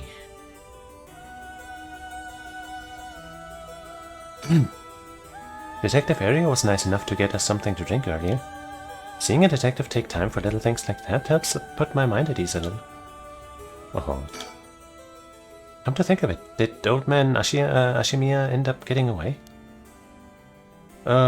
So word's already out, huh? He was cornered but managed to take a hostage and escape, is what I heard on the radio. What happened after that? So that's all they're reporting. Here's what really happened. So yeah, he's dead. He was killed?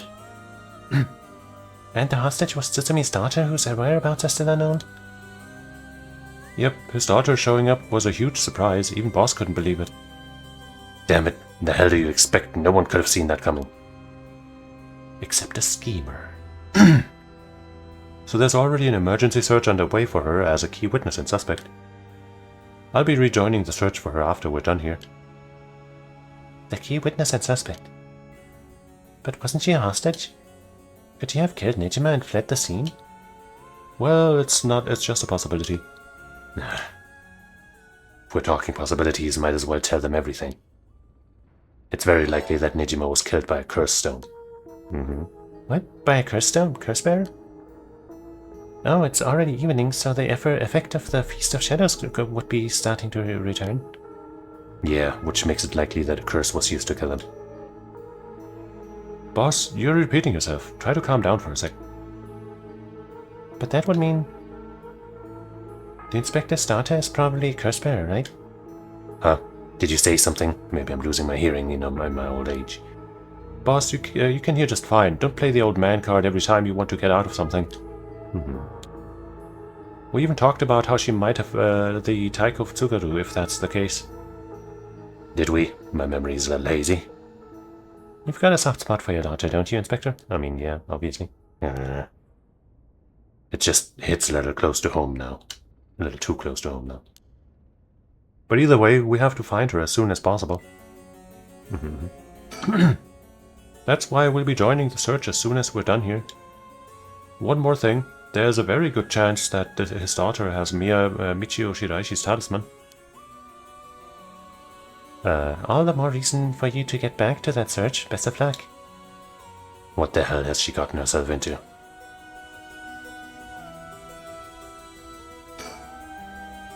I bet he's making jokes and stuff at a time like this because he doesn't want to stress us out. I wonder if he's able to stay so calm because of experience, or if he's just that kind of person. As long as it's not about his daughter, I guess. I heard you had a curse stone too. Yeah, I should give it to you then, right? Those things really are a pain in the ass. I'll gladly hand it over to you before it starts giving me any crazy ideas. So this is the beckoning light, huh? Alright, it's safe and sound with me. Sorry you won't be able to bring him back. I mean, that's also, obviously, I had that thought earlier. There's also the chance that it'll be Tsutsumi who turns evil. Because, oh, he's collecting all of these talismans to do evil. But he hasn't, like, you know, we've heard his inner thoughts from his perspective, so I feel like that not be really a fair move, you know what I mean? And unlike, you know, the thing about Michio possessing Yako, we didn't really get any instances of, you know, situations where it seemed like he was being controlled by anybody or something, you know what I mean? Sorry you won't be able to bring him back. Don't worry about it. He and I were always prepared for the worst anyway. What the? What's wrong? Damn. The trigger for the beckoning light's curse is some serious shit. Yeah, I thought so too. That's why I said it'd give me weird ideas. See what I mean now? What was it again? Did we actually learn it?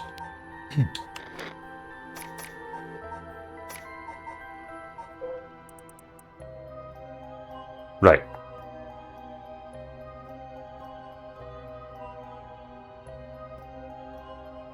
It says just one who has become a curse bearer, so I guess it doesn't necessarily mean that they even have to activate it.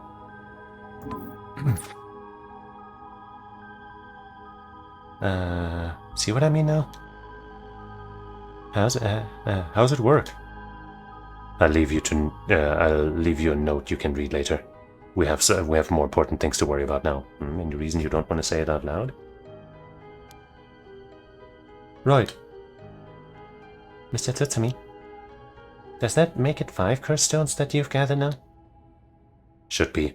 I want to get the other 4 under wraps soon as we can. Let's see, I have no idea about the Whispering Counter.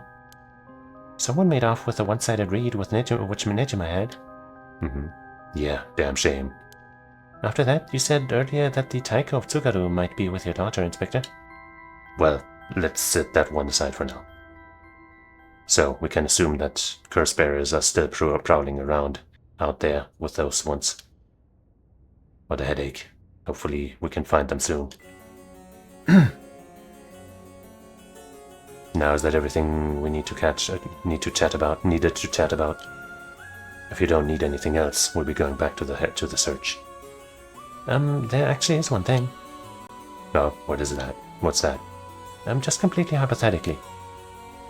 Hypothetically, what if the inspector's daughter was the mastermind? I mean, she's a woman. It seems like she was after the talismans. Sorry, don't really understand what you mean. Boss, come on, we've got to look at the facts. But that would mean Inspector Tsutsumi would also have to be one of Ashino's descendants.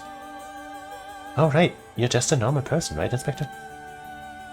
Unless that's why you're so resistant to the paranormal. But it could also be he was related to Seiman also, who knows? Don't believe I've ever heard anything about being related to someone, Myoji. Oh. But, well, if you put it like that, her being the mastermind, possible. Really? No, I say possible, but I mean unlikely, is what I want to think. Damn it, I don't even want to imagine it. Boss, if we're going to consider it, we have to do it properly. No dragging your heels about it. No, it's not that. There's something I never told her, never wanted to tell her. The truth is, she's not my real daughter. What? 20 years ago, well, it's a long story, but we took her in when she was just a baby. Is she Ashino? Well, Shino's dog? Shino's reincarnation? Whatever you know what I mean? It's not Yoko? Wait, could Yoko and her be the same person? Surely not. Yoko looks like that.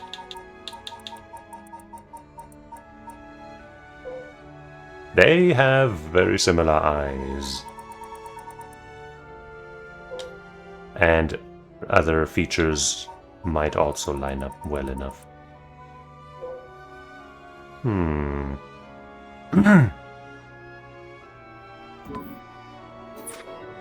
We'll see. Do you know anything about her birth parents? You could say I do, I guess, but really I don't know anything. Yeah, she might not have. Parents, so to speak, if what we heard is to be believed. If that is right. What's that supposed to mean? I don't get it.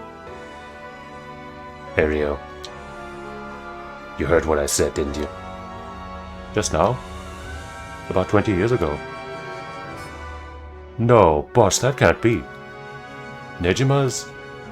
That's right. When we arrested Fumichika Nejima, there was a baby at his house on the brink of death. That was my daughter Ayame Tsutsumi. She goes by Ayame Tono now. Da da da. What? Someone had to take care of her. The baby holds no blame for the circumstances she came from. Yeah, I didn't expect that. I would not have, I mean, I guess he didn't think it was, no, he did think it was his daughter.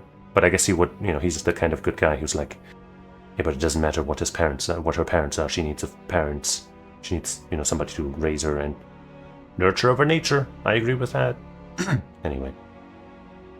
But boss, according to Nejima, that baby, it's his former lover and reincarnated using a black magic. What? Personally, I think that story is bullshit. According to Nejima. My goodness. It's hard to believe from Nejima's behavior, but could it really be true? I've got a few doubts. We have to question whether the Shino woman ever really existed in the first place. There are no records of her, and no body was found. Her name never came up once during the investigation. Because she was reincarnated, obviously. And she was summoned by another ritual. Duh. Even if this woman really existed, I'm skeptical that someone could be reincarnated as a baby through black magic. I agree. No matter how you look at it, a spell with that effect is hard to believe. Even the supernatural has rules that must be followed. Seems more likely he's deluded himself, not wanting to recognize that a spell he risked his life on failed to work. That's my thinking too. Could also just be coincidentally a descendant of Ashino that, he got from a woman he killed or something. The more natural conclusion is that the baby is his and Shino's, and that she died in childbirth. That wouldn't explain Shino still, though. As long as we don't know Shino's origins, we have to consider the possibility that she could be a descendant of Ashino. Huh, if nothing else, their names are pretty similar. Okay, assuming all of that is true for a moment. Ayame getting taken away by Nejima and then killing him. That would mean that she killed her own father. Or her own ex-lover. But, yeah. Calm down, this is all still conjecture. But now that Nejima is dead, we have no means to investigate. So regardless of everything, there's only one thing that matters. She's my daughter. As her parent, I'm responsible for her. Nothing can change that. I understand. Alright, we should get back to the search. We'll find her and clear up all of this. Yes, sir. The talisman you young ladies are looking for has something to do with this as well. I'd appreciate it if you could help us find it. So if anything happens, please call the police. We will. I'm worried about Hitomi, so I'm going to head to where she is. I'll be waiting to hear some good news from you all. Yako's righteousness. Complete the Yako branch of Chapter 2.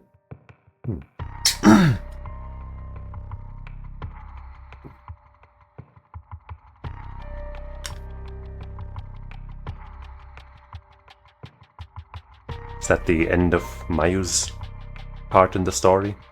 It's a shame it was so short, and she seems pretty cool. Harue and Richter rescue Mayu Chozawa and interrogate her along with Takumi Yumioka.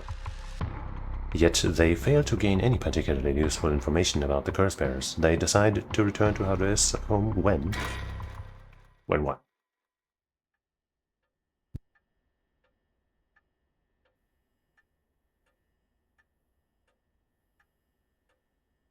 We received an update on the hostage situation.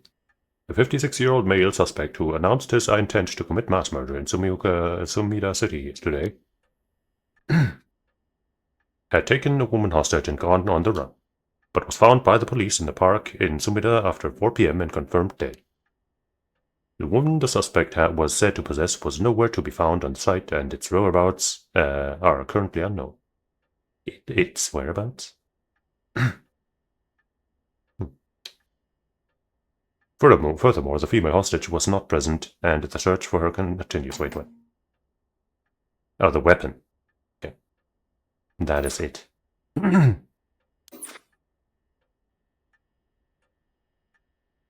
Interesting. If it's being reported on the news, then that lends credence to her story. Well, hey, you. That's... I mean, we did give you our address. Can't look at all the stuff this time. That saves me some time, I suppose.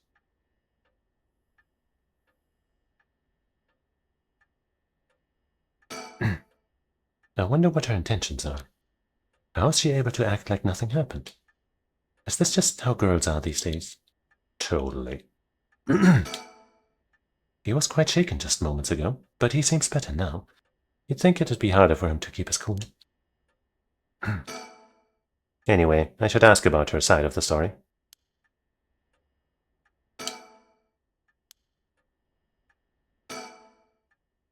Well, it's just like I said, right?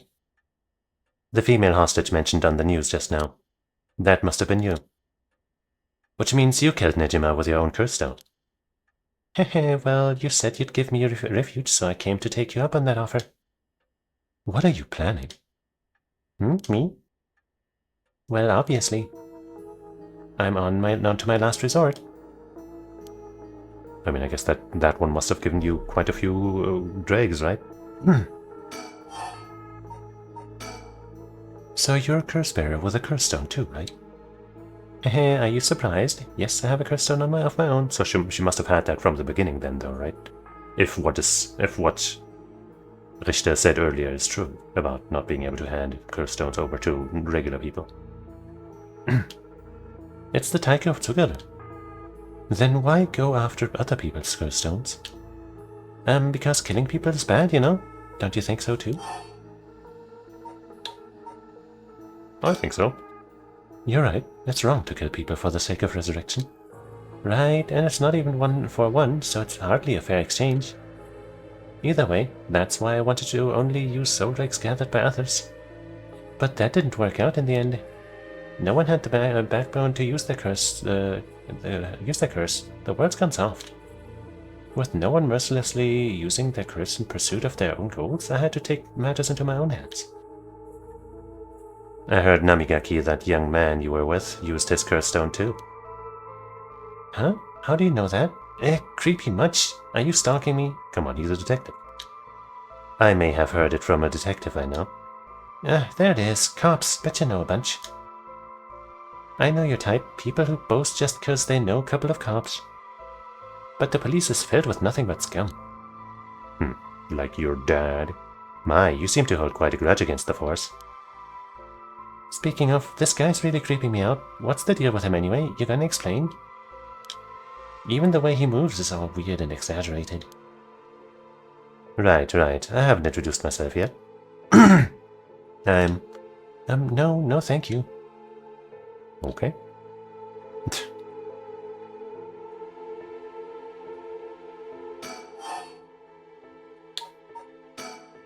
Let me introduce myself. It's hard to talk as strangers. It is it? And are you okay telling me who you are? Well, I won't stop you. Do as you please. I guess she now holds the stone that, where she just knows the face and name of somebody, she can get rid of them. Well, I am Haruo Ishiguma, and this is my house. My father and husband are both with the police. Is that so? Then you know that cops are just the worst people, right? Well, there are certainly many who are cold, especially with their own family. Yeah. In a police family, one is always expected to just grin and bear it, no matter what happens. God, I know, right? What a relief. You understand, I think. You understand. I think we might get along. Oh, well, I'm glad then. And Amrish Takai, private investigator. Did I ask? But, you're an investigator. So your job is to sneak around and follow people to pry into their secrets, right? Is that why you keep probing with all these questions? Ew. Is she just a man-hater in general? I mean, it makes sense. Guess there's not much I can do to change that terrible impression you got of me. Hey lady, why are you working with this dude? I asked him to look into something for me. Really? It's just that he keeps looking this way. Well, I mean, looking ain't against the law, is it? Anyway, I should ask about the... Okay, what?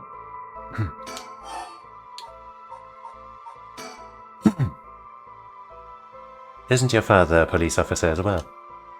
That man is not my father, not in name or deed. I mean, in name I think so, but in deed, well, I mean, you might know... I guess maybe she knows. I mean, if she has memories of her Ashino heritage, if that is real, which probably is. If she's currently possessed, I guess, by her, then especially so. We'll see. Sounds like there's some bad blood there. I've already legally cut all ties. He even had the nerve to act all high and mighty today, and still refused to help me. You met him today? Yes, today. Remember that Chief Tsutsumi who was chasing Nejima? Well, that's him, my dad. What? You're his daughter? Former daughter, I've got ties. He's never acted like a father, so he doesn't deserve the title. You know, I heard something about that Nejima guy. Apparently he wanted to get revenge on Chief Inspector Tsutsumi for his arrest by going after his daughter. What? Really? And I heard the police had been searching non-stop to take you into protective custody, and I'm gonna take this bot into killing custody, but banning and reporting his ass. Jeez. Stupid. Next. Block. So that explains why the police were staking out your place too. Man, how could I have known that? They came in such intimidating numbers. Wait, huh? Hold on a minute. Doesn't that mean that Nejima was specifically after my life today? That sounds about right. It's a good thing you got out unscathed, or rather managed to turn the tables on him. That means legally speaking it was self-defense. Yeah. But that truly was quite frightening. To think I have to go through this just for being related to a cop, it's a disgrace. It truly is, to cause their own child such trouble. I'm sorry. It's okay. You're not the one that needs to apologize, lady. I'm sorry. It just reminded me of what happened to my son. Your son? What happened? Oh, you know. My child was also kidnapped and murdered in order to enact revenge against the police, you see. What? How awful. That's terrible. I'm sorry to hear that. Now that you mention it, I do remember hearing about an incident like that last year. That must have been your son, huh? My condolences.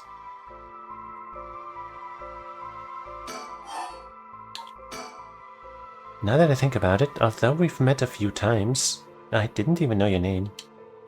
I guess we're more like acquaintances now. So, what were we talking about again? Oh right, Yutaro Namigaki. He's no good, honestly. Yeah, he isn't. He was such a wuss. I had to spur him on so many times for him to even use his curse. Oh, okay. And even then, he was pissing his pants. And just when I take my eyes off him, he hands over his curse stone to someone. Honestly, he's a disappointment. Well. So that's what happened.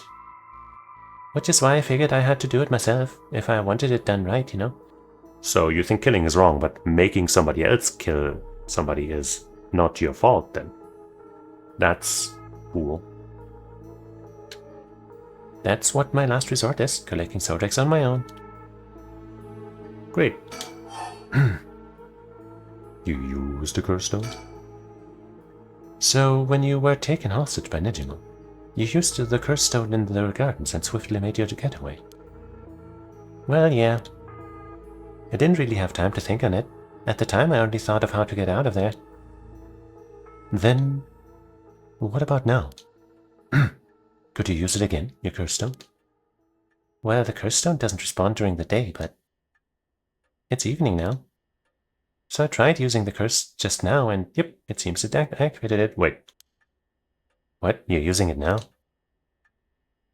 It might still be a little weak. I guess it's not supposed to be used repeatedly. Huh. But I think I could get it to work once more. Interesting facial expression. Oh, that's so. Sure is. I'll give you a final warning. It's already started, so be careful. Oh boy. Oh boy. Oh boy. She's fucked up. But so are we.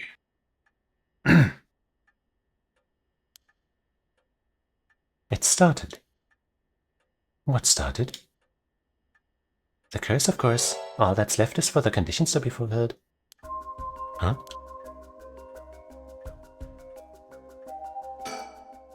Calm down, ma'am. If using a curse, one would target a curse bearer. Well, yeah, that's me. That's me! She activated her curse. The curse stones can be used already. I let my guard down. I didn't think it could be used this early in the evening. Ma'am, please calm down. What should I do? Should I keep her talking? Whoa.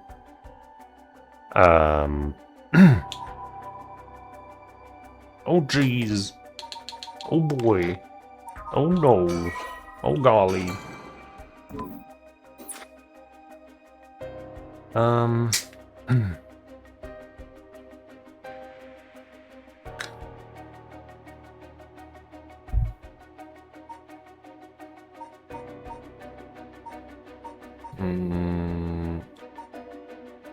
Do you have a light on you?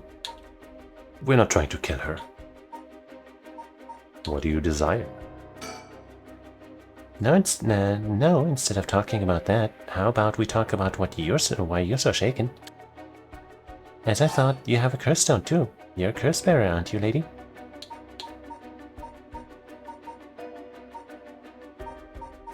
Honesty is the best policy. Yes, I am. I'm sure you've already noticed. Well, yeah, around last night, it was a little too obvious. Judging by your address, I'm guessing you've got the haunting clappers?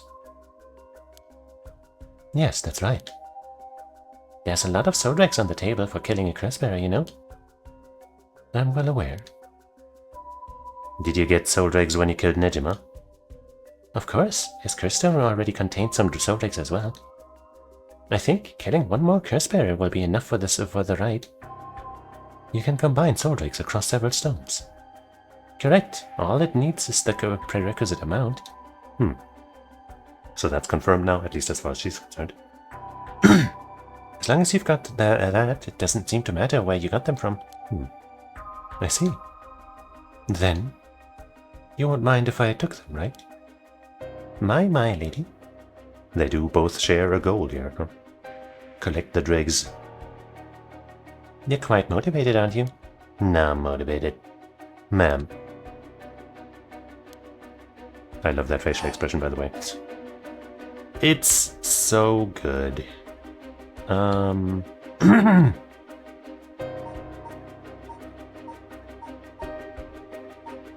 what do you really want? Do you smoke? What is your wish, Ayame? Is it really to resurrect Katsushika Hokusai? Yes, there's no life that holds more value than his. Really, he's a man though, including my own. You're saying you'd be willing to die if it meant bringing Hokusai back to life? Not all life is equal. At least not to me. I mean, maybe this Ashino lady was Hokusai's wife or, you know, close friend or something.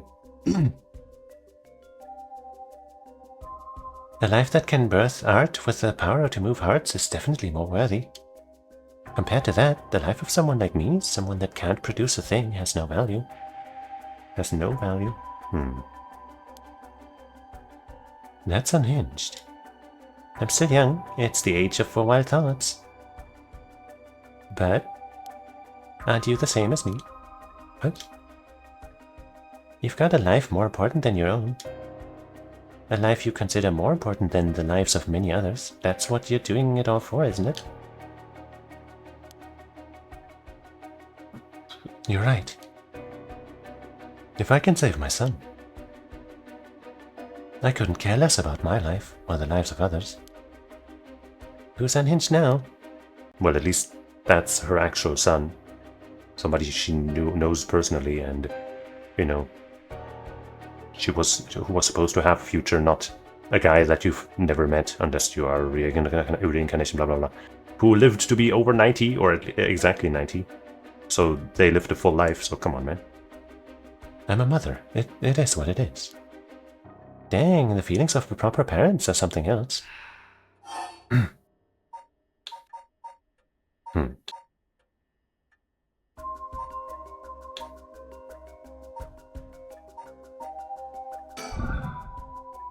How did you kill Fumichika, Najima? I'm not telling you. I only ask because it does concern me. He was one of the reasons my child was kidnapped. There's not much to say. We talked and he cleared the conditions for my stone. Did he show any signs of remorse over his past crimes? It didn't feel like he did know. I see. The world is full of trash men, I tell you. That's... I agree. So, is she looking at Richter?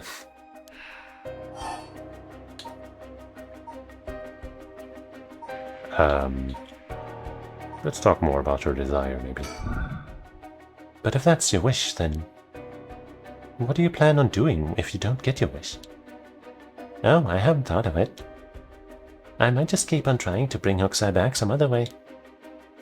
You really are obsessed. You and Hiyaku's chairwoman might be cut from the same cloth. Who's that? She's like an all-powerful vortex of obsession turned to yokai-level proportions. You're saying I'll end up like her? Are you looking forward to such a future? I'd rather not have to wait till I'm old and creaking. I want this to happen now.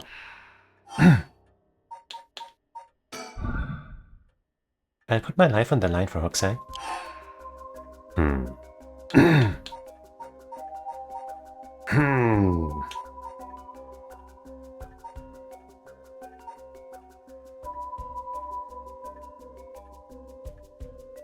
So she activated the conditions for killing Nejima while talking to him, so it's probably talk related. I don't want to activate my curse because 1, I don't want to kill her, and 2, you know, we don't know of at least one power that negates or returns curses. But, well, I mean, maybe not returns, but, you know, has an effect like that, so there could be more.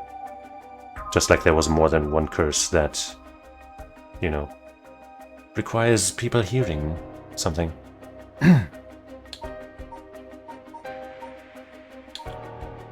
feel like the only reason we talk about tobacco is to find out if she has a light. But since we can, like, hit the activate button whenever we talk to her, it seems like she does carry something like that. What would we negotiate? Oh, let's keep talking about this. In a way, I guess you could say you put a stop to Nejima's mass murderer schemes. About that. There's no guarantee that I won't do it myself. Huh? I picked up his curse stone off the one-sided reed. It really is something else. Unfortunately, I can't use a curse stone that's not mine until it's late at night. Oh. Really? Are you okay with telling me that? Ah, how silly of me. I let that slip, T.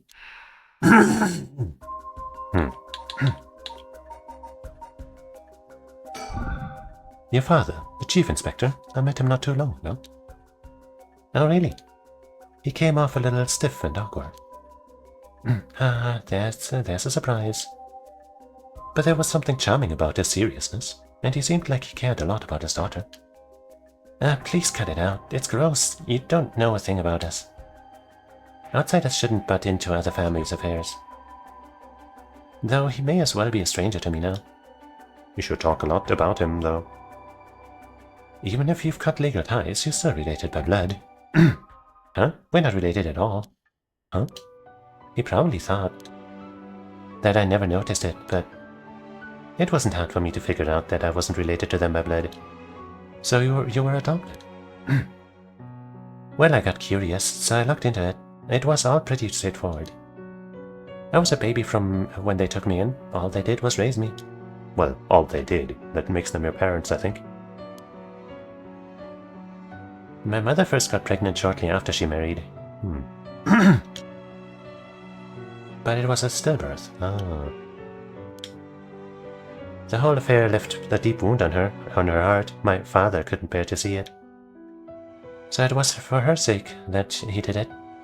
Yeah, I was a substitute, a replacement for the child she lost.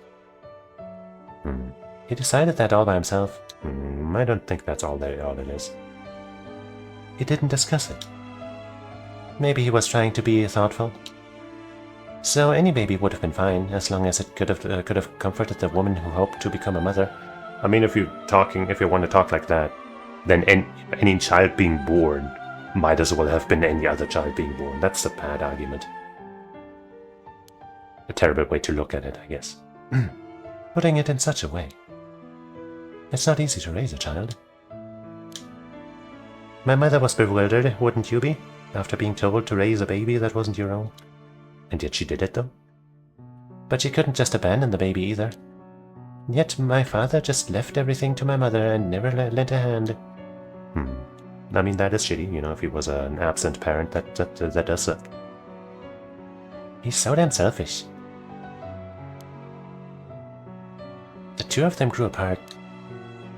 I watched them try and figure out how to understand each other, and the sight of it disgusted me. It was a messed up family, I tell you. Well, I guess my presence was to blame for that rift to begin with. It definitely doesn't sound like she's aware of her probable relation to Ashino and or Nejima. You shouldn't say that. I know he's bad at expressing himself and that he has his work, but still, that shouldn't be an excuse. But knowing all that, I couldn't take it anymore. It just made me want to hurry up and leave home and live on my own. I still rely on him for tuition and allowance. But that much is normal for most kids, right? I don't want him to start acting like he's my father now just because he's doing the minimum. I'm sorry to hear that. It sounds like it was tough for you, all of you. But this is such a good setup of characters right now. You know, the mother who lost her child, the child that kind of, you know, rebels against her parents, I guess. Both of them curse bearers trying to make their wish come true, trying not to kill, but seeing it as a last resort anyway.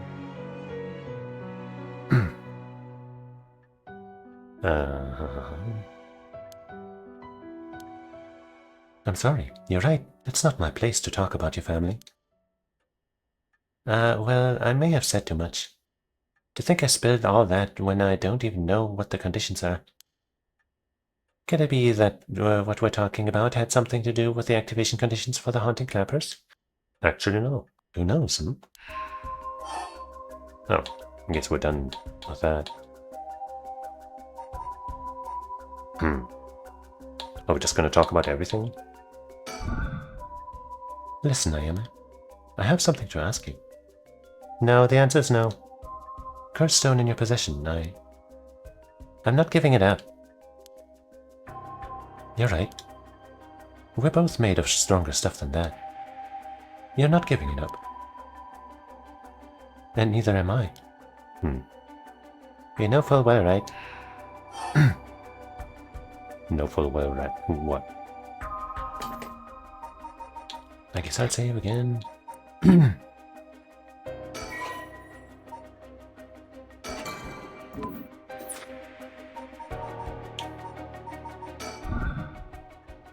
that there's no room left for negotiation here. You're right, there's not.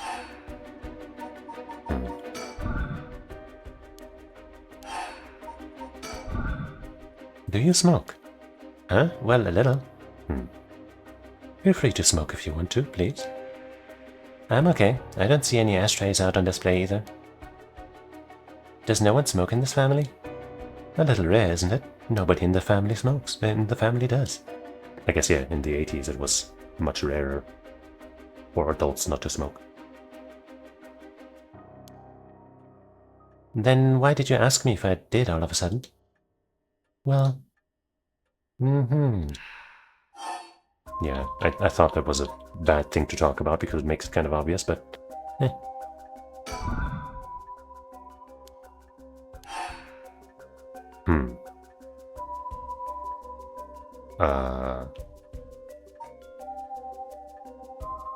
Huh.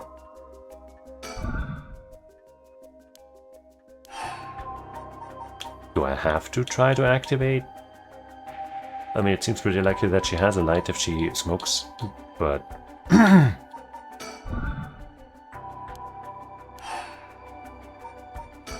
don't wanna. I don't wanna.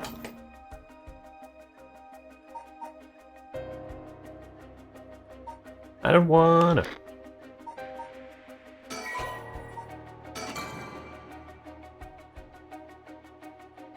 It's not accepting my back out, my A button input. Huh? Like, clearly my controller's still working, you know, because otherwise this wouldn't be moving. Huh? Did I like tab out somehow or something and it's accepting my inputs that way? No. What the hell? Is it glitching?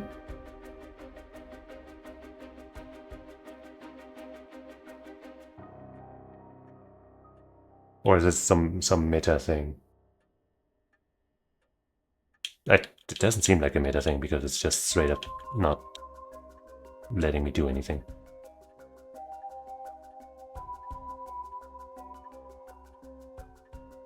Not accepting keyboard inputs either. I guess Alt F4.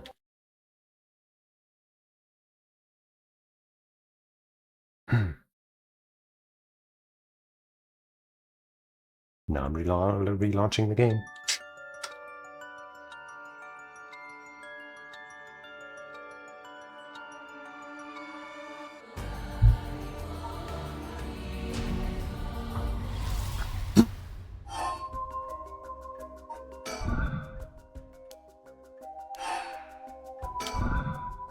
I have to look around now that we're here, but no.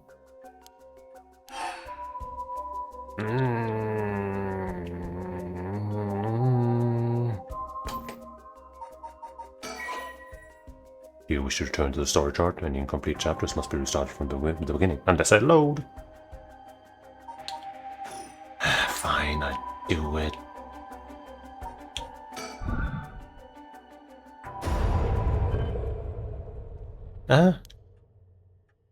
Did you try to use a curse just now? It seems I didn't meet your curse's conditions. Well, that's good. I wonder if it was smart to secretly toss the lighter I was carrying earlier. Oh. When did... You made a mistake when you decided to ask me about smoking. Yeah, I wasn't going to do it. I mean, I guess, you know, that's why it's good that I did, so that she had, you know, that we wouldn't kill her. But now we might die. If a source of fire is the condition for your stone, then you won't see me falling for it now. Look, quick, Richter, just light her up. Light her up right now. Use your flamethrower. You wasted your chance with all this chatter. All your man needed to do was activate your curse first. I brought everything Nejima had on him, including the lighter he was holding. But it's over now.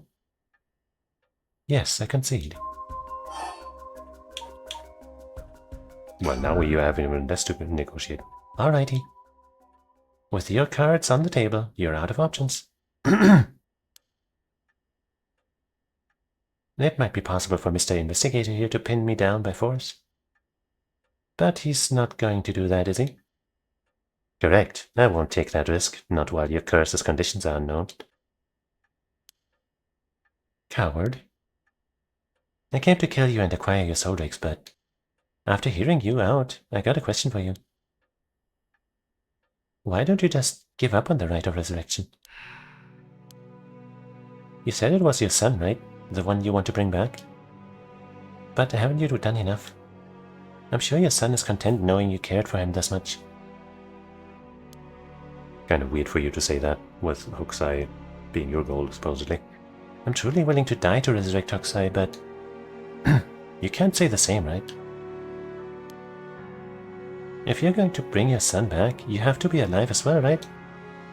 In fact, what you really want is for both of you to live, right?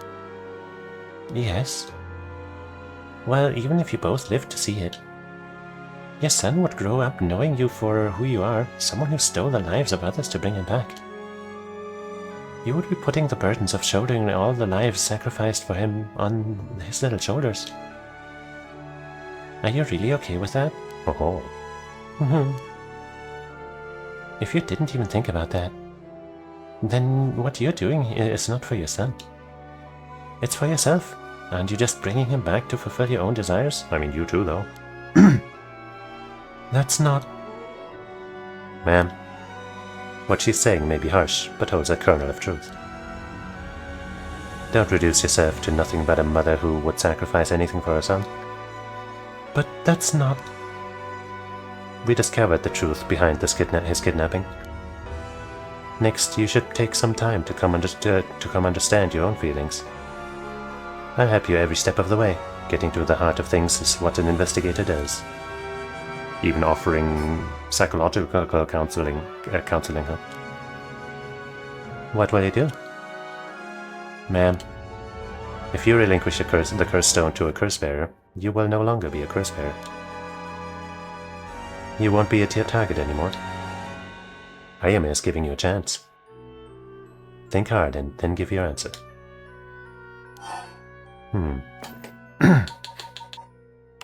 I don't know if giving it to her is the best move.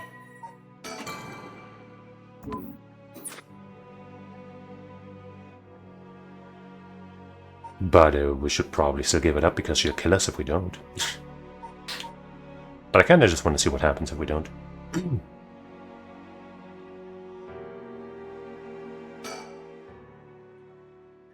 Sorry, but that won't make me back down. Oops. Ma'am, that lighter, when did you? What? My clothes are on fire. There does not need to be an open flame. As long as there's a spark of fire on you. I didn't do that, by the way. She did that, without me. But, I was expecting that to be the case this time. Huh? Ma'am, please, think this through.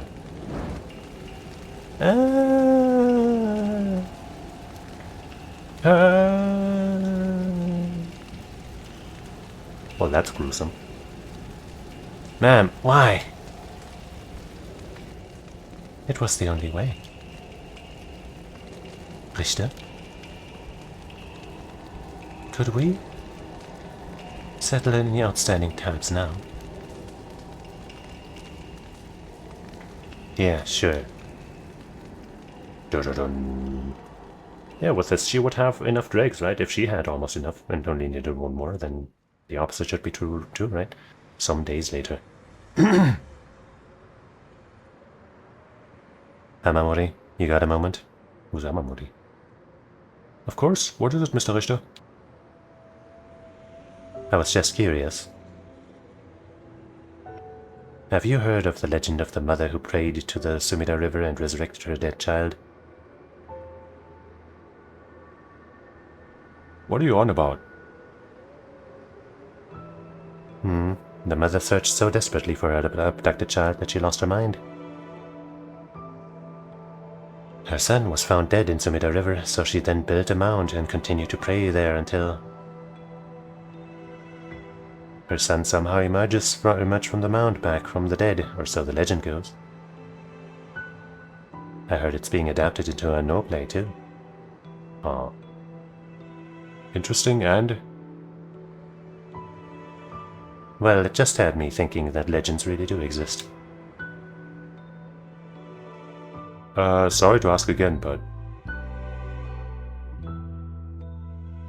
What are you on about?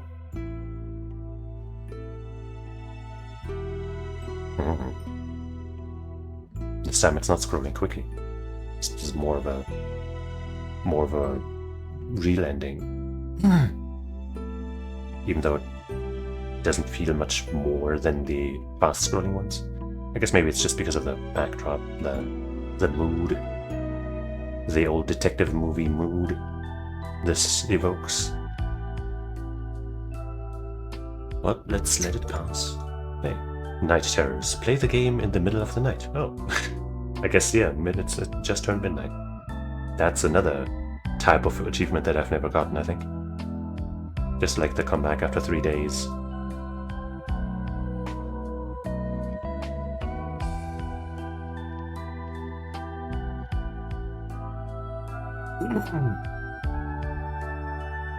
Laus Jens.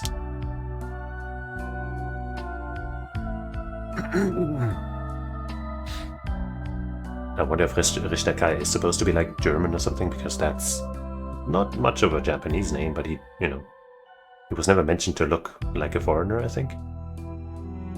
So it's probably just his, the name he chose for himself after he, I don't know, decided to be cool. Or, I don't know.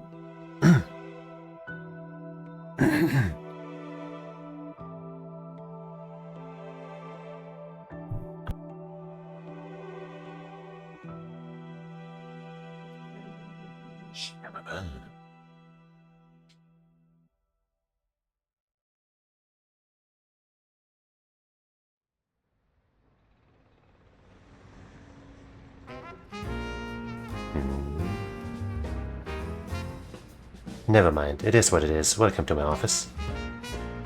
It might be small and dirty, but welcome.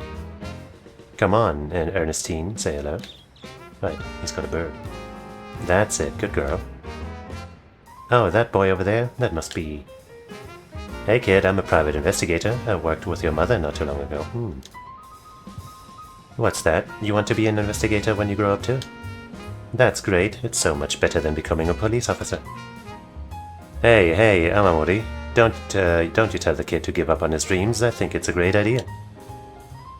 Why don't you bring us all some tea instead? Pardon me. Let's start over. What brings you to my humble office today? So the resurrection did succeed. Ending 3, Harue's legacy.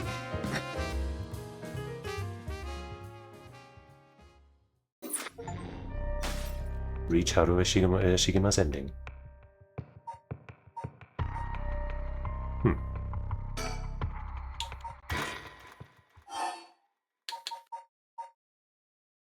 That's kinda late, but if I reload I won't even have that other thing. Oh well.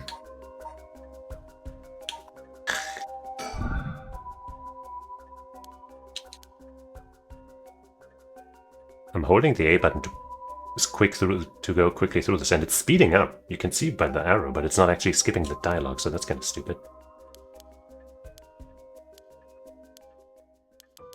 That's so dumb.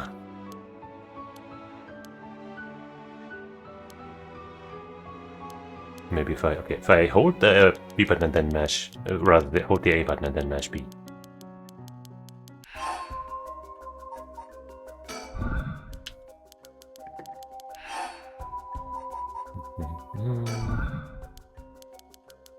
Just want to make sure I have all the dialogue covered, because, it might be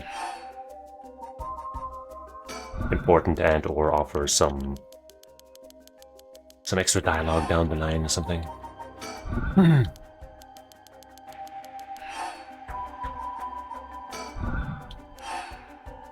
Yeah.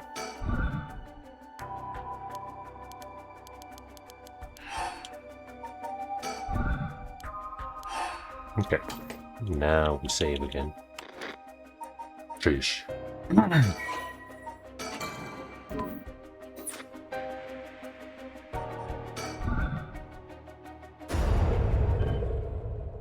I'm thinking that if you just use the power before talking about the tobacco, that it also ends up with the ending we just got, right?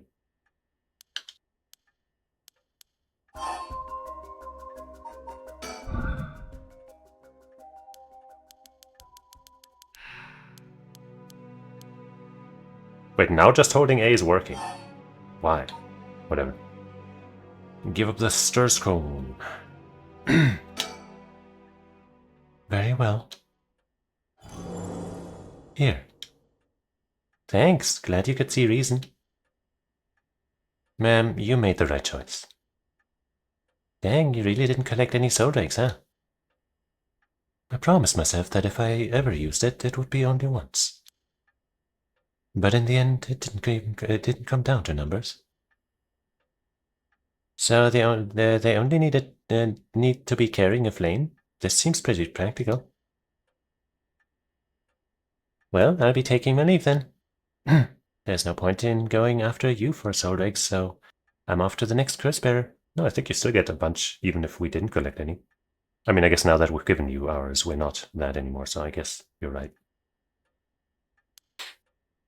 Do you know who remains? You speak as if you've already figured it out. I've got a pretty good idea from our talk. What will you do? Do you plan to stop me?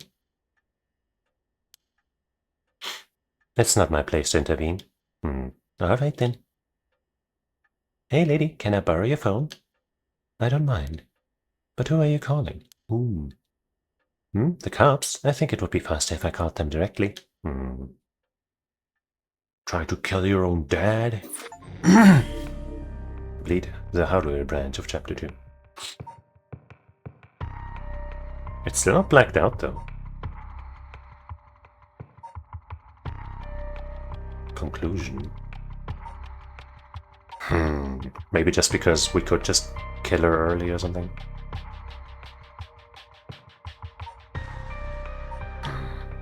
Let's try it, whatever. Maybe that, like, you can't just let that be, right?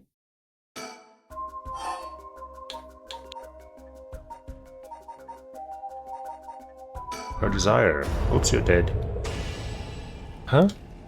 Man, please, think this through.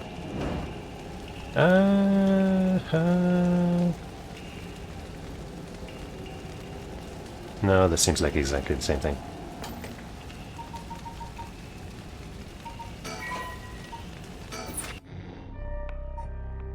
But why isn't this sorted out? It's the only thing, right? Nothing else is still colored in. What could I be missing? Maybe something before that point where we... Maybe we could have gotten Rishta to do something, I don't know. Can't just go to the conclusions or whatever. I think at this point we already couldn't look around, right? But I guess we could do something here. Though I feel like none of this is gonna make a difference.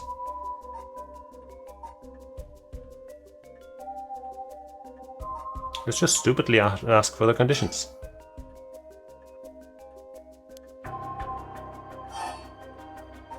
No, actually. Ah, there we go. So I guess we also aren't allowed to lie to her. Huh? Ma'am, damn, did you fulfill the conditions? She sure did. Okay, it's time for a beatdown. Jeez, why did you try to hide it now of all times? I wouldn't have come if you weren't a curse bearer.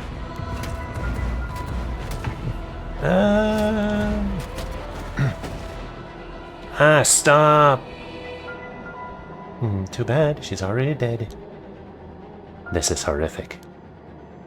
I'll be taking her curse stone. Well, huh? All the hunting clappers needed was a source of fire. That was a close one.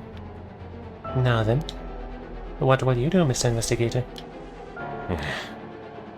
You're not a curse bearer, so I don't have any reason to kill you. But I won't show you mercy if you're going to try and capture me. So what'll it be? I mean, you don't exactly have a lot of power over him, do you? He probably won't just, you know, lie to you if that's what it was. He's smart enough, I think, to have realized at least something of like what the condition would have been. And I think he's probably physically stronger than you. And the flame thing probably, you know, he probably doesn't have one on him. And he wouldn't be easy enough to, you know, start burning, I guess.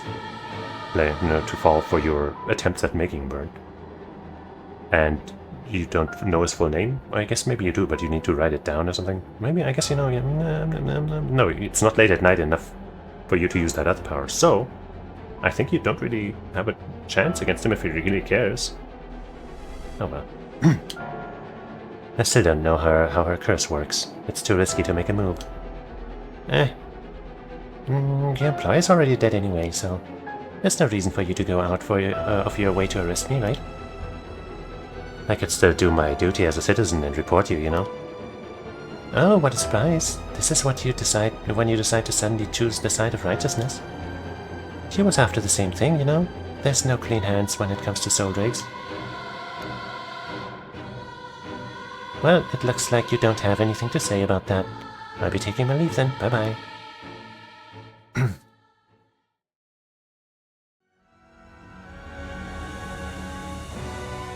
Upon killing Harue Shigema, a fellow curse-bearer, Ayame Tono obtained more than enough soul drakes for the rite of resurrection. However, it turned out that resurrecting someone who died a long time ago required an even larger amount. Yeah, we heard about that. To fulfill her heart's deepest desires, she'd need to harvest more. So, she waited for the sun to set for when the Feast of Shadows effects were at its peak. And she used the one-sided reed curse stone she had stolen from Fumichika Nijima. With it, she proceeded to kill all those whose personal information she knew, starting with those who mattered least to her. Damn. About the one-sided reed. Kills by dismemberment, one whose faces, address, name, and occupation. Right, I guess no, she couldn't even have killed Kai because she doesn't know where he lived. Jeez. And location are all known by the curse bearer. Many of them were random men, gullible and disposable, drawn in by the allure of a female university student. One noteworthy victim among them was Tetsuo Tsutsumi, who, being curse-bearer himself, was promptly targeted for his soul drakes. Tsutsumi's death threw the investigation's efforts into disarray, allowing Ayame to evade capture. Afterwards, she acquired various address registers and phone books and systematically killed the people listed in them. Unsuspecting victims could be safe at home, only to suddenly have their limbs severed. Strange deaths shook society to its core. Jeez! All to fucking revive an artist from a while ago. Because... yeah. I'm assuming there's gotta be some connection between Ashino and Hokusai. And now she's laughing. And that, like, you know, that obsession of Ashino's, like, somehow swept over into her. And that's why she would go that far for that. Because otherwise, that sure seems like a really dumb reason to do so much.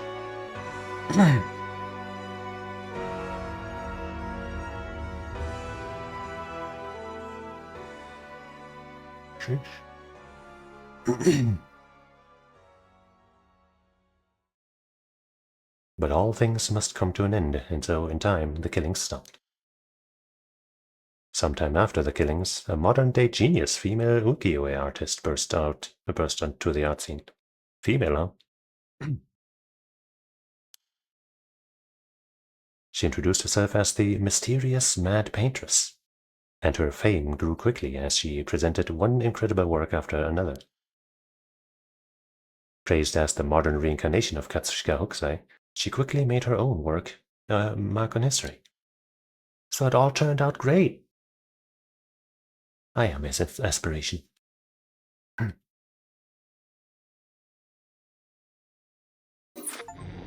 Okay, now it's grayed out. Reach Ayame's bad ending.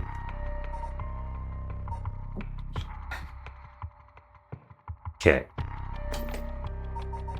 I think I'm gonna have to take a food break because I'm hungry, and if I eat much later than now, then it'll end up being, well, being not good, I guess. So I'm gonna have to take a food break. Let me just update the text there. I don't know, 25 minutes, I don't know. Be back.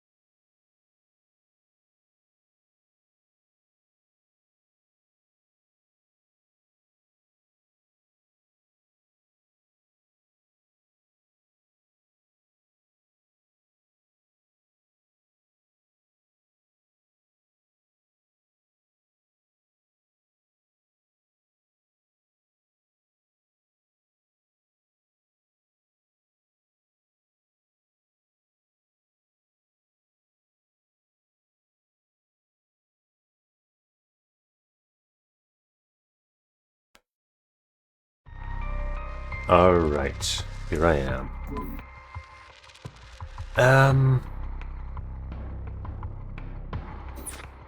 Yeah. Let's see the conclusion, if it is that. Right, there's nothing else to explore around here. At least not as far as the game tells me. I must have missed some birds, though. Maybe they're all, the last 3 or 4 or whatever, are all in here. Tsutsumi and Ryo continue their investigation, deciding to meet with Ayame Tono to get to the bottom of it all. What will be the conclusion to the curses of the 7 mysteries of Honjo? To Seiman and Ashino's intertwined fates?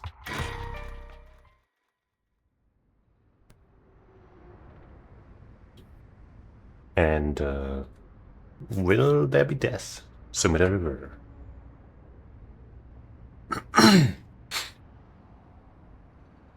Hey. How long has it been since we saw each other? 3 years? How have you been? I think the last time was when you came to see me after deciding to go to university. That wasn't because I wanted to see you. I just needed money to pay my tuition. Huh. Not one to mince words, eh? You came alone, right? Yeah, it's just me. You make it sound like I'm handing over ransom money for hostages. I just don't want to get caught, okay? Hey. Never thought I'd see the day that you called the police. There's something I needed to see you about. Well, alright then. We've got a lot to talk about, so let's go through things one by one.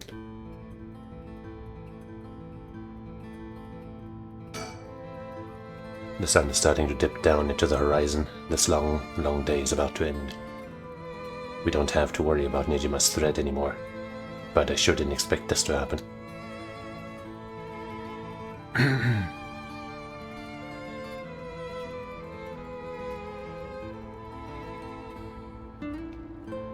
I guess the others are well enough hidden that we can't spot them so easily. But there might be a bird.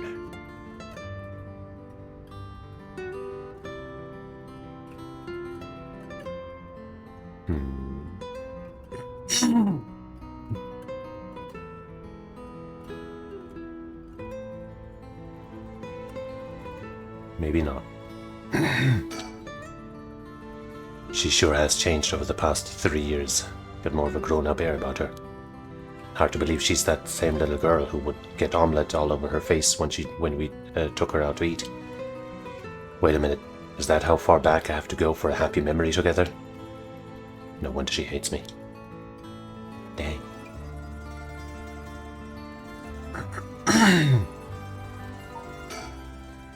She called the police asking for me by name and demanded that I came meet her here alone. They asked if I wanted a team to set up a perimeter, but I had them stand down. Sure, she might make a run for it, but I don't want her panicking as she has a curse stone. Besides, I'm not trying to take her in by force. Oh. Oh no.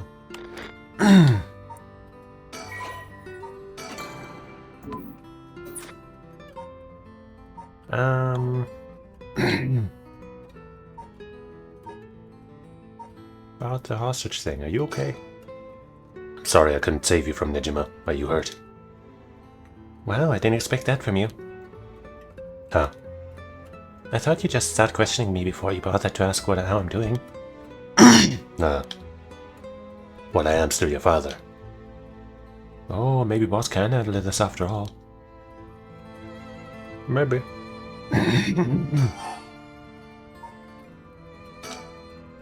I'm fine. I managed to get away somehow or other. Right, I'm glad.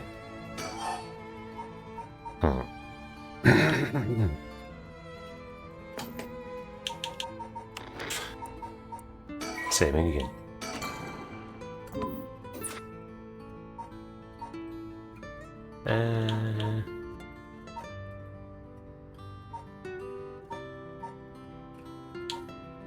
Why do you want this?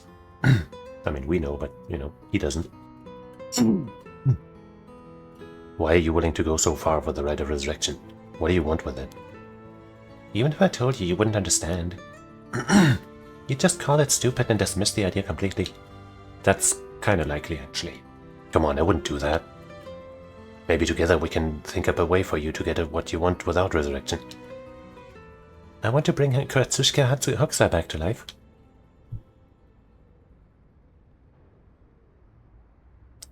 Hokusai? What, Hokusai the ukiyo-e artist? That Hokusai? You want to bring him back to life? That'd be quite the feat, huh? That's you. I heard you liked his art, but why would you do something that's so stupid? Yeah, there he goes, calling it stupid. See? Gah! The only time I ever felt there was a place I belonged was when I was immersed in the dreamlike world of ukiyo-e. Though I'm sure you never noticed. Really? I had no idea. It saved me. Hokusai is the reason I'm still alive today. I didn't know you felt so hopeless. You would only realize it now, but it's too late. Feeling sorry won't do either of us any good.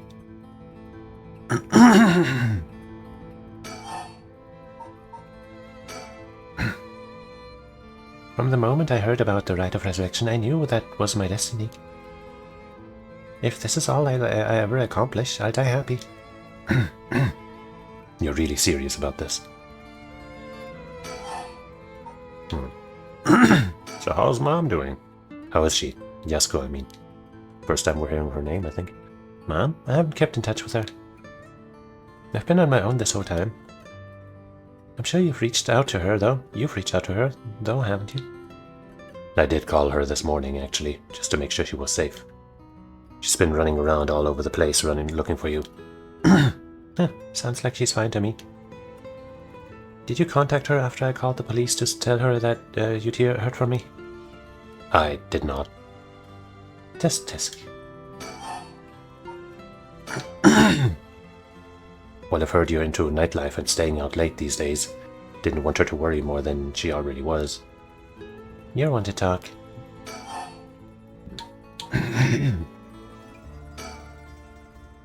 Then I'll put this bluntly. Did you kill Nejima? And if I did, would you hide me from the police? Her? Well, I don't know if I... That's what I thought. Your job is the only thing you really care about. Yes, I did it. You. I mean, it was kind of self-defense. I don't think he even knew I was a curse bearer. He brought me to those gardens, and I realized while he was talking to me that he fulfilled the conditions of my curse, so I just gave it a shot. I didn't think it would actually activate. So there's no going back now. That's not true. You can still make things right before you make them worse. Then let me say it another way. This is my chance, and I won't throw it away. Your chance?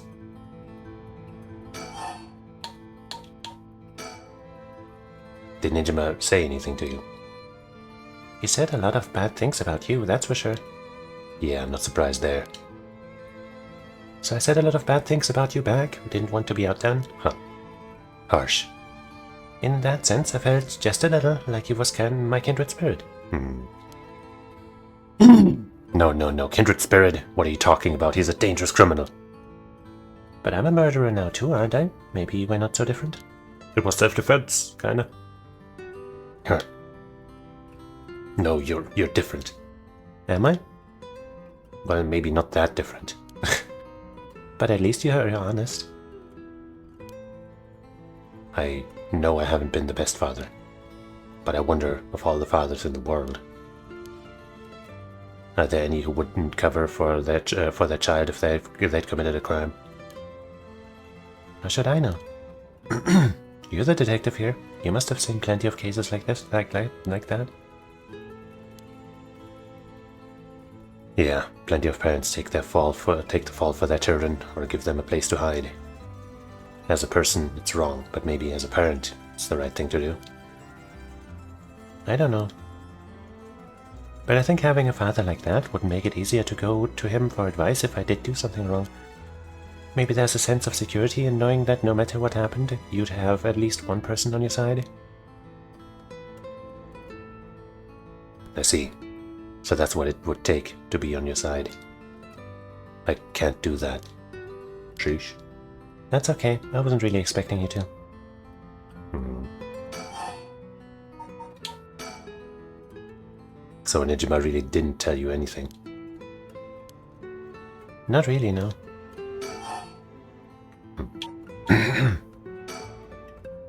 Can I ask you one thing? Do you know anything about the talisman Michio Shiraishi had? Michio Shiraishi? From the car crash you were in with that Namigaki guy. Oh, with Yutaro? Yeah, it was there. Yutaro? That sounds like... So you and him were, Not really. He was kind of a boring guy. What? You're serious? But he said... You're getting off track, Mr. Tsutsumi. The talisman, get back to the talisman. We shouldn't have relied on him for this. Well, if you don't plan on seeing him again, it doesn't matter. But with the hit and run case on top of everything, you're really in deep. Is that really what you wanted to talk about? Yeah, no, tell me about the talisman. Did you take it from the scene? You mean this? Oh. That's it. Probably, at least. I picked it up at the scene of the crash. I didn't want to leave fingerprints behind. That's all? There's really no other reason? What's the big deal? Oops. What's the big deal? Is it really that special, this whole thing? Yeah, it's really important. Would you mind giving it to me? Important? For what? For putting a stop to the curses of the 7 mysteries. Being really honest here. Oh. So that means if I give you the talisman, I won't be able to use the right. Then no way, I'm definitely keeping it. I screwed up on that one. What? Mr. Tsutsumi, you really can't do any better than that. Come on, the talisman.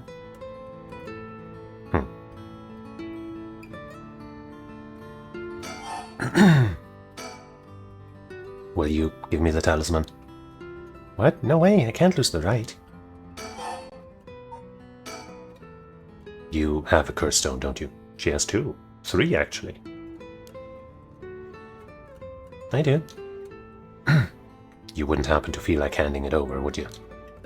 The police will handle any damages the curse caused. Now, before you do any more wrong with it. I'm not giving it up. Of course not. Me being a curse bearer, are you after my life? That's exactly what I'm here for. I didn't come to chat. And yet you're chatting. We can talk all you want, but as soon as the condition for my curse is met, I'll use it, no hesitation. What a sad thing.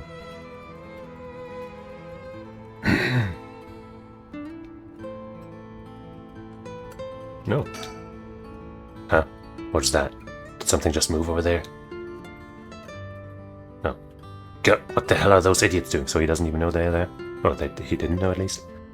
I told them not to come, damn it. Shit, I don't want to know what'll happen if they get found out. Whatever I do, I gotta keep from looking over there. Anyway.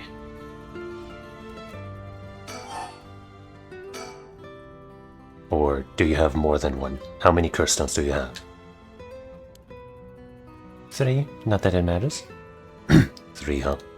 And we know she's not lying because our thing didn't activate. We also know that because we know that, but he doesn't. I'm not handing them over. I think I've let you talk enough. Mind letting me have a turn? By all means. You're hiding something. You're hiding something from me, aren't you? The fact that there are people in the bushes? Oh, about her past? I guess, yeah, we are hiding some things. Hard to deny.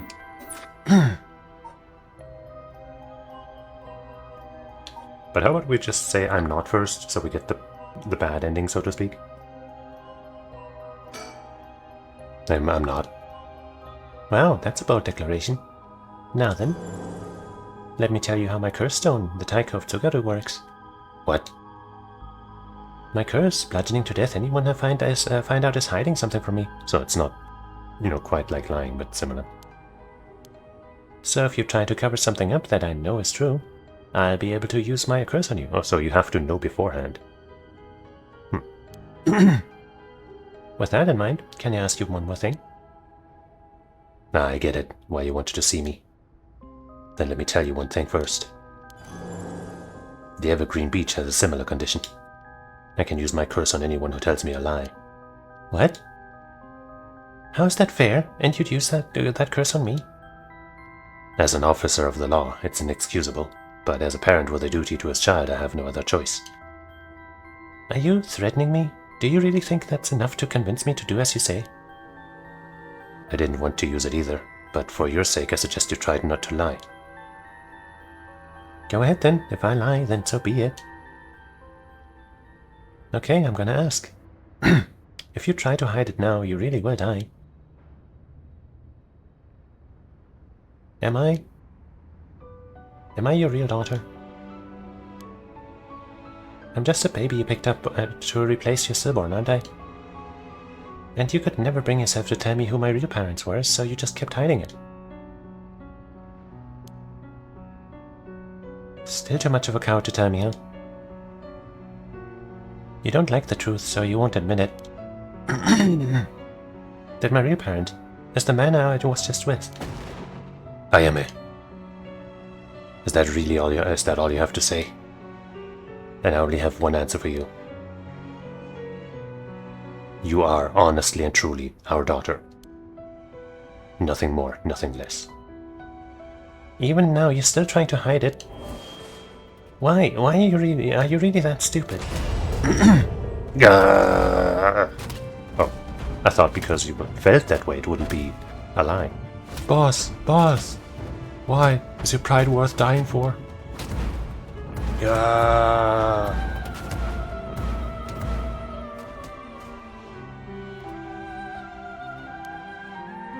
I should have known. Why? Why go so far to hide it? I am listen, he's arrived. Huh? How? Damn, dude. I am I thought I needed to restart and tell her that I am hiding stuff, and then things will play out differently, but this is more badass. Be proud. No matter what happens, you are our precious daughter. No, wait, how are you still alive? I don't know what happened or what that piece of shit Nejima filled your head with. But you're not Gino. And you're not Ashino either. You're our daughter, I am Tsutsumi. Ah, right, I guess it's Tono now. Well, that's fine too. Tsutsumi, Tono, both will always be part of who you are. What? Why are you doing this? That's not true. The curse proves that it's not. Sure, you probably don't have many memories of us playing together. And I did leave everything at home to your mom, and I was barely ever there for you. Even so, when I was working, no matter how grisly a crime scene I was at, all I ever wanted was for you to grow up to be happy. That's it. Why say that all of this now? So, do one last thing for me. I want you to tell me the truth too. And if you'd lie to me now, I'm taking you with me, damn. Stop, I can't. The mastermind behind all this, the one who awakened the curse of the 7 mysteries in order to use the right. Come on. It's not accepting my button press. There it is. Wasn't you, was it? No, I wouldn't even know how to do that. And picking up Michio Shiraishi's talisman was just a coincidence, right? Huh? Yeah, I already told you that. Ah, good. Hearing that, I can rest easy. Oh no! You're nothing like Nejima. You can stand on your own 2 legs. You can keep living without escaping into a fantasy. You can hate me. You can dream all the crazy dreams you want. Just don't ever stop trying to do good. You're a victim of your curse too. It's not too late to atone for the hit and run. Or using the curse, don't run away. You can still make things right. I know you can because you're my daughter. And after that, just live the best life that you can. Dad! She's calling him Dad. Boss! Boss!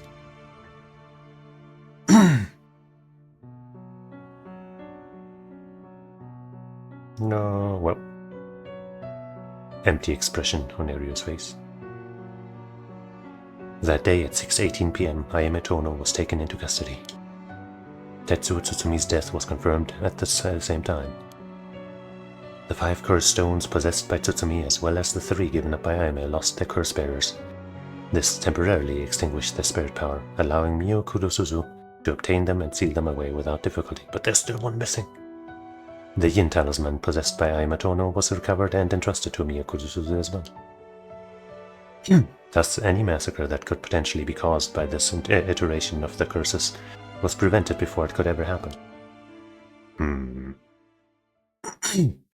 Or so it seemed. Master of the 7 mysteries require all curse echoes. But...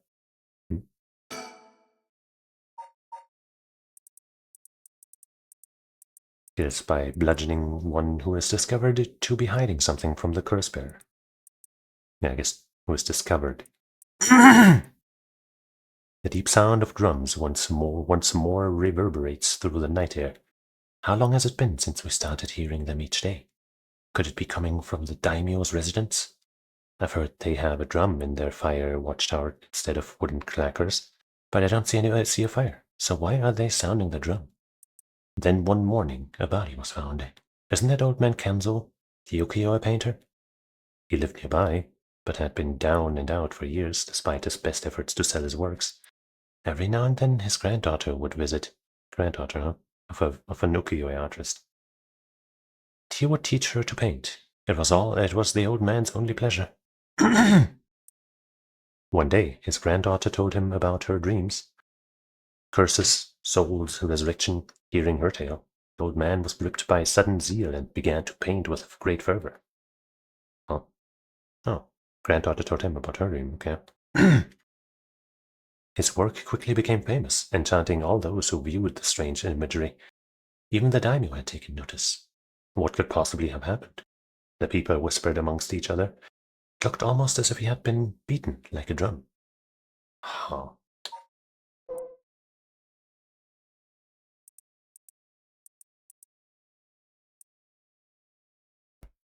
It's my dismemberment, on whose face, address, name, age, occupation, and location are all known by the curse bearer. Okuma was a lovely woman. She was spirited, worked hard, and lived a frugal yet pleasant life, until her husband hanged himself. My husband, a swindler? Who would believe such a thing? Okuma was determined to clear her husband's name. That is when she met Tomezo, a man that was a stranger to these parts. This man must be one of the daimyo's spies. It appears that after my husband, I will be next. So be it. But what is he hunting for? Okuma, putting on the airs of a woman mourning her husband, went to the bridge nightly to seek information from Tomezo. She soon discovered that she was right and that her husband had been deceived. Okuma decided to bring her newfound knowledge to the daimyo, much to Tomezo's alarm. Angered at having been misled, he confronted her on the bridge. But Okuma would not listen. She cursed him, called him vile names, and eventually his patience had worn thin. Blood splattered everywhere, and by the time he returned to his senses, it was already too late. He looked over the bridge into the river of blood below and saw the corpse of a woman missing both an arm and a leg. I hope I don't have to put together some kind of diagram of who's who and who killed who and blah blah blah in that first thing based on these, because that would take some actual effort. And we're already playing for 6 hours and it's late. Junirium. Sorry for keeping you out so late, Mio. I can't take my mind off the curse bearer who was never found. Oh, it's no problem for me. I usually work at night anyway. Did you see Yako come home safely? Yep, We sent her home in a patrol car earlier.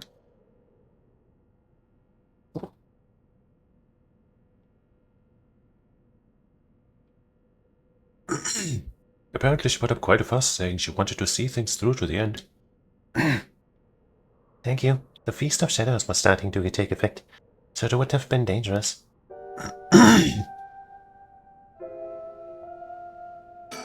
Bird.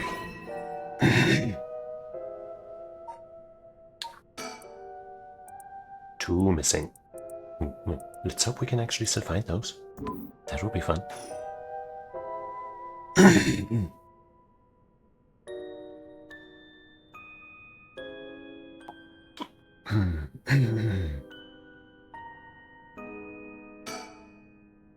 8 p.m. With no one around, this place is silent as the grave.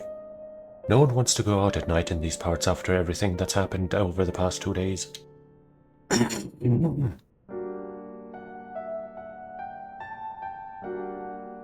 Where's the phone booth? Ah, there it is.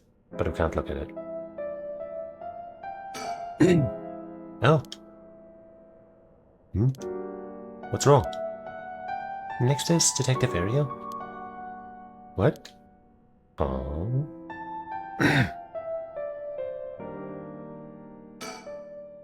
I can't get my mind off the remaining curse stone, the Whispering Candle, and who the mastermind is. But we have to deal with that thing before I can worry about any of that. How's it going with the 2 talismans? Have you figured out the location of the Record of Fate Seal Scroll? I have, more or less. When I combined the contents of the 2 talismans, they formed a seal which could be undone. The things inside the talismans that looked like scraps of wood were actually a tiny scroll kept folded up by the seal. Would have thought the talismans actually contained the scroll itself. So that's the Jane scroll then. What's it say? So that's the Jane scroll then. Why not? Well, there's one more seal we have to undo to open the scroll. At this point, I really do think Eri was suspicious. Like I always thought he kind of was, but it was just like, maybe he's not. But now this is definitely very suspicious. It's giving me some trouble, so I was actually hoping you could help me out. Okay, unlocking the seal, got it, sure thing. I don't know what I'll be able to do, but let me add it. Wow, I didn't expect you to be so eager to help. It's oddly reassuring. Okay, let's see. There are 5 seals holding the scroll shut. I think we have to remove them in the correct order. Each seal has a different design: a carp, a light, a beech leaf, a tiger drum, and a reed. All corresponding to certain curses, don't they? Aren't they, rather? Remove the 5 seals in the right order, okay. If we get it wrong, is it going to, go boom? Huh? No, well, we'll just have to try again. I tested it once already. Oh, you already tried it yourself, so brave. I think it's devised so the seal can only be undone if the curses for the right have already been unleashed. And I think there's a hint to opening it hidden in something related to the curses. Just let me know when you're ready. Well, I think my idea about having to derive information from those texts turned out to be true. But I don't have to look at all of them, just those 5, I think.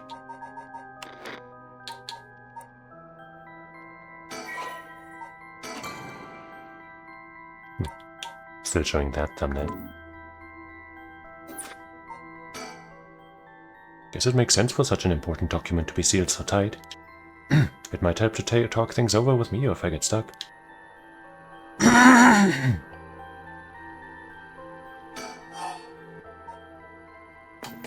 Okay, I guess I gotta check the files first. Shit, which were they? Let me see again. I think I remember them, but just to make sure. Let me also just make a screenshot here so I can have it on hand whenever.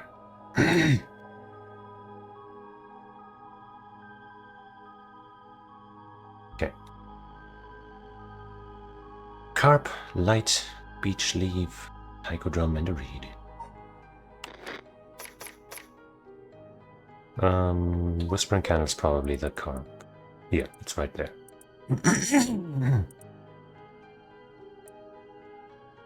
Toki loved fishing with her father, Jinkichi. One day, her father disappeared. Toki's mother went to look for him, never came back either. Consulted to... Wait, Toki continued to wait alone.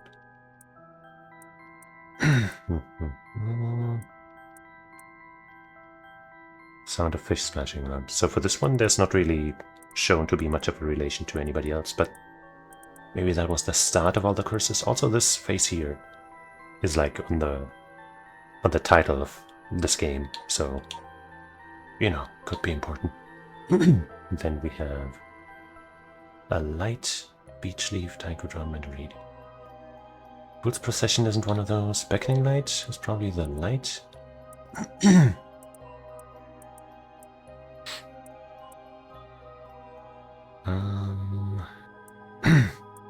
Young couple and their daughter. I guess that might be that one that we just talked about, huh? Wait, vague silhouette. Framed by silvery moonlight near the bridge. Man hunched over, near death. He lost everything. Repaid the kindness shown to him with evil. Oh. The regret gnaws at him. His mind turns to the mere woman. It was all her doing. Now the blame laid with him and his inexperience. Foolishly involved himself with the forbidden, inviting evil into his life.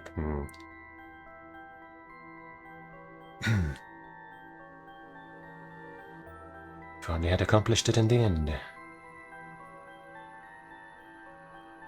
Perhaps another life. So if we're going in like order of when they happened or when they died, then this is definitely after the Whispering Candle. So for the order of Carp and Light would be correct, I guess, but probably not going to stay that way.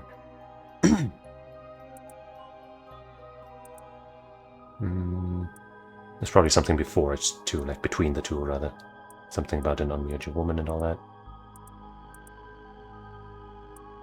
But yeah, he repaid some kindness with death and stuff, so yeah.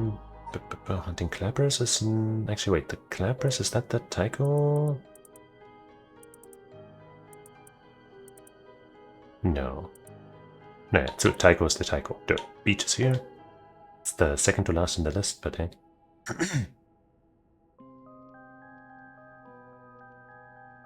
Anyway, the beach is after the light. So I guess these are actually in the order in this menu too.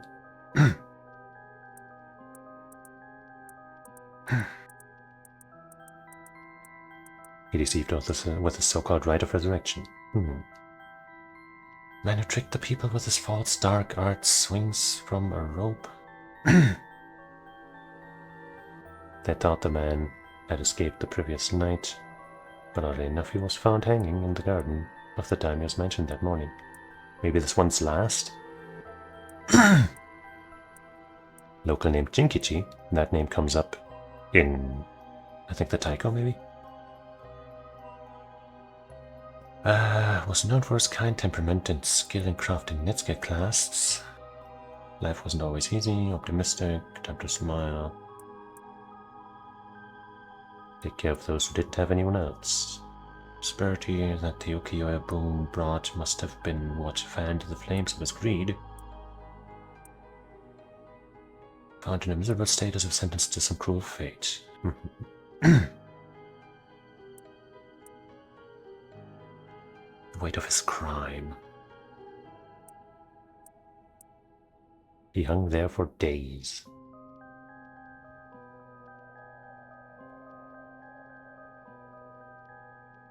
Beech trees' leaves do not fall, and neither did the man's body hanging from it. Mansion's owner was not at home. I guess I'll open up like a text document, I guess, and just write down the order that I'm currently thinking of. So, carpet is currently the first, I guess. Then, let's say the beech leaf is before the light. And yeah. The taiko drum. We just read that one, but hey, let's go over it again. Drums. What's happening with the drums? What's happening? A body was found, old man Kanzo. Okay, maybe I should also note down behind the, you know, the words, kind of like names that come up within them and stuff. Right, Jinkichi was her father. Okay. Daughter's father, Jinkichi.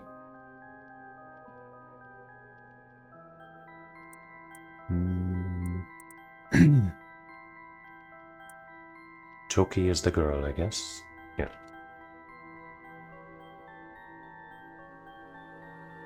Toki is father, Jinkichi.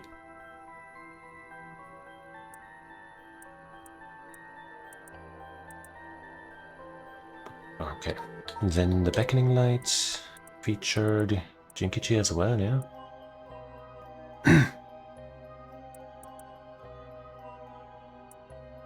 No, not by name, I guess. But it mentions the young couple and their daughter.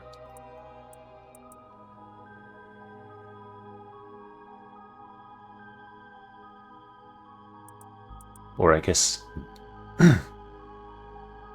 There were moonlight near the bridge. It's a man hunched over near death, with regret carved on his face. Visions of the past flash through his mind. Memories of the young couple and their daughter. But he has lost everything.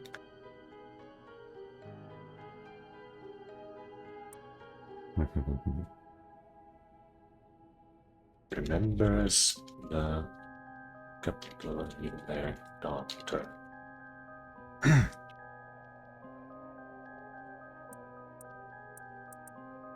Unmute your woman.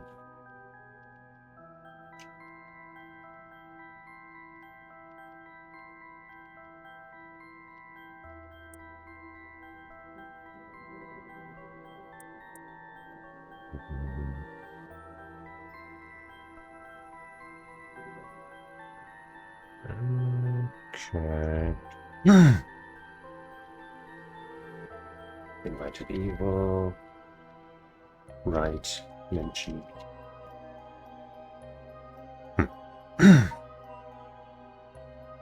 And the light... Wait, no, the light is... Wait, oh shit, I put that on the beach because the order is different.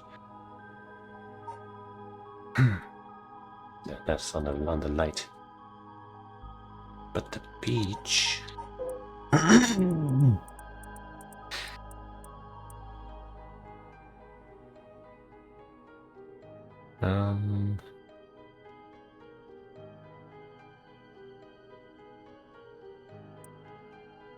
So...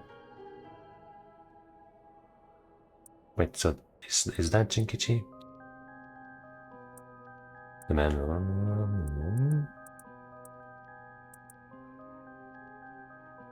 Huh? But Jinkichi is also the father of the daughter.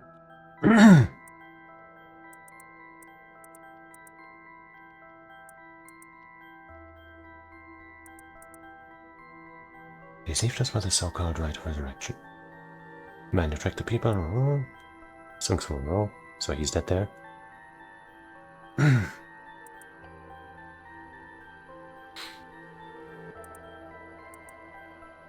But Jinkichi has to also be the man they're talking about here as the guy who deceived people. Jinkichi deceived, not disturbed, deceived people with rights. I can spell. Oops.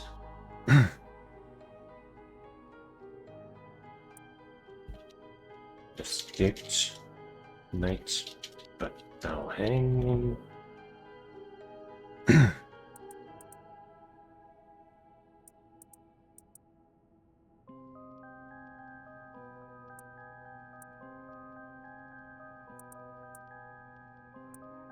Craftsman, ukiyo-e, I guess.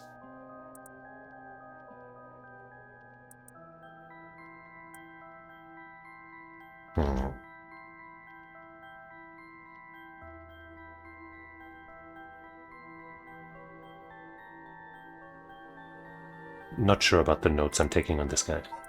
The Taiko now.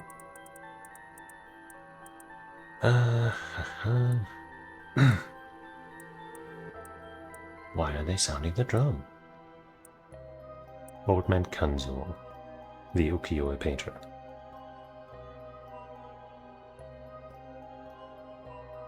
Nearby, but had been down and out for years.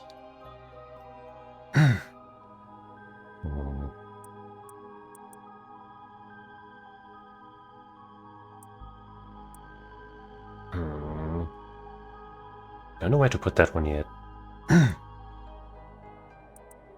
One day his granddaughter told him about her dreams, curses, and rumor. He returned. The old man was gripped by his sudden zeal and began to paint what's made for him. His work quickly became famous and what could possibly have happened? I guess there's no mention of the rite here, so maybe the daughter actually introduced the rite here? Or like this was the start of the rite or something?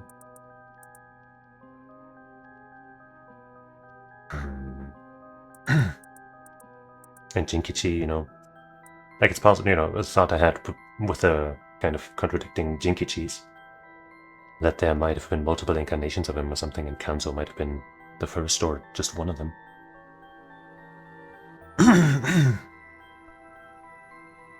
Then also that maybe, you know, the young woman reincarnation of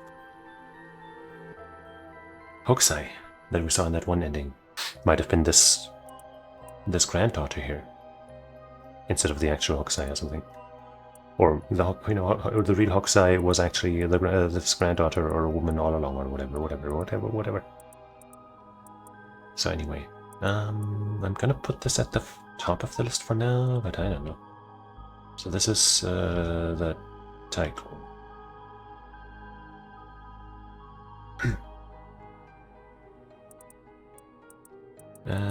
Kanzo.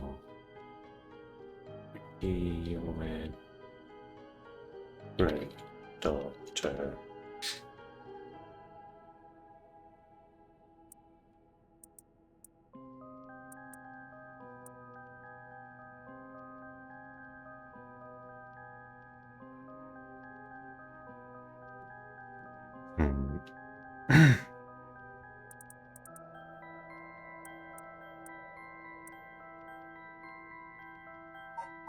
Not sure. Then the reader.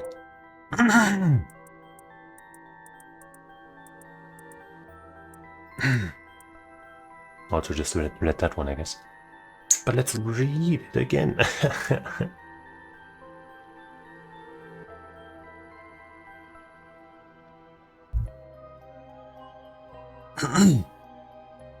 Okoma.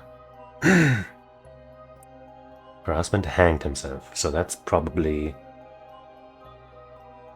you know, the guy. Also, my husband is a swindler, so that fits in. So that would have to be after that.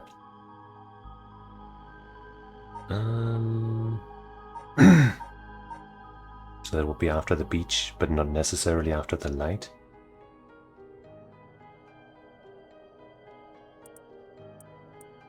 But it's probably like right after the hanging, right?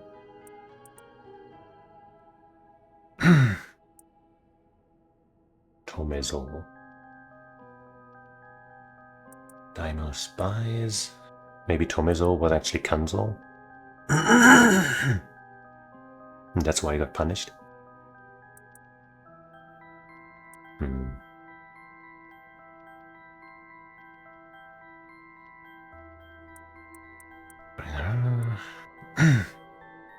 Bridge nightly to seek information from Tomezo. Bringing it for knowledge to the daimyo, much to Tomezo's alarm. Angered at having been misled, he confronted her. On the bridge. Right, yeah, no. He killed her.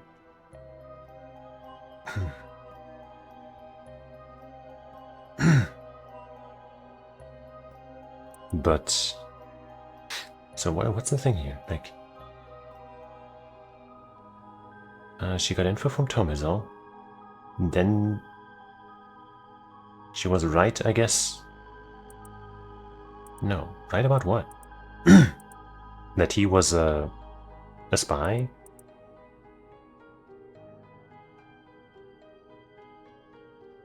I guess, okay, I guess he was a spy not for the daimyo, but some other people? No, one of the daimyo's spies. So what did she bring to the daimyo, and why would he be mad at her? If that's, like, that doesn't fit with anything to me in my mind. But I guess for now I put the reed after the beach.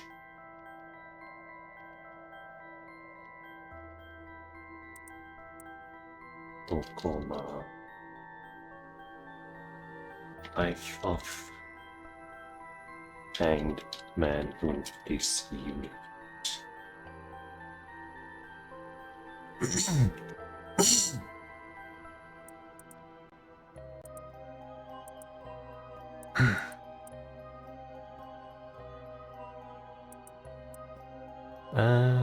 Time to declare husband's name. She met Tomizo. I guess she found out that she was right about her husband being innocent. That could be it. Right, she wanted to clear her husband's name, so she went in going for information from him, and then she found out, oh man, you really were fucking lying about that shit. And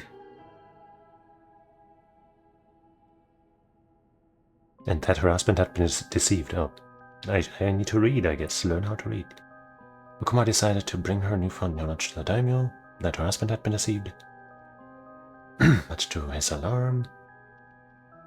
And then he was like, yo, I didn't know you were gonna do that. And she was like, no, fuck you, you killed my husband, essentially. And then he was like, oh, how dare you insult me, and killed her too.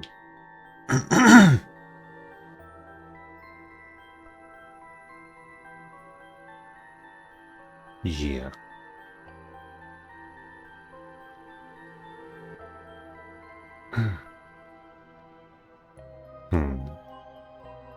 So I'm pretty sure about the order beach and read, if it's about the time of events / deaths.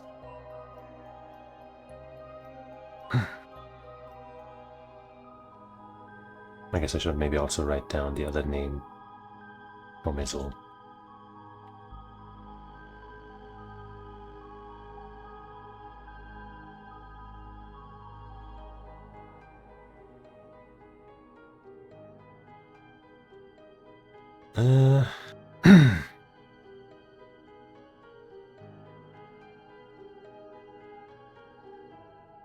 Now why? So, right, Jinkichi... So Jinkichi, that name is mentioned with a carpet and the beach.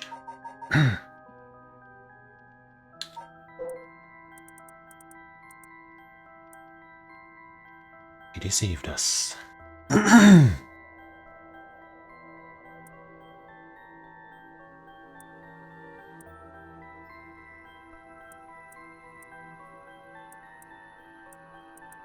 Wait, but he had escaped the previous night. I thought that referred to the ritual, but I guess maybe it doesn't have anything to do with that necessarily, and then what did he escape?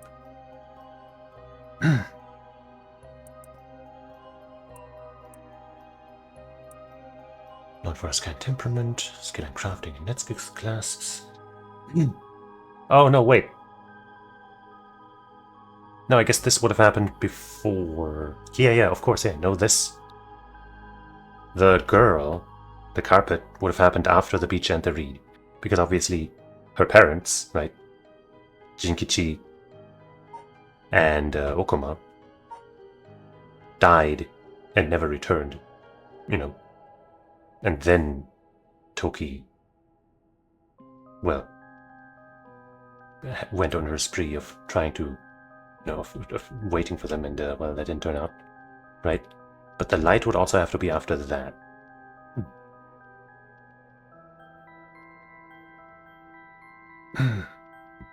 So we definitely, we can be pretty sure about beach, reed, carpet, in that order.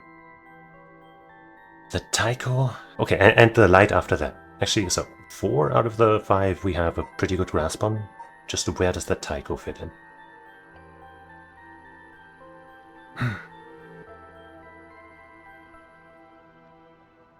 Let's check the taiko again.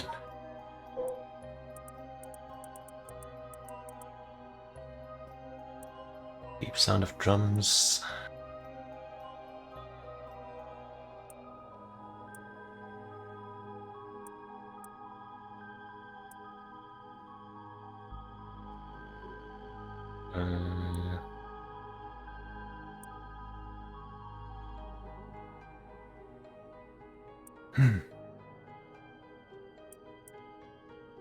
Isn't that old man Kanzo, the ukiyo painter? Who else was an ukiyo painter? Why did that come up again? I have it here on the taiko with Kanzo. And the beach with Jinkichi.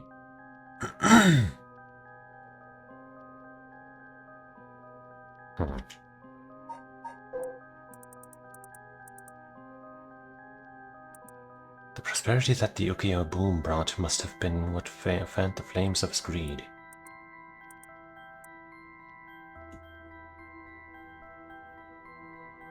The old craftsman was found in a miserable state, his retention room. Perhaps he ended his own life. So that's the hanging, right?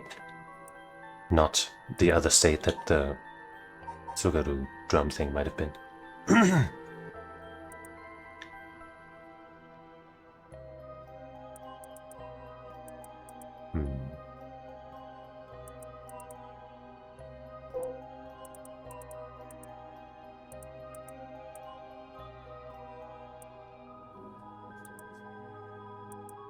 Like, I don't really have a good reason, I guess, to think that this Kanzo and Jinkichi are the same person, other than that they are ukiyo related, I guess.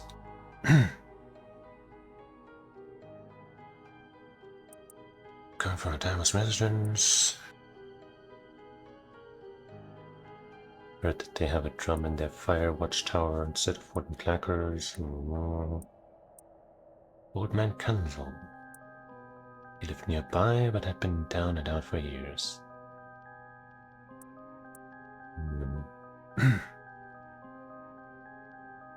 His granddaughter.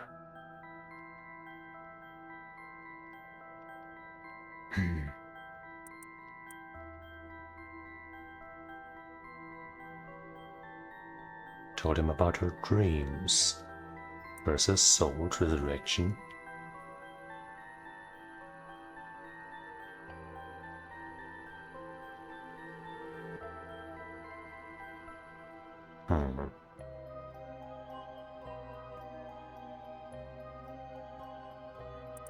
I just don't see when this takes place compared to the others. It's either, I'm pretty sure it's gotta be either the first or the last. At first I assumed that Jinkichi escaping something must have had something to do with the ritual. And that this is where it maybe started, but if that's not actually the case, let me check if the ritual was mentioned anywhere else directly.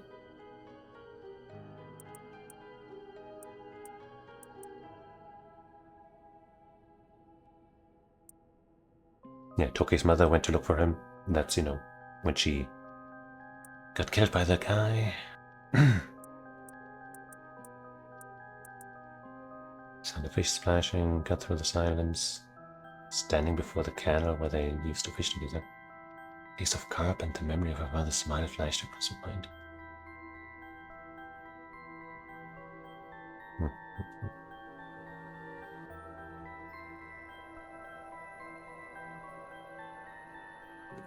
This doesn't mention it.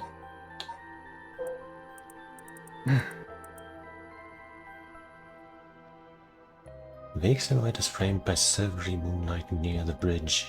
It's a man hunched over near death. with a roulette carved on his face. Right, I wasn't really paying attention to this, like his entire moral thing, right? Memories of the young couple and their daughter, yeah. He has lost everything. He had repaid the kindness shown to him with evil. Though regret gnaws at him now, it's too late to undo it. I guess, you know.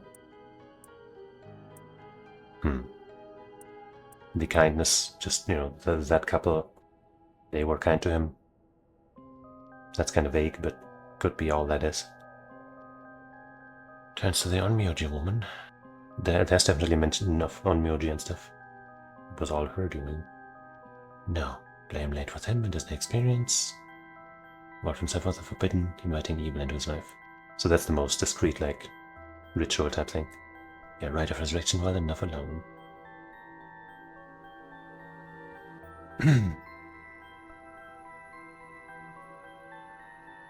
If only I had accomplished it in the end. Alas, it's too late for that now. Perhaps in another life I can fulfill my dreams. I still feel like the taiko, I guess, could be after this or before it.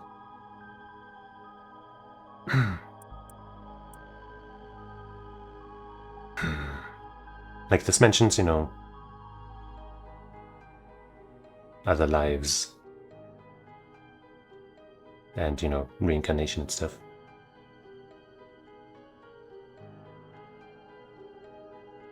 But because of that, I think both kind of work, you know? Either the entire magic rite stuff came out. No, actually, I guess maybe the entire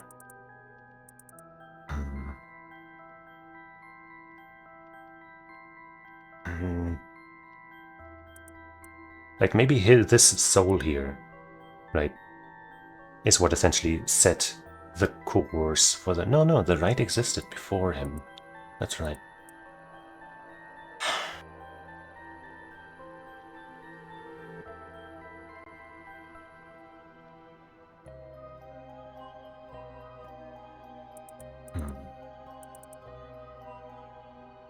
For the sake of not being here all day, I guess, I'm gonna go with the taiko being the very start. Then the family tragedy, I guess, taking place. And then the light kind of, you know, remembering that, seeing that, hoping, and using the thing, the ritual, trying to use it as something, I don't know, to set things right.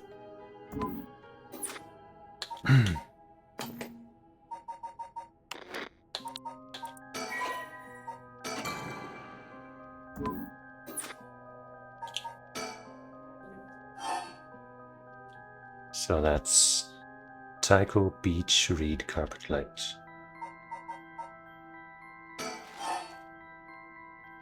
Beach, reed, carpet.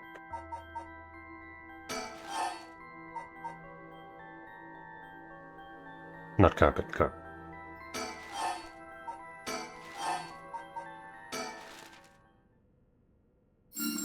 Uh-huh. Well, you got it right. It's open. Getting it on the first try. That's amazing. You're a pro. Thanks.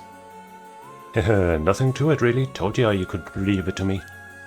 Now we can finally read what's written inside. Let's see. Hold on, let me close this screenshot. Oh wait, hey Rivo, sorry I didn't see you. I had had the screenshot of this so I could see which of the entries I had to read.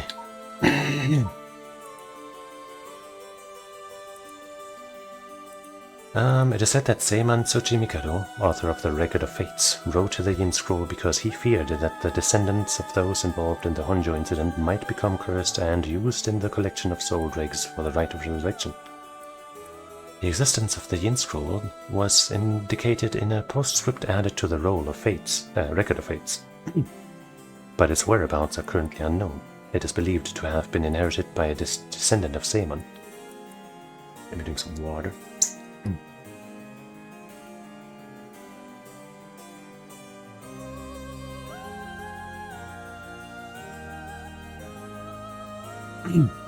The text has been preserved in the form of 2 talismans held by Hajime Yoshimi and Michio Shiraishi. It contains a full account of the Honjo incident, and the following is written in TSMoH's hand. I bequeath this scroll to future generations to be used in the event that calamity should arise from this grievous incident.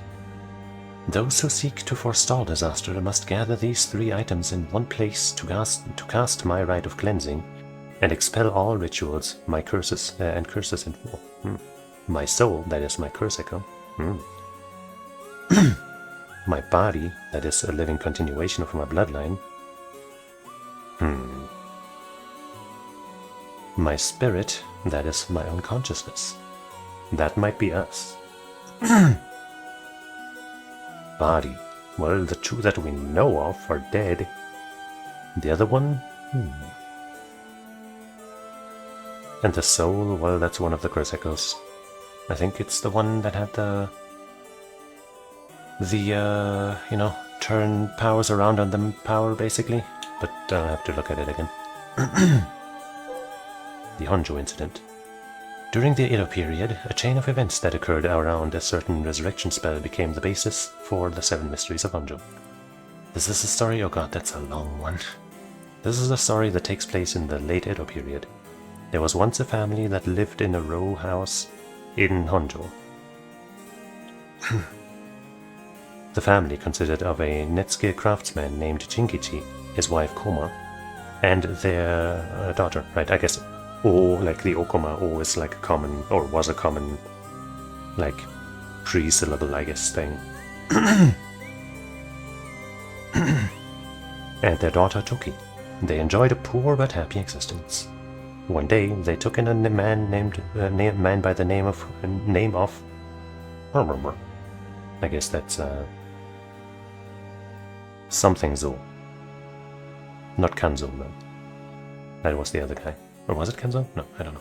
I can check my notes. Tomezo. Unless that's a fake name. Who claimed to be a shoumoji. Right, we heard that term before, I think.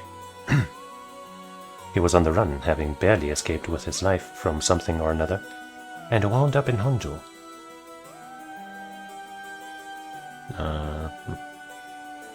Wait, having barely escaped, okay. The tough circumstances had left him sick and destitute. Jinkichi felt sorry for the man and decided to shelter him. The stranger was deeply grateful for the kindness and care of Jinkichi's family, as without it he would have surely died, and told them thusly, on the day of his departure, I want to give you my thanks, but unfortunately I have nothing of value. He paused, then asked, is there anyone you want to bring back to life? It turned out that the man's true name was Tsuchimikado Seiman, a descendant of renowned Onmyoji, and he had been researching the fabled rite of resurrection. For his crime in unearthing this forbidden rite, he was chased out by his family, but he wrote down everything about the spell in a book he named the Record of Fates while on the run. Whoever sought to perform the rite would need to kill people and gather their soul dregs. Seaman had only researched the rite out of the spirit of inquiry, but thought himself willing to use the rite if it was for the sake of Jinkichi's family. However, Jinkichi shook his head. Sacrificing someone is unthinkable. We didn't help you because we wanted something in return, so you owe us nothing, he said, declining the unbelievable offer. Seaman bowed his head in gratitude countless times at those words and left the house. In the same area there lived an ukiyo-e artist known as Old Man Kanzo. His art didn't sell much, but he often looked after Toki while Jinkichi and Koma were out working. The young Toki heard Seiman's talk about the rite of resurrection, but being too young to comprehend it, regaled it to Old Man Kanzo as a story of fiction. So it wasn't his literal granddaughter. Okay. Old Man Kanzo, inspired by the story and filled with renewed vigor, put his heart and soul into his next painting. The piece, centered around the theme of resurrection, became an instant hit in town. Jinkichi, being a shrewd businessman, saw an opportunity and jumped on the bandwagon by carving Netsuke connected to Old Man Kanzo's ukiyo-e. He made up stories about his Netsuke, telling the people that their blessings were connected to resurrection, and his business rapidly flourished. And those are the carving things, the little stones or whatever, rocks, whatever we call them. That man unknowingly left us a wonderful gift, thought Jinkichi and his family, but they were unaware of the tragedy that would soon unfold. Before long, word of Old Man Kanzo's wonderful ukiyo reached the ears of the local daimyo, and he was summoned to the lord's residence. But what awaited him was not praise, but cruel torture at the hand of Ashino, a female onmyoji who was in pursuit of Seimon. It was her who pressured Seimon into researching the rite of resurrection, which she secretly planned to use to preserve her beauty for all eternity. Ashino took advantage of the fact that the daimyo's heart was weak and frail following the loss of his family, and manipulated him into capturing Old Man Kanzo, the source of the recent rumors about resurrection. Tell me where you heard of the rite of resurrection, Ashino demanded as the brutal beatings continued. It was said that the eerie sound of the beatings rang out like the beatings of taiko drum night after night, reaching even the watchtower of the Tsukado residence. In the end, Ashino's cruel torture secured her the information on Jinkichi's family and the existence of the Record of Fates. The daimyo sent his chief retainer to bring in Jinkichi, and the torture resumed afresh. With the new captive. This time she intended to obtain the whereabouts of Seimon and the location of the Record of Fates. Jinkichi didn't know where Seimon went, but even if he did, he had no intention of telling and stubbornly kept his mouth shut. The torture was pushed too far, and Jinkichi was unintentionally killed before he spoke a word. The daimyo had Jinkichi's corpse hanged from a beech tree, and declared that, unable to bear the guilt of the crime of deceiving the masses with false rumors of resurrection, Jinkichi had committed suicide. This too was all part of Ashino's plan to send a message to the common folk, especially the increasing number of those who sought out the rite for themselves. News of what happened to Jinkichi spread, and people lost interest in the rite, wondering if the stories of resurrection were all but a lie. But rumors that the daimyo's word was perhaps not all that truthful spread quickly when a dancer claimed to have witnessed the chief retainer's cold-blooded handiwork at first hand. And Honjo fell into unrest once more. The chief retainer arrested the girl and proposed a deal to put a stop to the rumors. The girl was to say she just wanted attention and to retract her story by saying it was entirely made up. In exchange, she would be given a most wondrous stage to perform on. And we know the one. Probably. But when the day came, she was suffocated by the mask prepared for her for the performance. Unbeknownst to her, the mask had been covered in glue and part of the plan to kill, as part of the plan to kill and silence her. Koma never believed for a moment that her husband Jinkichi had committed a suicide. She was certain someone was behind his death and asked around persistently for the names, addresses, and any other information she could find on people with connections to the daimyo. The chief retainer would not allow things to escalate any further and had Tomezo, or Ronin, who once served as a spy, go after her. I'm sorry, I was just... Right, the wife, right. However, she turned the table on him, shouting, "It was you who killed my husband, wasn't it?" Confronted with the accusation, Tomezo flew into a blind rage and cut Koma down in broad daylight.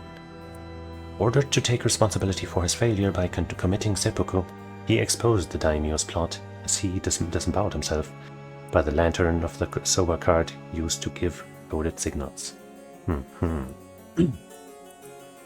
With both her parents gone through means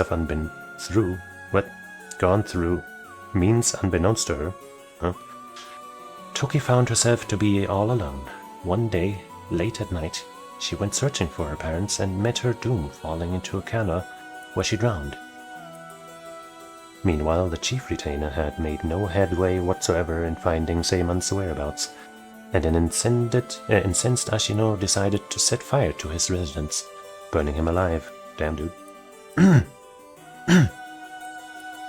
In truth, all those connected to these events thus far were cursed by Ashino so that their souls would turn into soul dregs upon death, which she had been collecting. All she needed to perform the rite now was to get her hands on the Record of Fates. Sensing that there was something serious at work behind the recent string of strange events in Honjo, Seimon returned to find he was too late. He broke down in tears when he learned of the unfortunate and unnatural deaths Jinkichi's family had met. Seimon realized it was the handiwork of Ashino when he found their soul dregs had been collected, and decided he had to prevent any further sacrifices from happening by confronting her on Hoonji Bridge. What ensued was a fierce battle of spells that endured till the break of dawn. So, though those who did not know any better only saw what they believed to be eerie flashes and supernatural orbs of light. At the end of the long battle, Ashino defeated Seimon and obtained the Record of Fates, but he had placed a curse upon her foot. Ashino dragged her foot, corrupted and horribly inflamed, and sought her refuge at the nearby residence of a retainer and angrily demanded they wash her foot. Ashino died then and there, filled with agony, and her foot cursed and rotten. Seimon too, having sustained serious wounds during their fight, died that day on Hoonji Bridge, still filled with regret. However, Seimon came back to life, knowing that there would be enough soul dregs in place during their confrontation. He had prepared a spell that would activate the Rite of Resurrection upon his passing. So that part was true. Feeling that his curiosity was responsible for the terrible tragedy that had unfolded, he was left with a keen understanding of why the Rite of Resurrection was forbidden, and became determined to seal it away. Indeed, the reason he'd resurrected himself was for that very purpose. However, he did not know what had become of the Record of Fates. With nothing to seal away, he instead used the remaining soul dregs to turn 9 of the Netsuke made by Jinkichi into ritual implements to be sealed away in Honjo. He placed a spell so that, should someone try to activate the Rite of Resurrection again, all 9 pieces will awaken at once. To pass the whole truth of these events to future generations, he wrote everything down in the Record of Fates scroll and passed it down to his descendants. Meanwhile, the townspeople kept silent about the incidents out of fear of being cursed. However, these occurrences were so strange that gossip about it couldn't truly be contained. Over time, the details became more and more vague, as the stories grew into legends, and that is how they came to be called the 7 Mysteries of Honjo.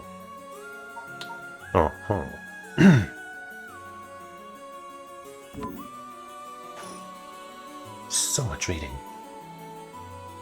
I see. What does it say? First, there's a detailed account of the tragedy surrounding the Rite of Resurrection that occurred in Honjo back in the Edo period. The whole story of what we call the Honjo incident is laid out clearly. That incident was the origin of the 7 Mysteries of Honjo and their curses, right? Yes, the resentment of the victims of the incident turned into curses, which are the curse echoes. The contents are organized like an answer sheet, so it doesn't just give us the information we need. Oh, is there anything else? Yes, here's what we've been looking for.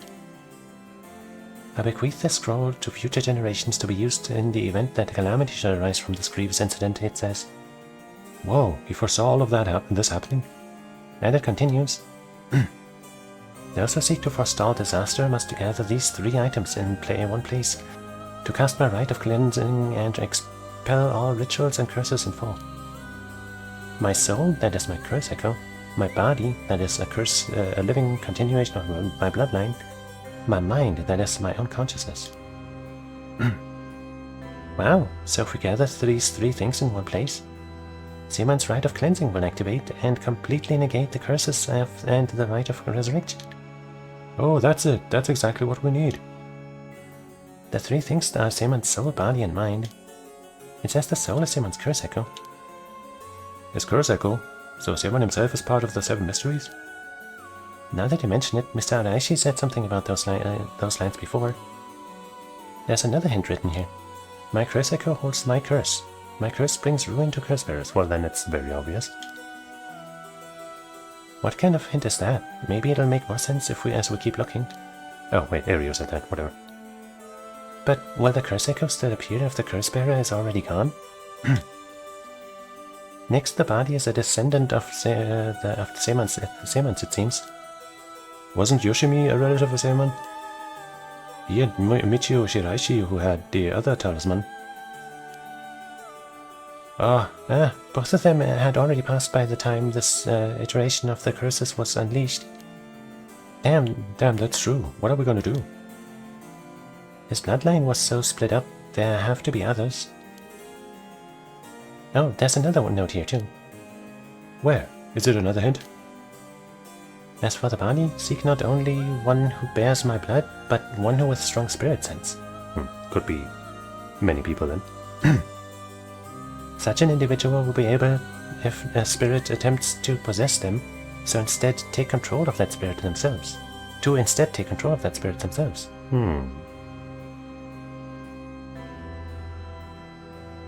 Maybe that's Ayame? Because she didn't... Well, no, did she get... I don't know, maybe she didn't get possessed. I don't know, I guess, whether or not she's Ashino is still kind of in the end thing, and even if she is, then I guess she wouldn't be possessed, but the body itself, so that's different.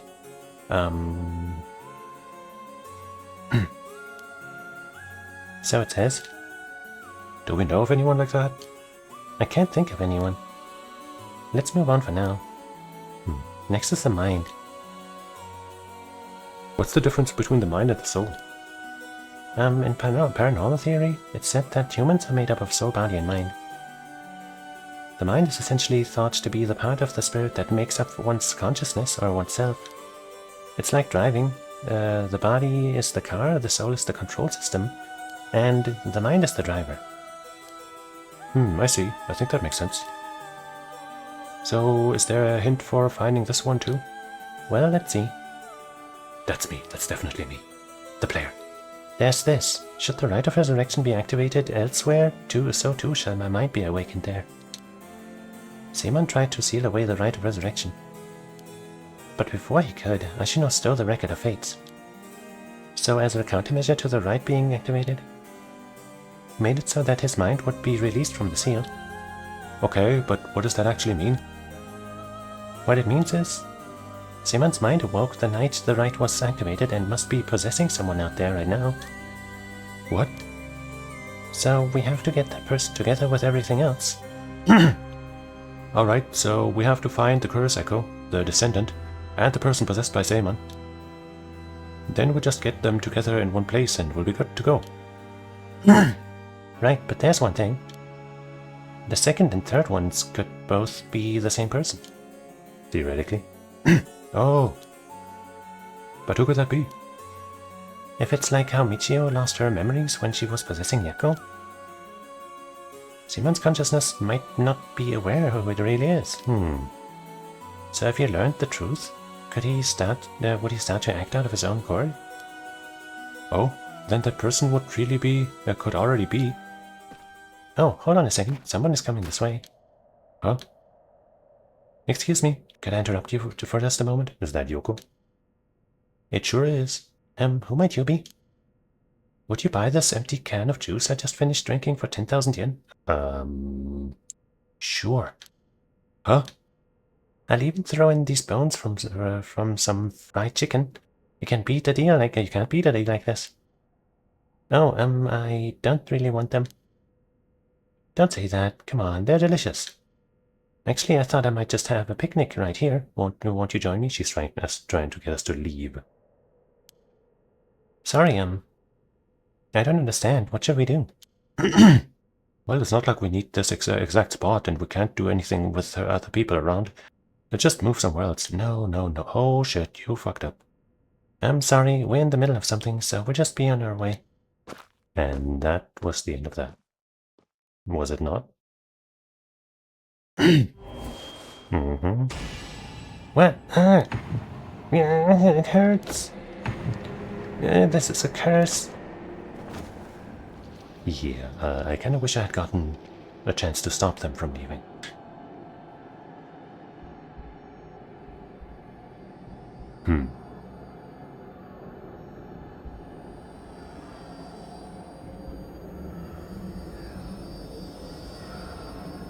Spooky sounds. Man, I gotta pee so bad, so I'll have to take another little idle meeting. Wait, why did the... I think my recording fucked up somehow. The rec button is on, but the timer isn't going up. Let's hope it was recording normally. Because this would kind of suck if not.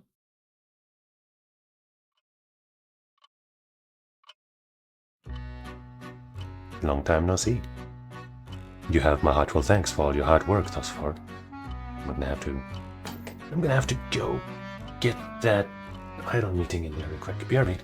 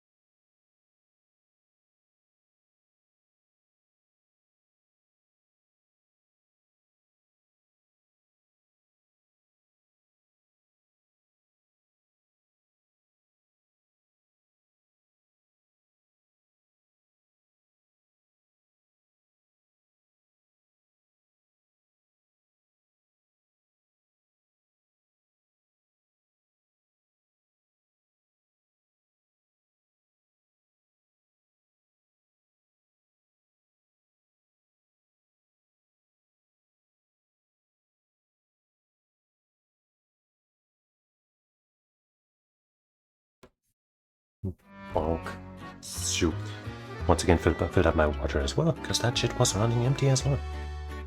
Okay, wouldn't it be funny if the only way to survive that part be by having all the birds? But let's first see what the storyteller has to tell us. This brings the story of the 7 mysteries of Funjo to a close. I don't think so, buddy. And who could have foreseen such a conclusion? Unfortunately, it seems the so-called mastermind was one step ahead of you. Not of me. She remains hidden, leaving behind no evidence. Perhaps there's truly no way to stop her. However, should you find that this conclusion is not to your liking, you can pay $20 for more DLC. By all means, please pursue a different path. You have done it once before, so I'm sure you already know how. With that, I shall be taking my leave. I have been your humble storyteller. Good night. Reach TSMoH's ending. Wait, but this is grayed out.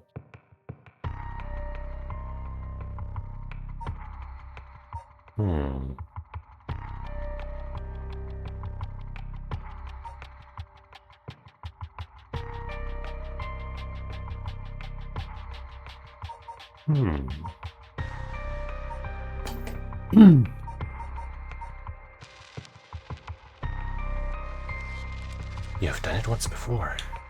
I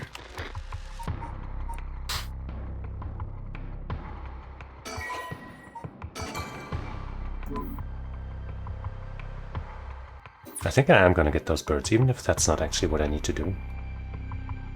I just kind of want to... And maybe it is what I need to do. Let's see if I can figure it out from the bird files, but I probably can't. I'm probably just going to look this up, but let's, maybe. Where are they?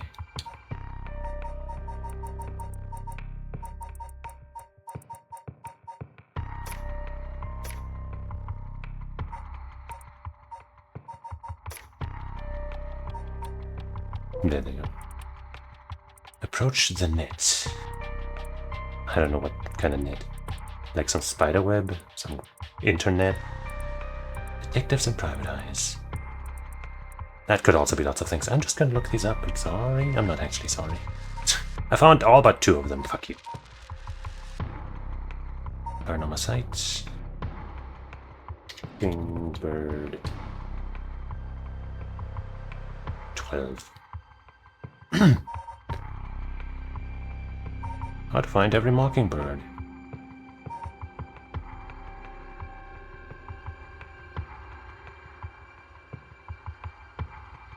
How do I Shigema dead or alive? Very beginning of the chapter.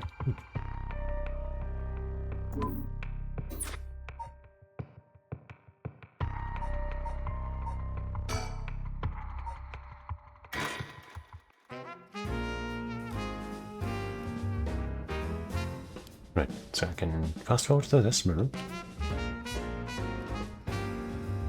Uh-huh. Damn, there was one here. Lucky. That's 12. The Royal Kingpin again. Oh, is that so? The ones where these 2 are always the best because we get some intel. And now we're only missing number 2.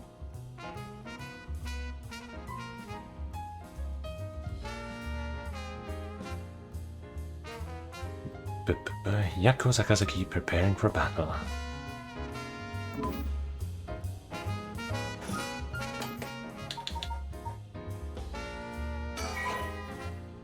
Wait, yeah? Let's see if we still have it.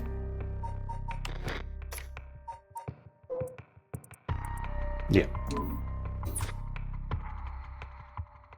Yako preparing for battle. So we really were on course to getting all of them, but I guess then I missed 2 close to the end. On the fence to the right of the school entrance. Have to look into the distance. Very difficult to spot. Okay. Like, I know I looked around for one here, so...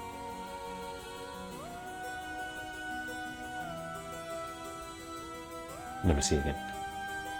On the fence to the right of the school entrance. School entrance would be like here. No, it would be the... where's the school entrance? Is this the school entrance? No, right? Or is it? Oh, this! Oh, okay. Huh. Actually noticeable, yeah. Mockingbird Buncho. Acquire a complete collection of mockingbird stickers. Yay. Legend has it collecting all of them will bring good luck. I got it.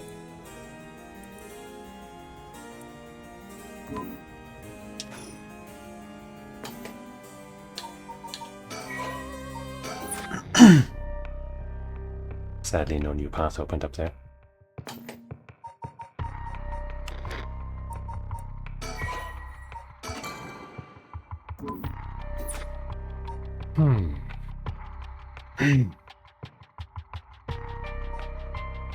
I guess some of them aren't quite super blacked out, right? Like this one's super dark, but these are like kinda, you know, light. These are super dark, but these have something. 2 things to remember. It's kind of gonna be hard to tell which ones of them are like completely blacked out and which ones aren't. Like, is this one completely blacked out?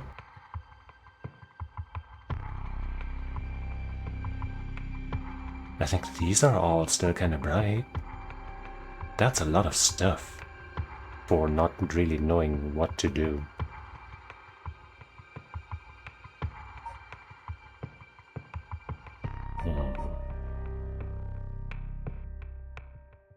What if I just go here?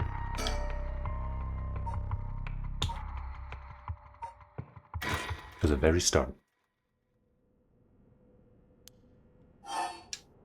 Huh?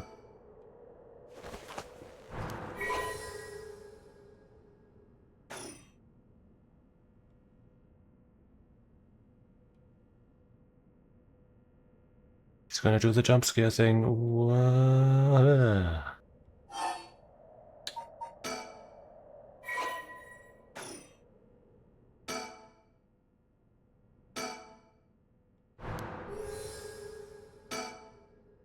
Hmm.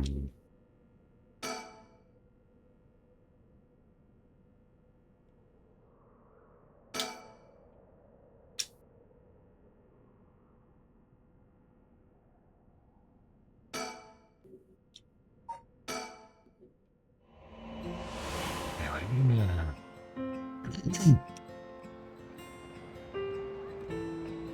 Oh, wait. Right. Our first meeting with her.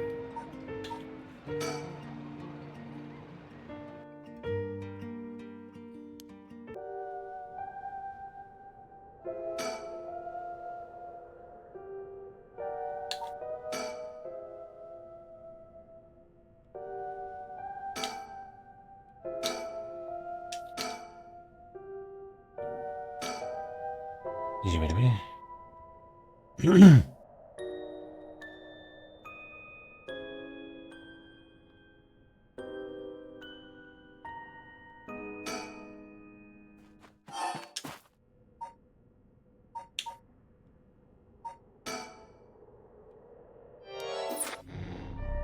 No? Hmm.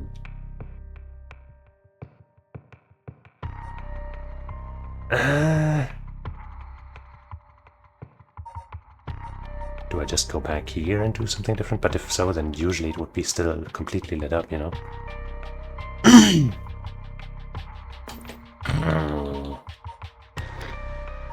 I just have no idea right now. Like, it would just be... But no, like, see, I was just thinking, oh, maybe I have to, you know, mess with the options here again or something. But if that was the case also, you know, we'd have to just... It would be lit up, right?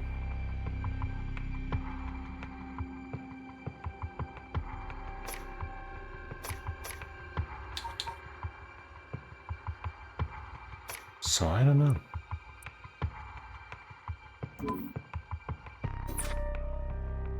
I don't want to ruin the, you know, the puzzle by looking it up, but I really have no idea. I'm just gonna go back here and see if I can do anything, I guess.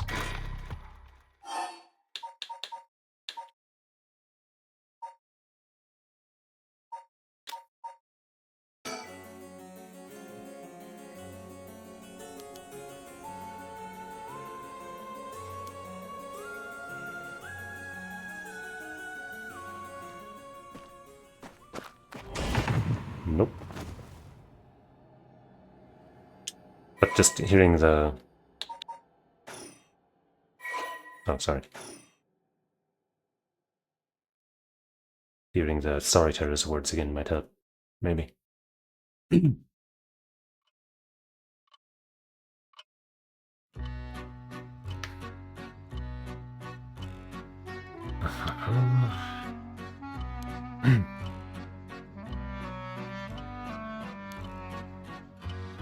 Seems like my mastermind was one step ahead of you. Remains hidden, leaving behind no evidence. I guess that's supposed to be evidence for me to find. I should find that this conclusion is not to your liking. Please pursue a different path. Done it once before.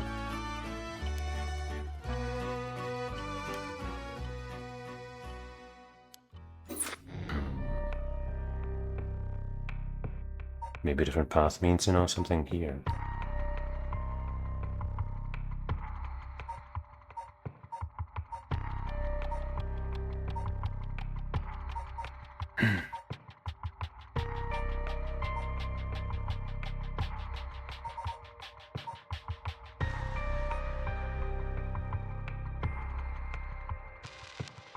Maybe we go here.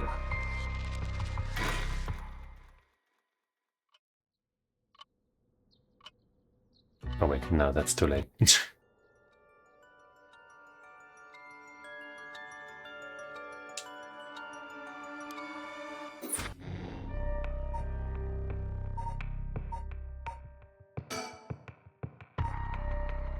Yoko Fukunaga finally regains consciousness.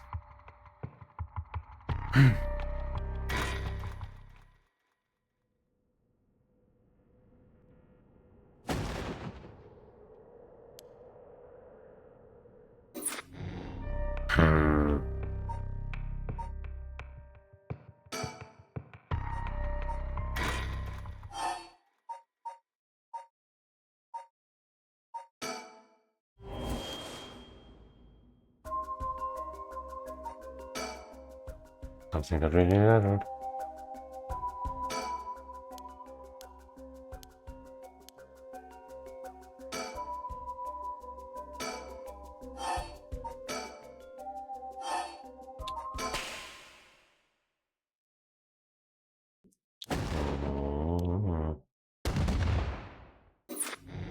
No.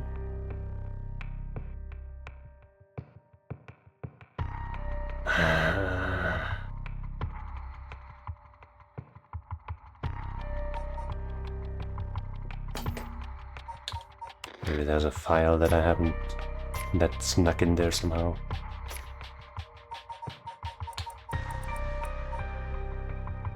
Where's the spirit board? Yo, spirit, what do I do?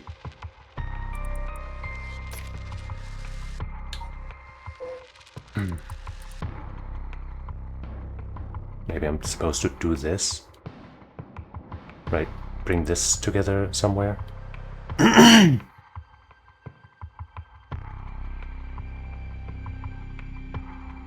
I guess let me check which the curse echo was again. Was it the lantern? No. The clappers? No.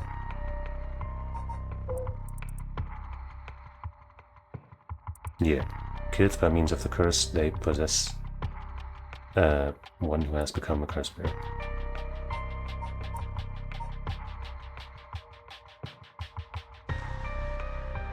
So, Mayu had that one, I guess.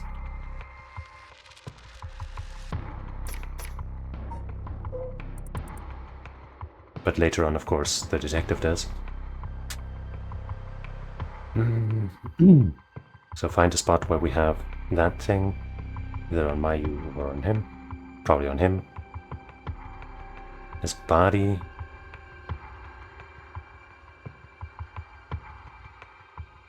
So that, like, can't really be Michio or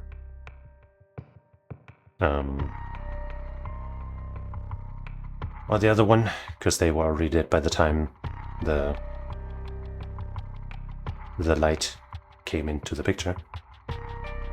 And the spirit is probably us, so it's whoever is being, you know, possessed by us at the moment. Or just straight up us. Maybe?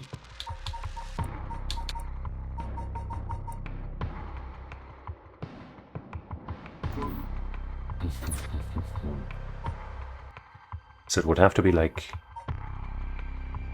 after this, I guess. Preparing for battle might be it. And Yakko might also be, you know, might count as a descendant or something.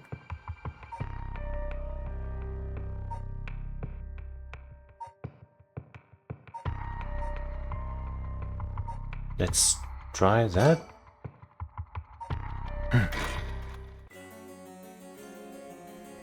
Though we were just here before, but...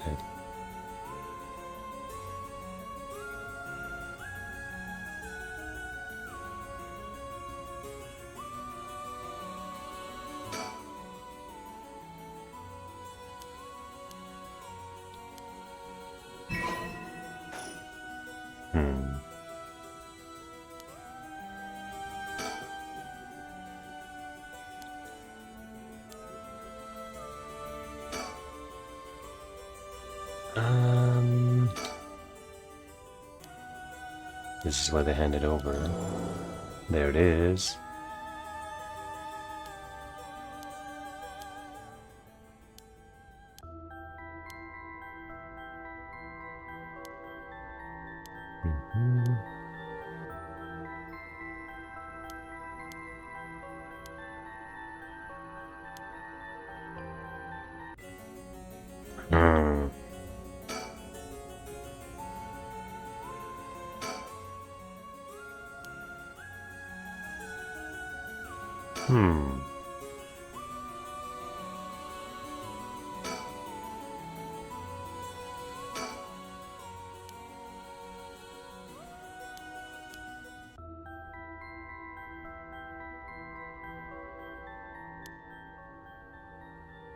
No, nothing new seems to be popping up anywhere. Maybe if we had think.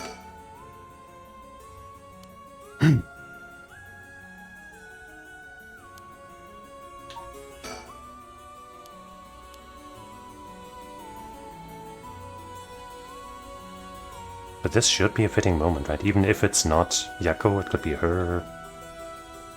Somebody with strong spirit stuff. Could be him. Maybe him, I don't know.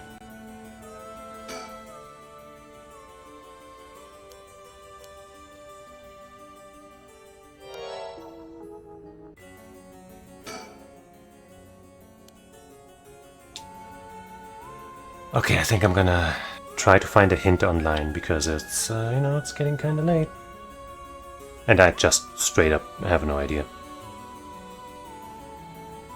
Do you want anything hint maybe? No.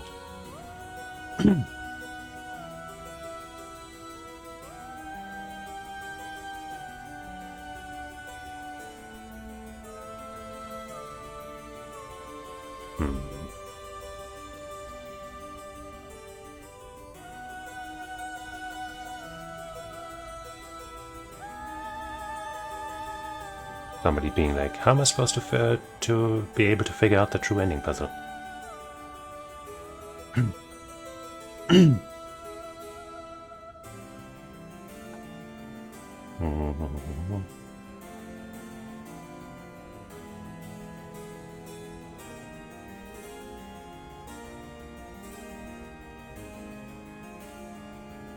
Still trying to avoid spoilers, so I'm not trying to read everything here.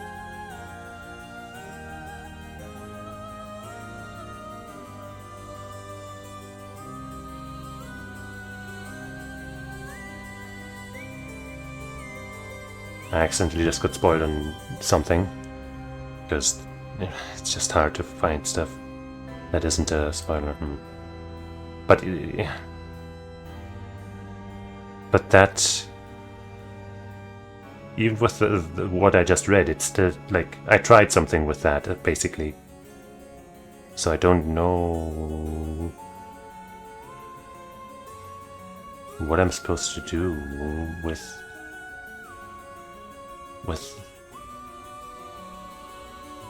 like how that fits with anything. How am I supposed? How I'm supposed to change my approach now? Because this doesn't make any sense to me. Like how? Like the idea makes sense, just like my ideas made sense. But I don't know where to go and what to do about it.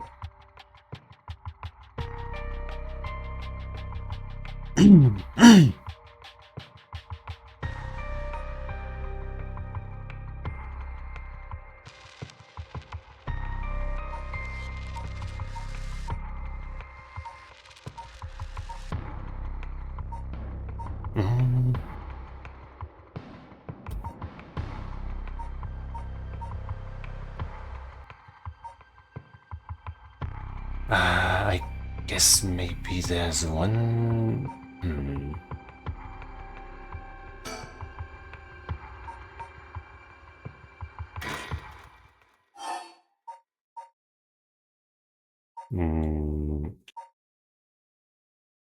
No, that shouldn't be it.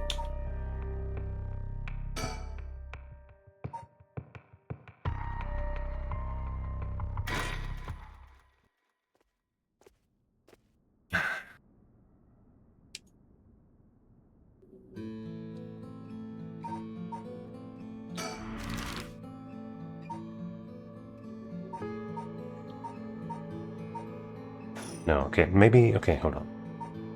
Okay, maybe, hold on. Maybe. Maybe we do go here.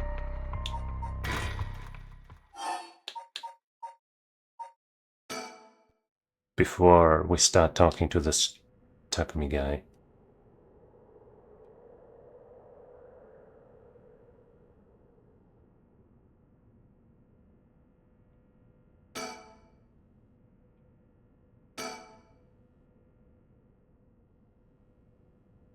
Okay, I thought we could look at the... Isn't a company around here too?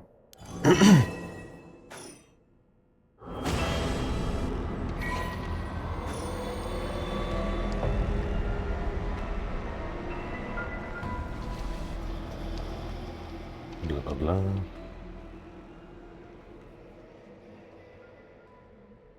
Hey dude. Maybe it is him I'm supposed to talk to. Oh, what the hell? That wasn't there, was it?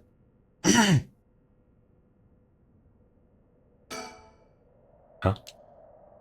The hell is that? It looks like a light floating in midair.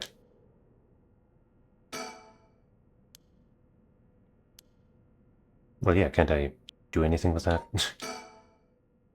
I've got my own curse stone and the curse of the Whispering Candle. I'm in way over my head. Was Yoko the one who dropped this curse stone? Does that mean she was the previous owner of the curse of the Whispering Candle? Then did she know what the rite of resurrection involved?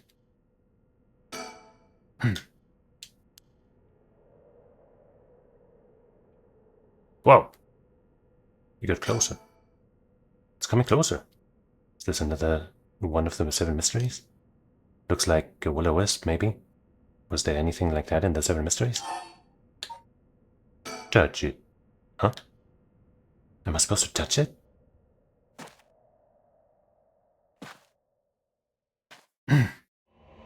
What?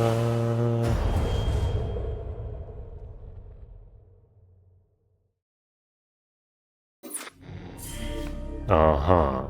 So yeah. I'm a little sad that,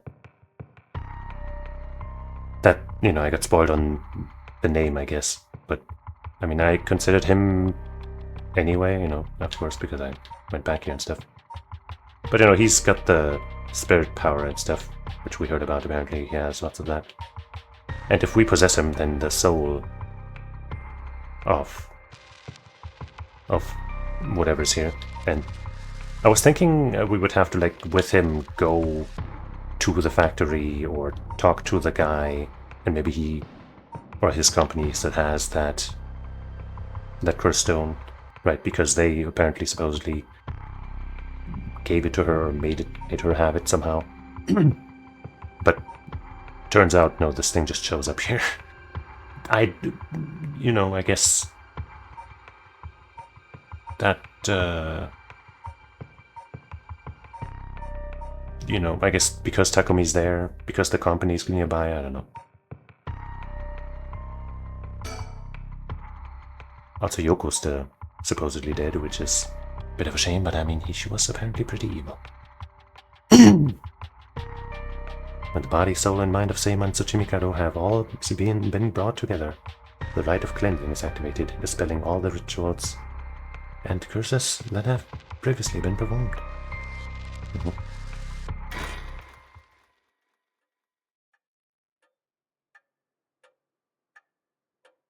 My. Finally, you have arrived at this juncture. I expected no less from you. That would mean that you have managed to bring everything to light. Though there's the possibility that you have wound up here by chance. I mean, like, mostly not. But maybe I'm not so sure about why that flame is there. So before I take you any further, I must ask you a number of questions. About what exactly the soul, body, and mind of Seiman Tsuchimikado are. Firstly, which curse echo represents the soul of Seiman Tsuchimikado? The Schmeckening light, right? But let me just check the name again because I'm... Yeah.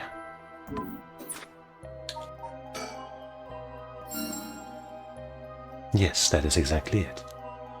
After his defeat at the hands of Ashino in the Honjo incident, Seiman wandered about near Honji. The form of his curse echo changed over time with the legend of he left behind. This is the curse echo which was acquired by Maiyo Chozawa. But when called forth by Seiman's body and mind, it appeared momentarily before him. Okay, sure, whatever. Sure. Let us continue. Who served as the self of Seiman Tsuchimikado? Who was his body, his descendant who carried his blood in their veins? Shogo is his name, right? Yes.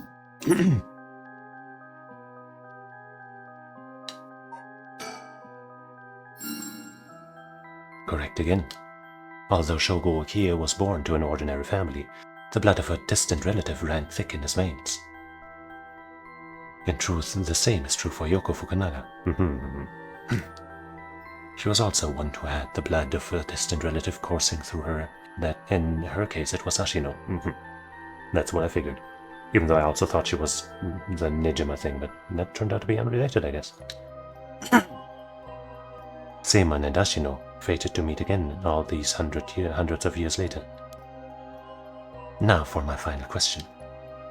Who is the mind of Seiman Tsuchimikado? Tell me the name of the person whose consciousness was directly tied to this. I think I have to type in Jolene, but maybe it's me or Shogo again.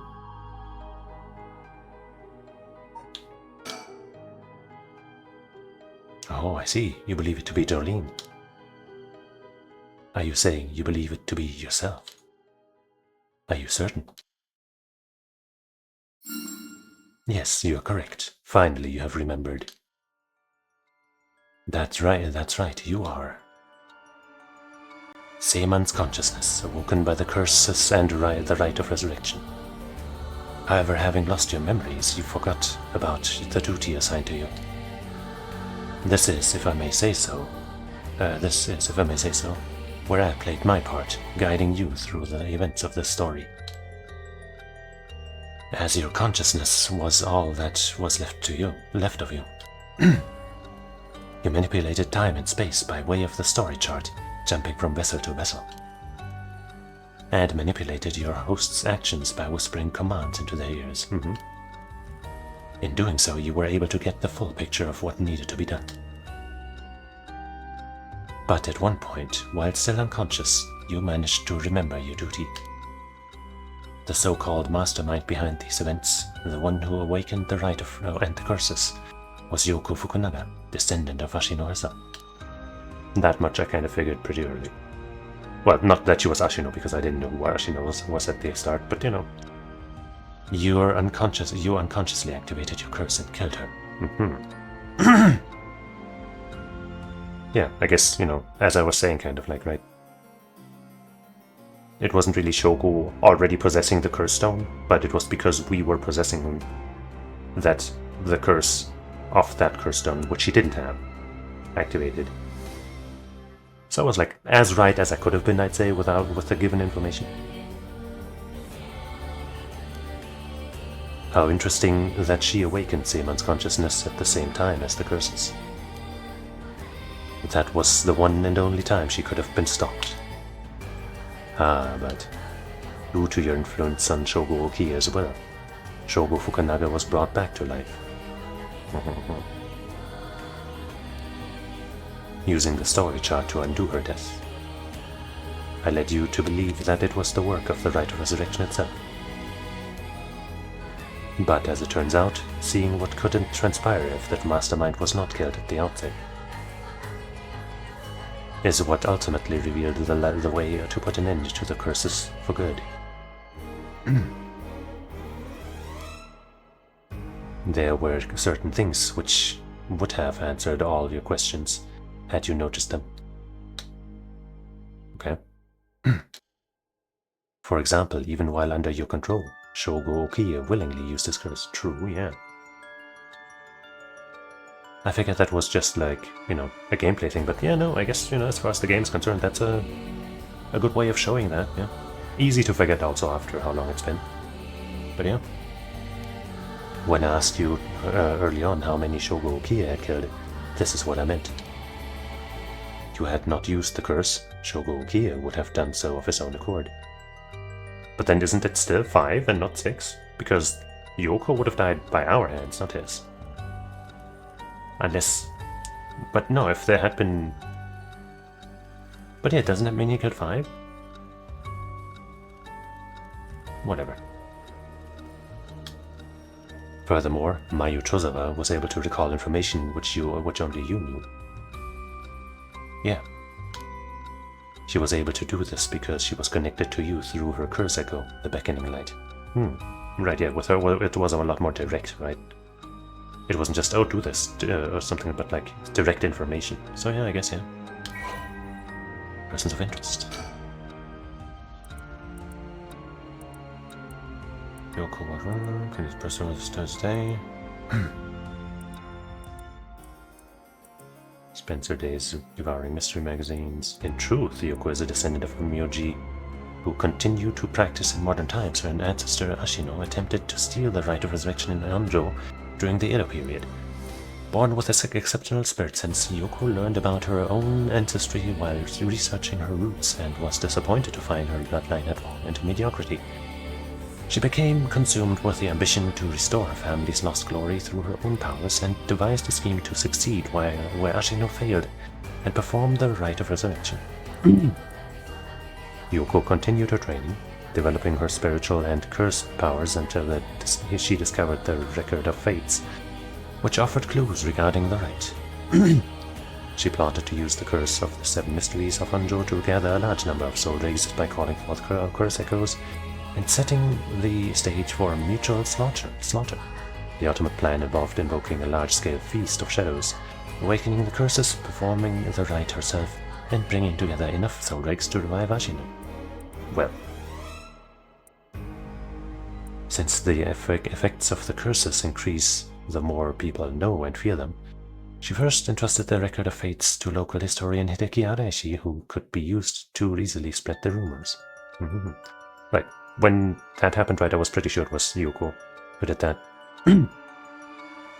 She also contacted Fumichika Nejima, the criminal with a deep understanding of mystic arts, to obtain the curse stones needed to gather soul rays. Unsurprisingly, Nejima was very interested in the story of Ashino, who readily agreed to aid his revival. While carrying out these steps, Yuko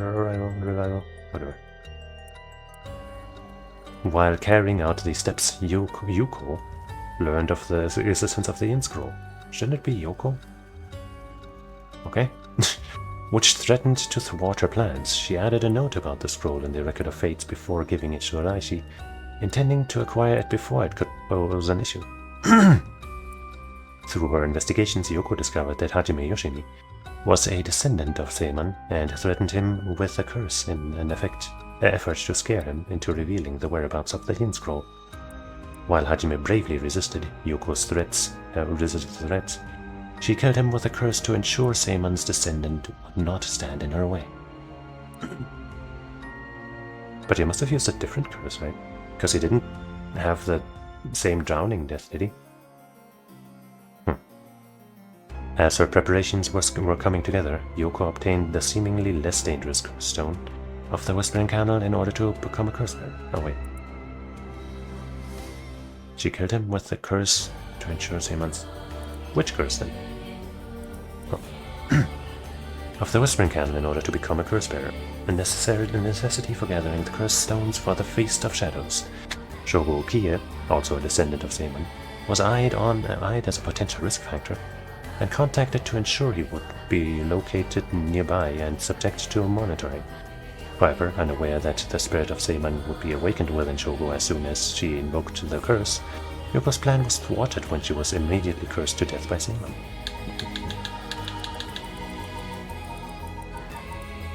I thought Shogo would also get an update, but no, not yet at least. Now, allow me to ask you one last question. If you, knowing all that you now know, had the ability to resurrect one life, what would you do?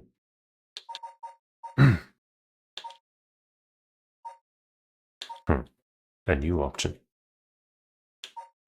You know, you could stick to your old answers if you want.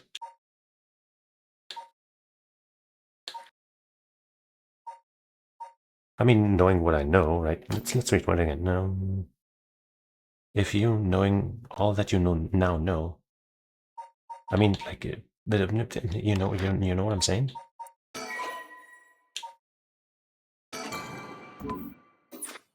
Does that mean know about this specific ritual, or just in general?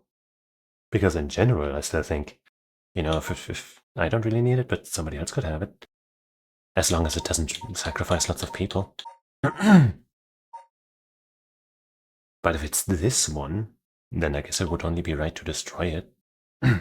But also there's the option of if it came at no cost. That can't really be that, can it?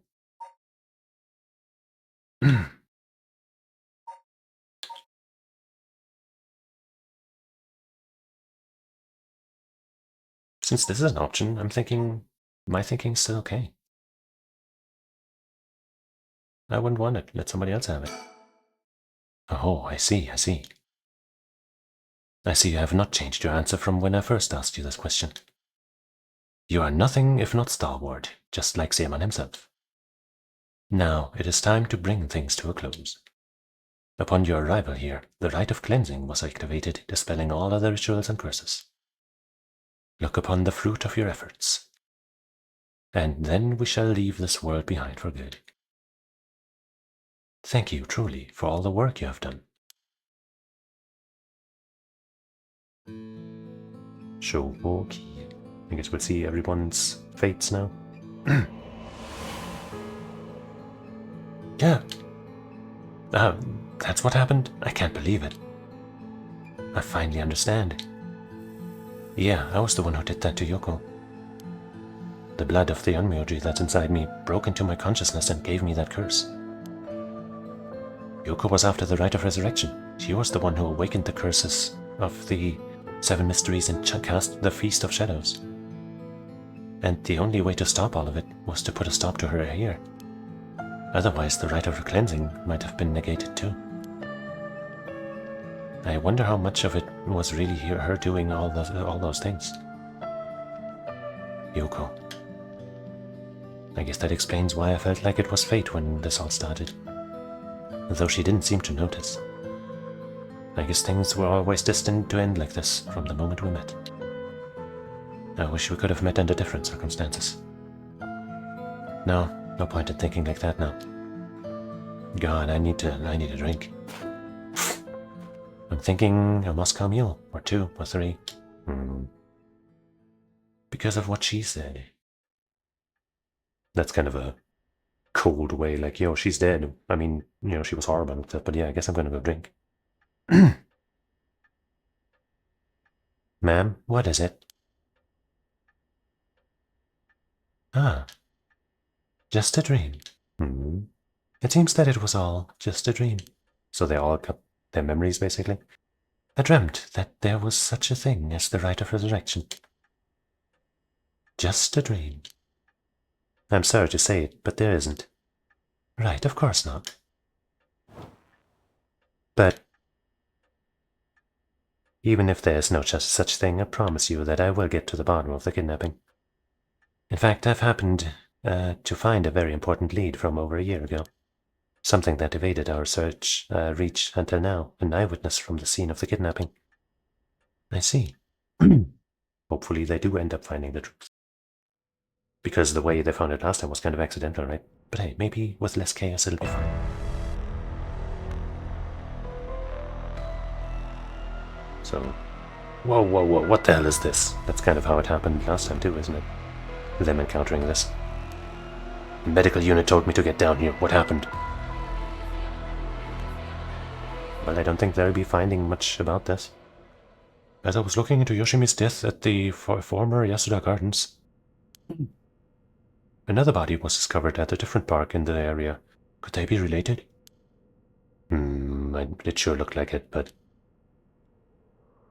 Excuse me, we found this among the victim's belongings. Thought you'd want to know. What's this? What the hell?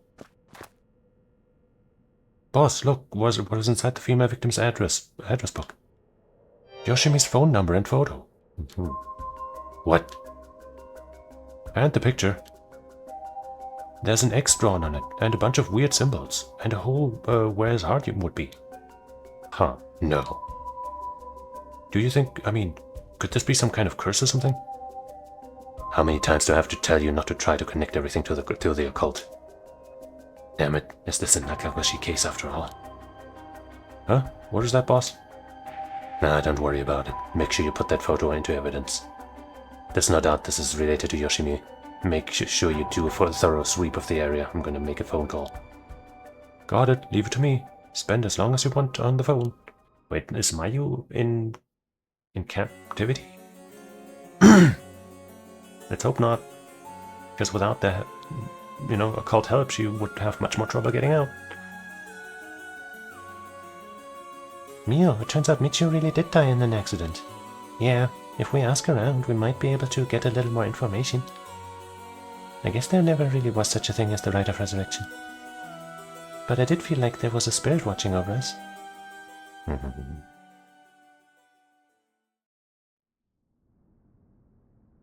This fucker. Damn it, why? Nothing's happening.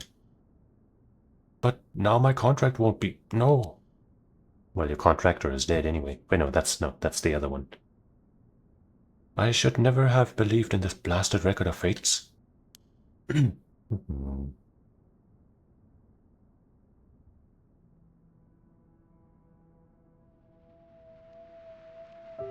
To all of you watching from afar, far away. The rite of resurrection has never existed, not in any world, not in any time. So I ask you to take the life you hold and move boldly forward one step at a time. Oh, I guess he's also alive still. Richter, Eva's out. Do you want to question him? Hang on, Erio. I want to get enough evidence for a search warrant. Let him go. That's the kidnapper.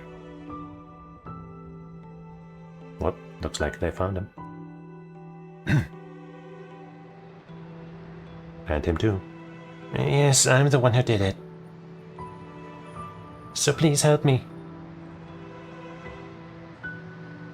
She's always following me.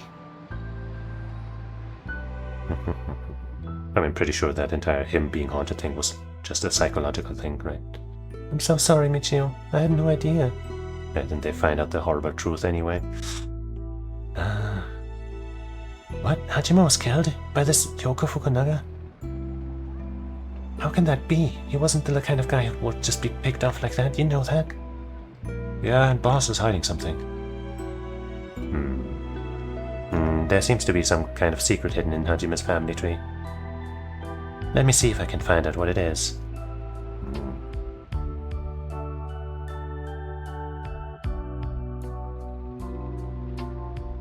I had heard you would be absent today. Is there something you need? Uh-huh. Well, I seem to have this spirit sense thing all of a sudden. I know it's the sort of thing our chairwoman doesn't approve of, so I thought I'd mention it. Doesn't approve of. You could have called. Didn't think you were that standoffish type. I heard you find out from Levi.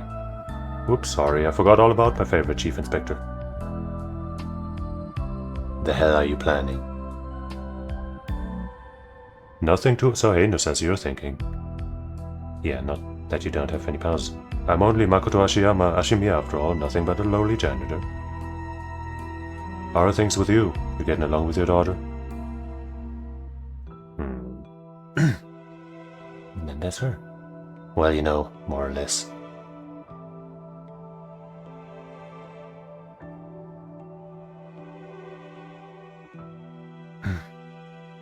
She's kinda nuts. Just straight up kinda nuts. Doing such things to revive a fucking artist who lived a full life.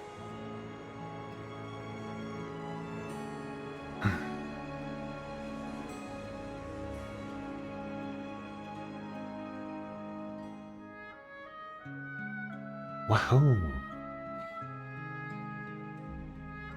The actual full credits. Yeah, I really wish I had fucking known that this would take so long and just stopped after, like, you know, the first 4 hours or something. Sheesh! But it was still enjoyable. It was just, you know, just kind of went deep into the night. It's almost 3 a.m.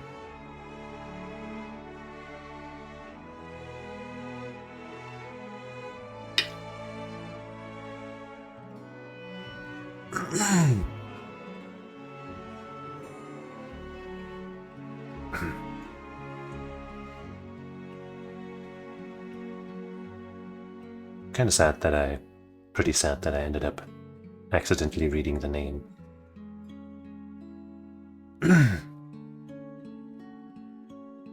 You know, I should put it together in a way. But yeah, doesn't feel as fulfilling. Because everything else I completely solved by myself, right? Even the trickier stuff. Just that last one.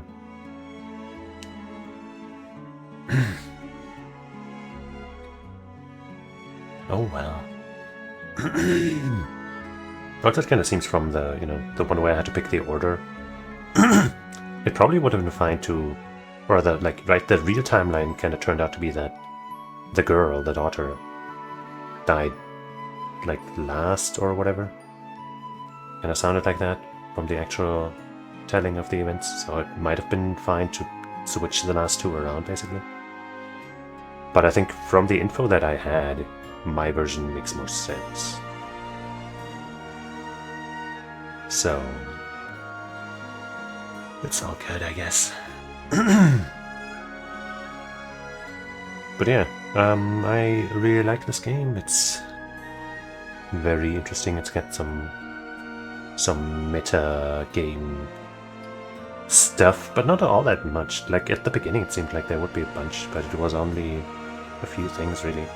Like the most meta thing was, you know, that turn the voice slider down thing, which sadly was kind of just a one-time thing. I mean, it was used again in the exact same way later, but I wouldn't count that because it's literally the exact same thing from the exact same character, you know.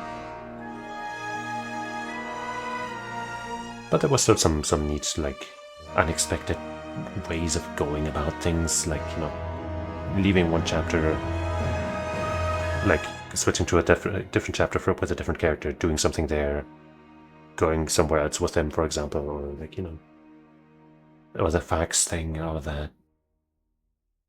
That's cool ideas. Honjo's biggest know-it-all, collect all files, case closed, complete the story, obligation fulfilled, reach something...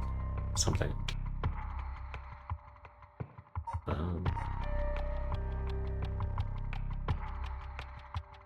But yeah, interesting story. Super fucking darks. tough, man. It's also sad that, you know, although of course in like the true ending here, things overall work out much better, of course. It's sad that, for example, Yako doesn't get the closure that she gets, you know, along this path here with her friend and all that.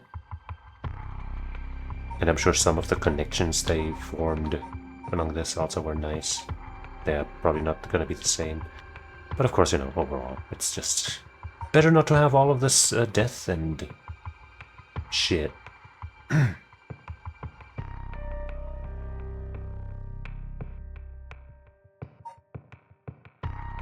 But yeah, that's gonna be the end of this game. I'm sure I could say a billion other things about it, but they're not coming to me right now. But yeah, I guess I'm looking forward to the sequel that they announced somewhat recently. A little, like a month or a couple of weeks before I started playing this.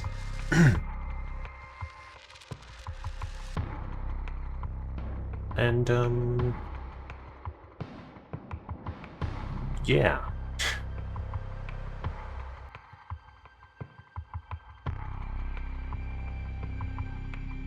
Let's just pretend that I completely came up with this myself, okay? That there was no accidentally reading his name online, okay, while I was looking for like a slight hint. That didn't happen, okay? I just figured it all out completely. Okay? Okay. So yeah, with that, I'm going to thank you for watching, hanging out, and bringing a close to this vicious cycle of curses and shit with me. And I hope you'll join me again sometime. Maybe tomorrow, or I don't know what yet. There are many things that I could be playing and doing. Actually, maybe not tomorrow. I have something planned with a friend, but I don't know how long that'll take or when we'll do it. So I don't know. But yeah, soon I'll do something. So be there, it'll be cool. And I promise I won't curse you. At least not too badly. So until we meet again, I say it's TSMoH. Bye-bye.